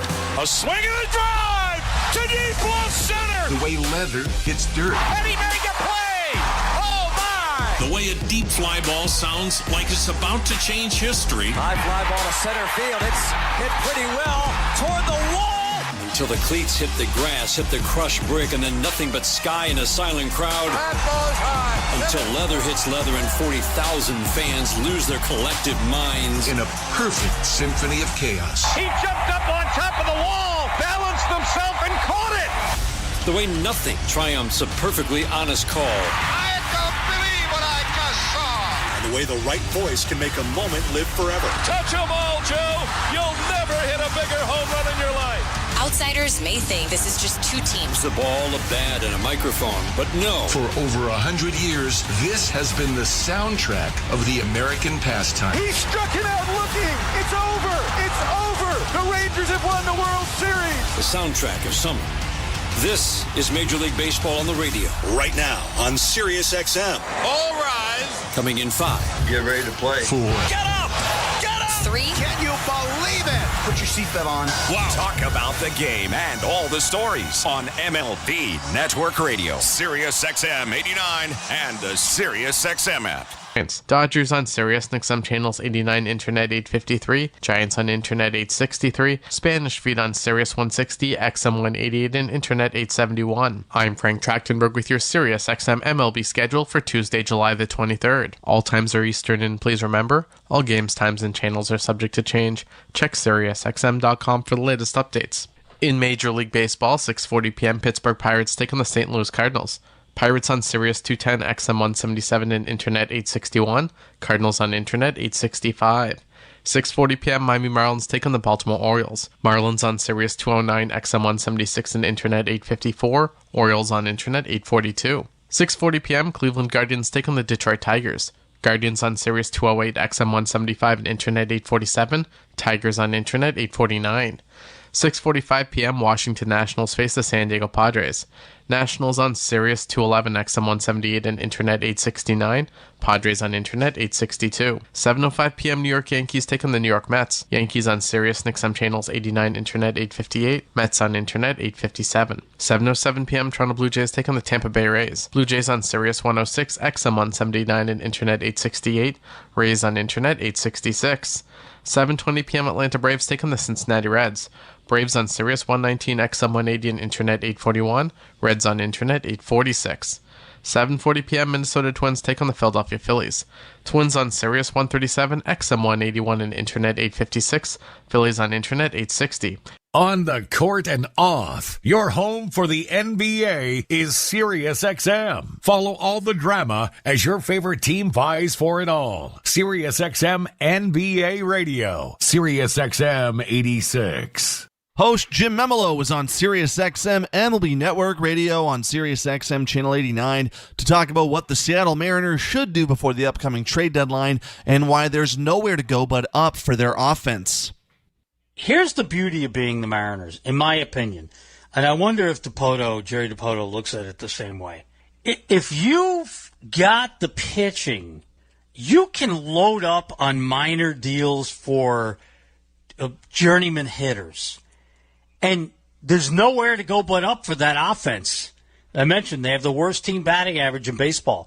Nowhere to go but up. Kind of like the 21 Braves. You know, they lose Acuna Jr., and they go out and they pick up, you name them, right? They pick up Duvall. They picked up Jock Peterson. Soler. Duvall, Yes. Rosario, all those kind of guys. So they picked up 4 guys off the street, basically minor deals, and it helped them win a World Series. You can do that when you've got great pitching. You can't do it with mediocre pitching. It won't work with mediocre pitch. Good lineup, mediocre pitching, can't do it. But good pitching, mediocre lineup, they're not even mediocre, really. They might be able to get away. He may not have to make a big deal. He just has to make several deals. SiriusXM NFL Radio Channel 88 brings you expert analysis from former players, coaches, and executives, plus reaction to all the latest news on the only 24/7 station dedicated to the National Football League. I'm Frank Trachtenberg with your SiriusXM MLB schedule for Tuesday, July the 23rd. All times are Eastern, and please remember, all games, times, and channels are subject to change. Check SiriusXM.com for the latest updates. In Major League Baseball, 6:40 p.m., Pittsburgh Pirates take on the St. Louis Cardinals. Pirates on Sirius 210, XM 177, and Internet 861. Cardinals on Internet 865. 6:40 p.m., Miami Marlins take on the Baltimore Orioles. Marlins on Sirius 209, XM 176, and Internet 854. Orioles on Internet 842. 6:40 p.m., Cleveland Guardians take on the Detroit Tigers. Guardians on Sirius 208, XM 175, and Internet 847. Tigers on Internet 849. 6:45 p.m., Washington Nationals face the San Diego Padres. Nationals on Sirius 211, XM 178, and Internet 869. Padres on Internet 862. 7:05 p.m., New York Yankees take on the New York Mets. Yankees on Sirius XM channels 89, Internet 858. Mets on Internet 857. 7:07 p.m., Toronto Blue Jays take on the Tampa Bay Rays. Blue Jays on Sirius 106, XM 179, and Internet 868. Rays on Internet 866. 7:20 p.m., Atlanta Braves take on the Cincinnati Reds. Braves on Sirius 119, XM 180, and Internet 841. Reds on Internet 846. 7:40 p.m., Minnesota Twins take on the Philadelphia Phillies. Twins on Sirius 137, XM 181, and Internet 856. Phillies on Internet 860. 8:05 p.m., Chicago Cubs take on the Milwaukee Brewers. Cubs on Sirius 138, XM 182, and Internet 844. Brewers on Internet 855. 8:05 p.m., Texas Rangers take on the Chicago White Sox. Rangers on Sirius 139, XM 183, and Internet 867. White Sox on Internet 845. Spanish Feed on Internet 870. 8:10 p.m., Kansas City Royals take on the Arizona Diamondbacks. Royals on Sirius 161, XM 184, and Internet 851. Diamondbacks on Internet 840. 8:40 p.m., Colorado Rockies take on the Boston Red Sox. Rockies on Sirius 162, XM 185, and Internet 848. Red Sox on Internet 843. 9:40 p.m., Seattle Mariners take on the LA Angels. Mariners on Sirius 85, XM 187, and Internet 864. Angels on Internet 852. 9:40 p.m., Oakland A's take on the Houston Astros. A's on Sirius 158, XM 186, and Internet 859. Astros on Internet 850. 10:10 p.m., LA Dodgers take on the San Francisco Giants. Dodgers on Sirius XM channels 89, Internet 853. Giants on Internet 863. Spanish Feed on Sirius 160, XM 188, and Internet 871. I'm Frank Trachtenberg with your Sirius XM MLB schedule for Tuesday, July the 23rd. All times are Eastern, and please remember, all games, times, and channels are subject to change. Check SiriusXM.com for the latest updates. In Major League Baseball, 6:40 p.m., Pittsburgh Pirates take on the St. Louis Cardinals. Pirates on Sirius 210, XM 177, and Internet 861. Cardinals on Internet 865. 6:40 p.m., Miami Marlins take on the Baltimore Orioles. Marlins on Sirius 209, XM 176, and Internet 854. Orioles on Internet 842. 6:40 p.m., Cleveland Guardians take on the Detroit Tigers. Guardians on Sirius 208, XM 175, and Internet 847. Tigers on Internet 849. 6:45 p.m., Washington Nationals face the San Diego Padres. Nationals on Sirius 211, XM 178, and Internet 869. Padres on Internet 862. 7:05 p.m., New York Yankees take on the New York Mets. Yankees on Sirius XM channels 89, Internet 858. Mets on Internet 857. 7:07 p.m., Toronto Blue Jays take on the Tampa Bay Rays. Blue Jays on Sirius 106, XM 179, and Internet 868. Rays on Internet 866. 7:20 p.m., Atlanta Braves take on the Cincinnati Reds. Braves on Sirius 119, XM 180, and Internet 841. Reds on Internet 846. 7:40 p.m., Minnesota Twins take on the Philadelphia Phillies. Twins on Sirius 137, XM 181, and Internet 856. Phillies on Internet 860.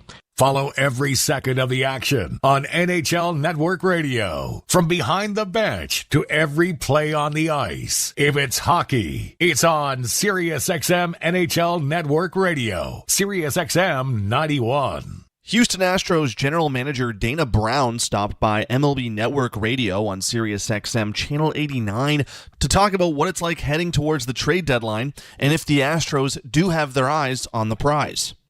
Try to go big and see if there's a deal that makes sense for the organization.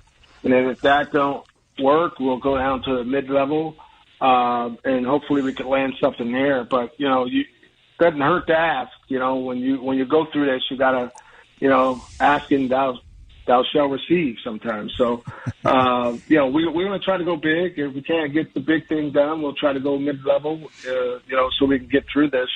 But if we can get a mid-level guy and we get Garcia and Verlander back, that would be massive to this club.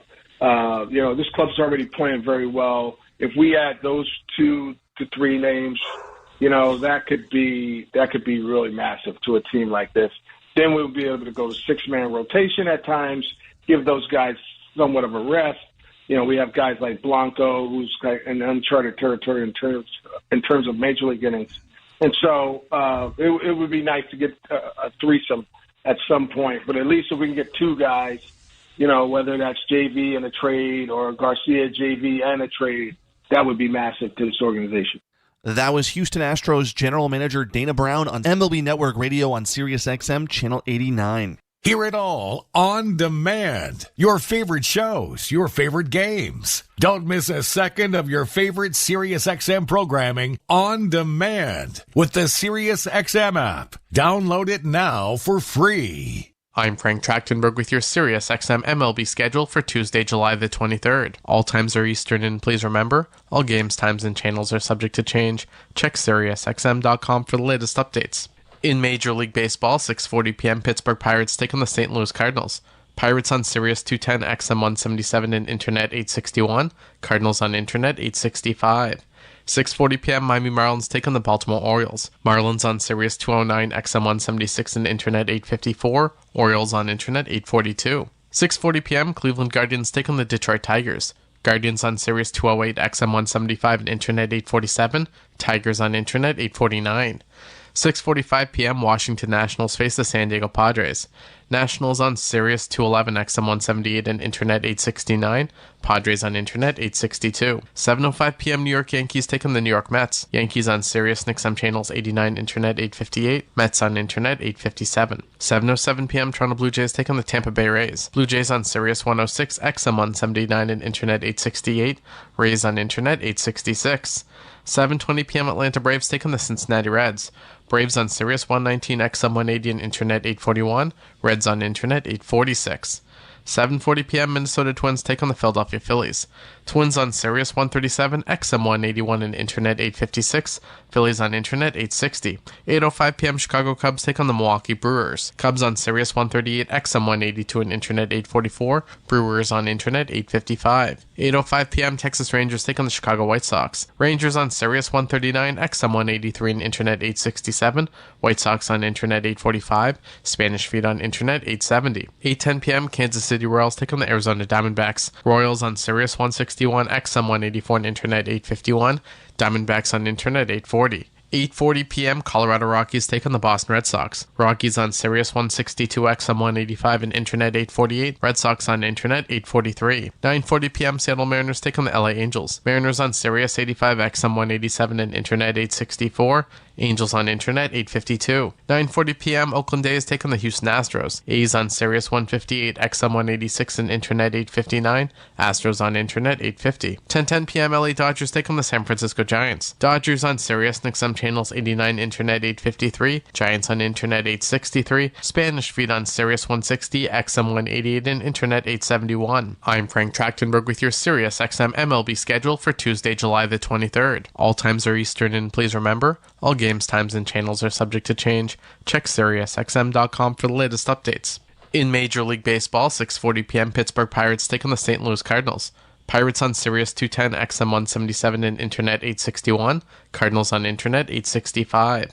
6:40 p.m. Miami Marlins take on the Baltimore Orioles. Marlins on Sirius 209, XM 176, and Internet 854. Orioles on Internet 842. 6:40 p.m. Cleveland Guardians take on the Detroit Tigers. Guardians on Sirius 208, XM 175, and Internet 847.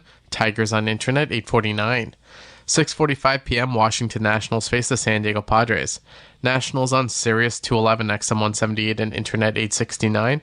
Padres on Internet 862. 7:05 p.m. New York Yankees take on the New York Mets. Yankees on Sirius and XM channels 89, Internet 858. Mets on Internet 857. 7:07 p.m. Toronto Blue Jays take on the Tampa Bay Rays. Blue Jays on Sirius 106, XM 179 and Internet 868. Rays on Internet 866. 7:20 p.m. Atlanta Braves take on the Cincinnati Reds. Braves on Sirius 119, XM 180 and Internet 841. Reds on Internet 846. 7:40 p.m. Minnesota Twins take on the Philadelphia Phillies. Twins on Sirius 137, XM 181 and Internet 856. Phillies on Internet 860. The PGA Tour comes to life on SiriusXM. It's your destination for everything on the tour. Hear live hole-by-hole coverage and expert analysis. PGA Tour Radio, SiriusXM 92. Jensen Lewis was on SiriusXM MLB Network Radio on SiriusXM Channel 89 to talk about the Houston Astros. Is there a better team at running the marathon, at least the last 8 to 10 years, than the Astros? I mean, They are so good at not panicking, and they would have every right to do it this year with all the injuries, with this rotation looking as vulnerable as we've seen it probably in their 6-7 years now going to the ALCS. I think they could be objective behind closed doors and say, we were this is not the Houston Astros of old. These aren't your dad's Houston Astros. They may not even be your brothers. Right. But they have been so good at just staying the course. All the cliches, hey, it's a long season, hang in there. They have. And you and I might just pick up some bats right now and head to the Pacific Northwest with how much the Mariners' offense is struggling. 8-16 now. That 10-game lead is gone, as you talked about. And I had said it. If I was Scott Service going into the locker room yesterday welcoming everybody back, I'd say, guys, hope you had a great break. But guess what? October starts today. Postseason starts today. That's the mentality we've got to have, especially with where we are right now. And credit where it's due. Hunter Brown has been as good as any starter in the American League, and as of late, pretty special. SiriusXM has soccer covered end to end. SiriusXM FC. Hear live play-by-play and talk shows hosted by legends of the game. It's SiriusXM FC on Channel 157. I'm Frank Trachtenberg with your SiriusXM MLB schedule for Tuesday, July the 23rd. All times are Eastern, and please remember, all games, times, and channels are subject to change. Check SiriusXM.com for the latest updates. In Major League Baseball, 6:40 p.m. Pittsburgh Pirates take on the St. Louis Cardinals. Pirates on Sirius 210, XM 177 and Internet 861. Cardinals on Internet 865. 6:40 p.m. Miami Marlins take on the Baltimore Orioles. Marlins on Sirius 209, XM 176 and Internet 854. Orioles on Internet 842. 6:40 p.m. Cleveland Guardians take on the Detroit Tigers. Guardians on Sirius 208, XM 175 and Internet 847. Tigers on Internet 849. 6:45 p.m. Washington Nationals face the San Diego Padres. Nationals on Sirius 211, XM 178 and Internet 869.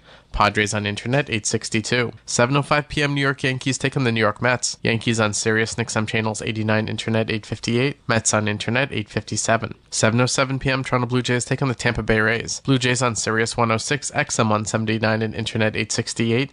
Rays on Internet 866. 7:20 p.m. Atlanta Braves take on the Cincinnati Reds.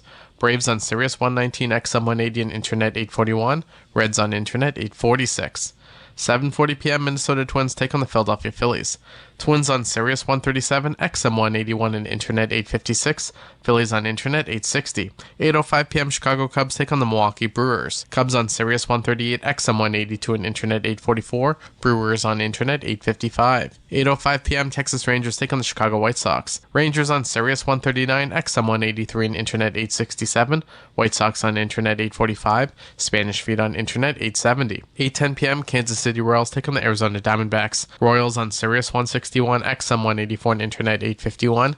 Diamondbacks on Internet 840. 8:40 p.m. Colorado Rockies take on the Boston Red Sox. Rockies on Sirius 162 XM 185 and Internet 848. Red Sox on Internet 843. 9:40 p.m. Seattle Mariners take on the LA Angels. Mariners on Sirius 85 XM 187 and Internet 864. Angels on Internet 852. 9:40 p.m. Oakland A's take on the Houston Astros. A's on Sirius 158 XM 186 and Internet 859. Astros on Internet 850. 10:10 p.m. LA Dodgers take on the San Francisco Giants. Dodgers on Sirius and XM channels 89, Internet 853. Giants on Internet 863. Spanish feed on Sirius 160 XM 188 and Internet 871. I'm Frank Trachtenberg with your Sirius XM MLB schedule for Tuesday, July the 23rd. All times are Eastern, and please remember, all games, times, and channels are subject to change. Check SiriusXM.com for the latest updates.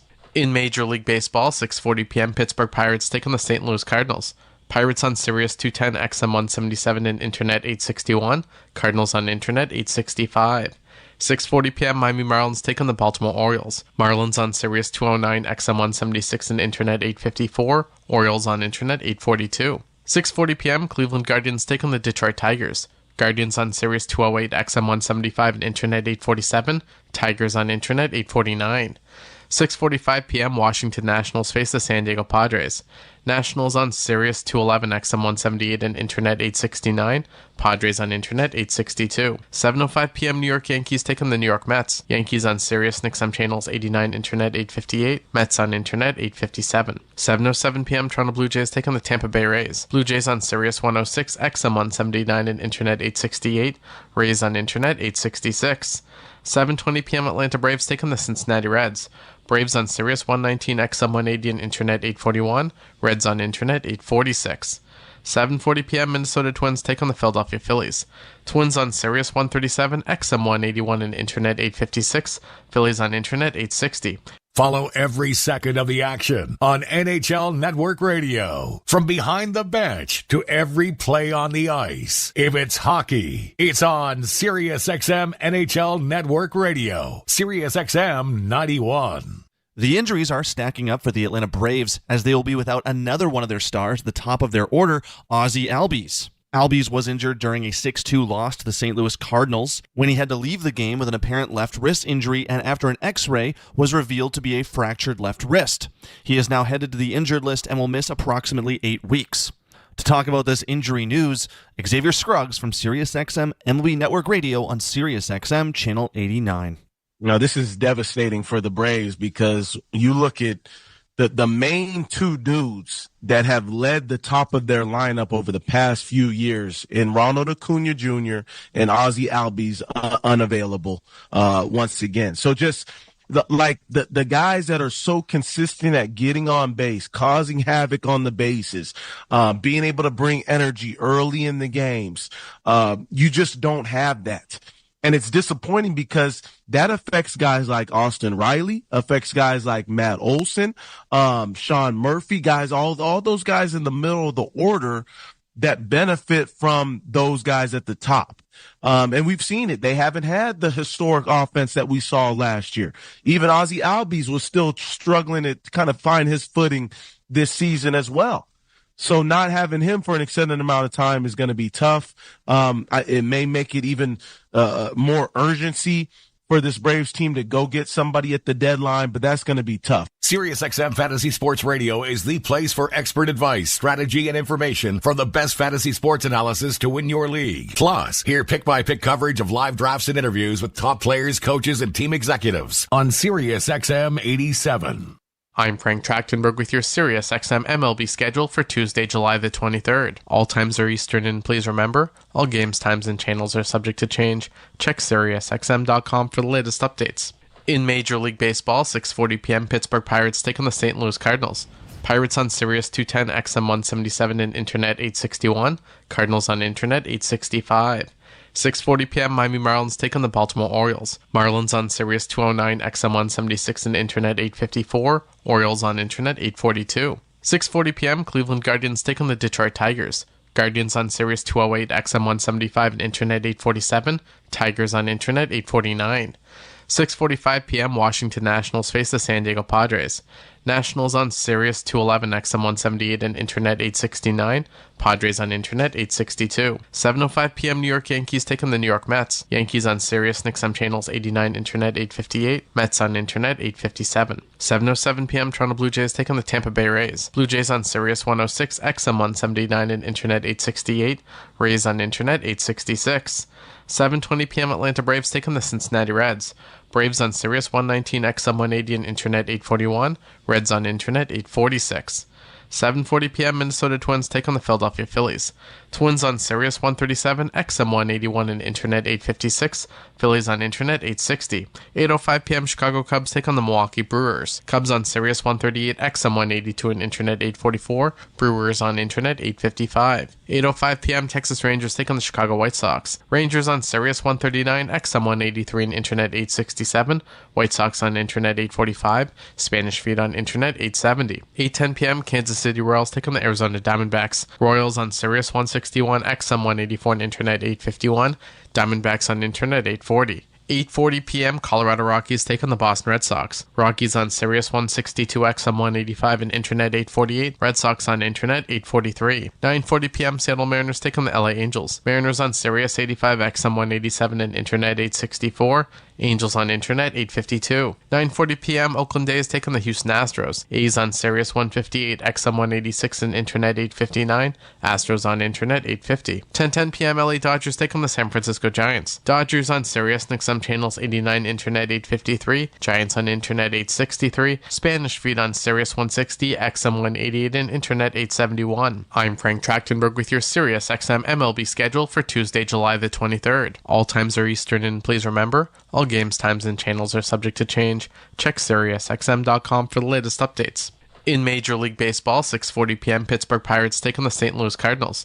Pirates on Sirius 210, XM 177 and Internet 861. Cardinals on Internet 865. 6:40 p.m. Miami Marlins take on the Baltimore Orioles. Marlins on Sirius 209, XM 176 and Internet 854. Orioles on Internet 842. 6:40 p.m. Cleveland Guardians take on the Detroit Tigers. Guardians on Sirius 208, XM 175 and Internet 847. Tigers on Internet 849. 6:45 p.m. Washington Nationals face the San Diego Padres. Nationals on Sirius 211, XM 178 and Internet 869. Padres on Internet 862. 7:05 p.m. New York Yankees take on the New York Mets. Yankees on Sirius and XM channels 89, Internet 858. Mets on Internet 857. 7:07 p.m. Toronto Blue Jays take on the Tampa Bay Rays. Blue Jays on Sirius 106, XM 179 and Internet 868. Rays on Internet 866. 7:20 p.m. Atlanta Braves take on the Cincinnati Reds. Braves on Sirius 119, XM 180 and Internet 841. Reds on Internet 846. 7:40 p.m. Minnesota Twins take on the Philadelphia Phillies. Twins on Sirius 137, XM 181 and Internet 856. Phillies on Internet 860. Get the latest news, opinion, and analysis from MMA to boxing and the professional wrestling world 24/7. SiriusXM Fight Nation, SiriusXM 156, and the SXM app. Host Jim Memolo was on SiriusXM MLB Network Radio on SiriusXM Channel 89 to talk about what the Seattle Mariners should do before the upcoming trade deadline and why there's nowhere to go but up for their offense. Here's the beauty of being the Mariners, in my opinion, and I wonder if Jerry DiPoto looks at it the same way. If you've got the pitching, you can load up on minor deals for journeyman hitters.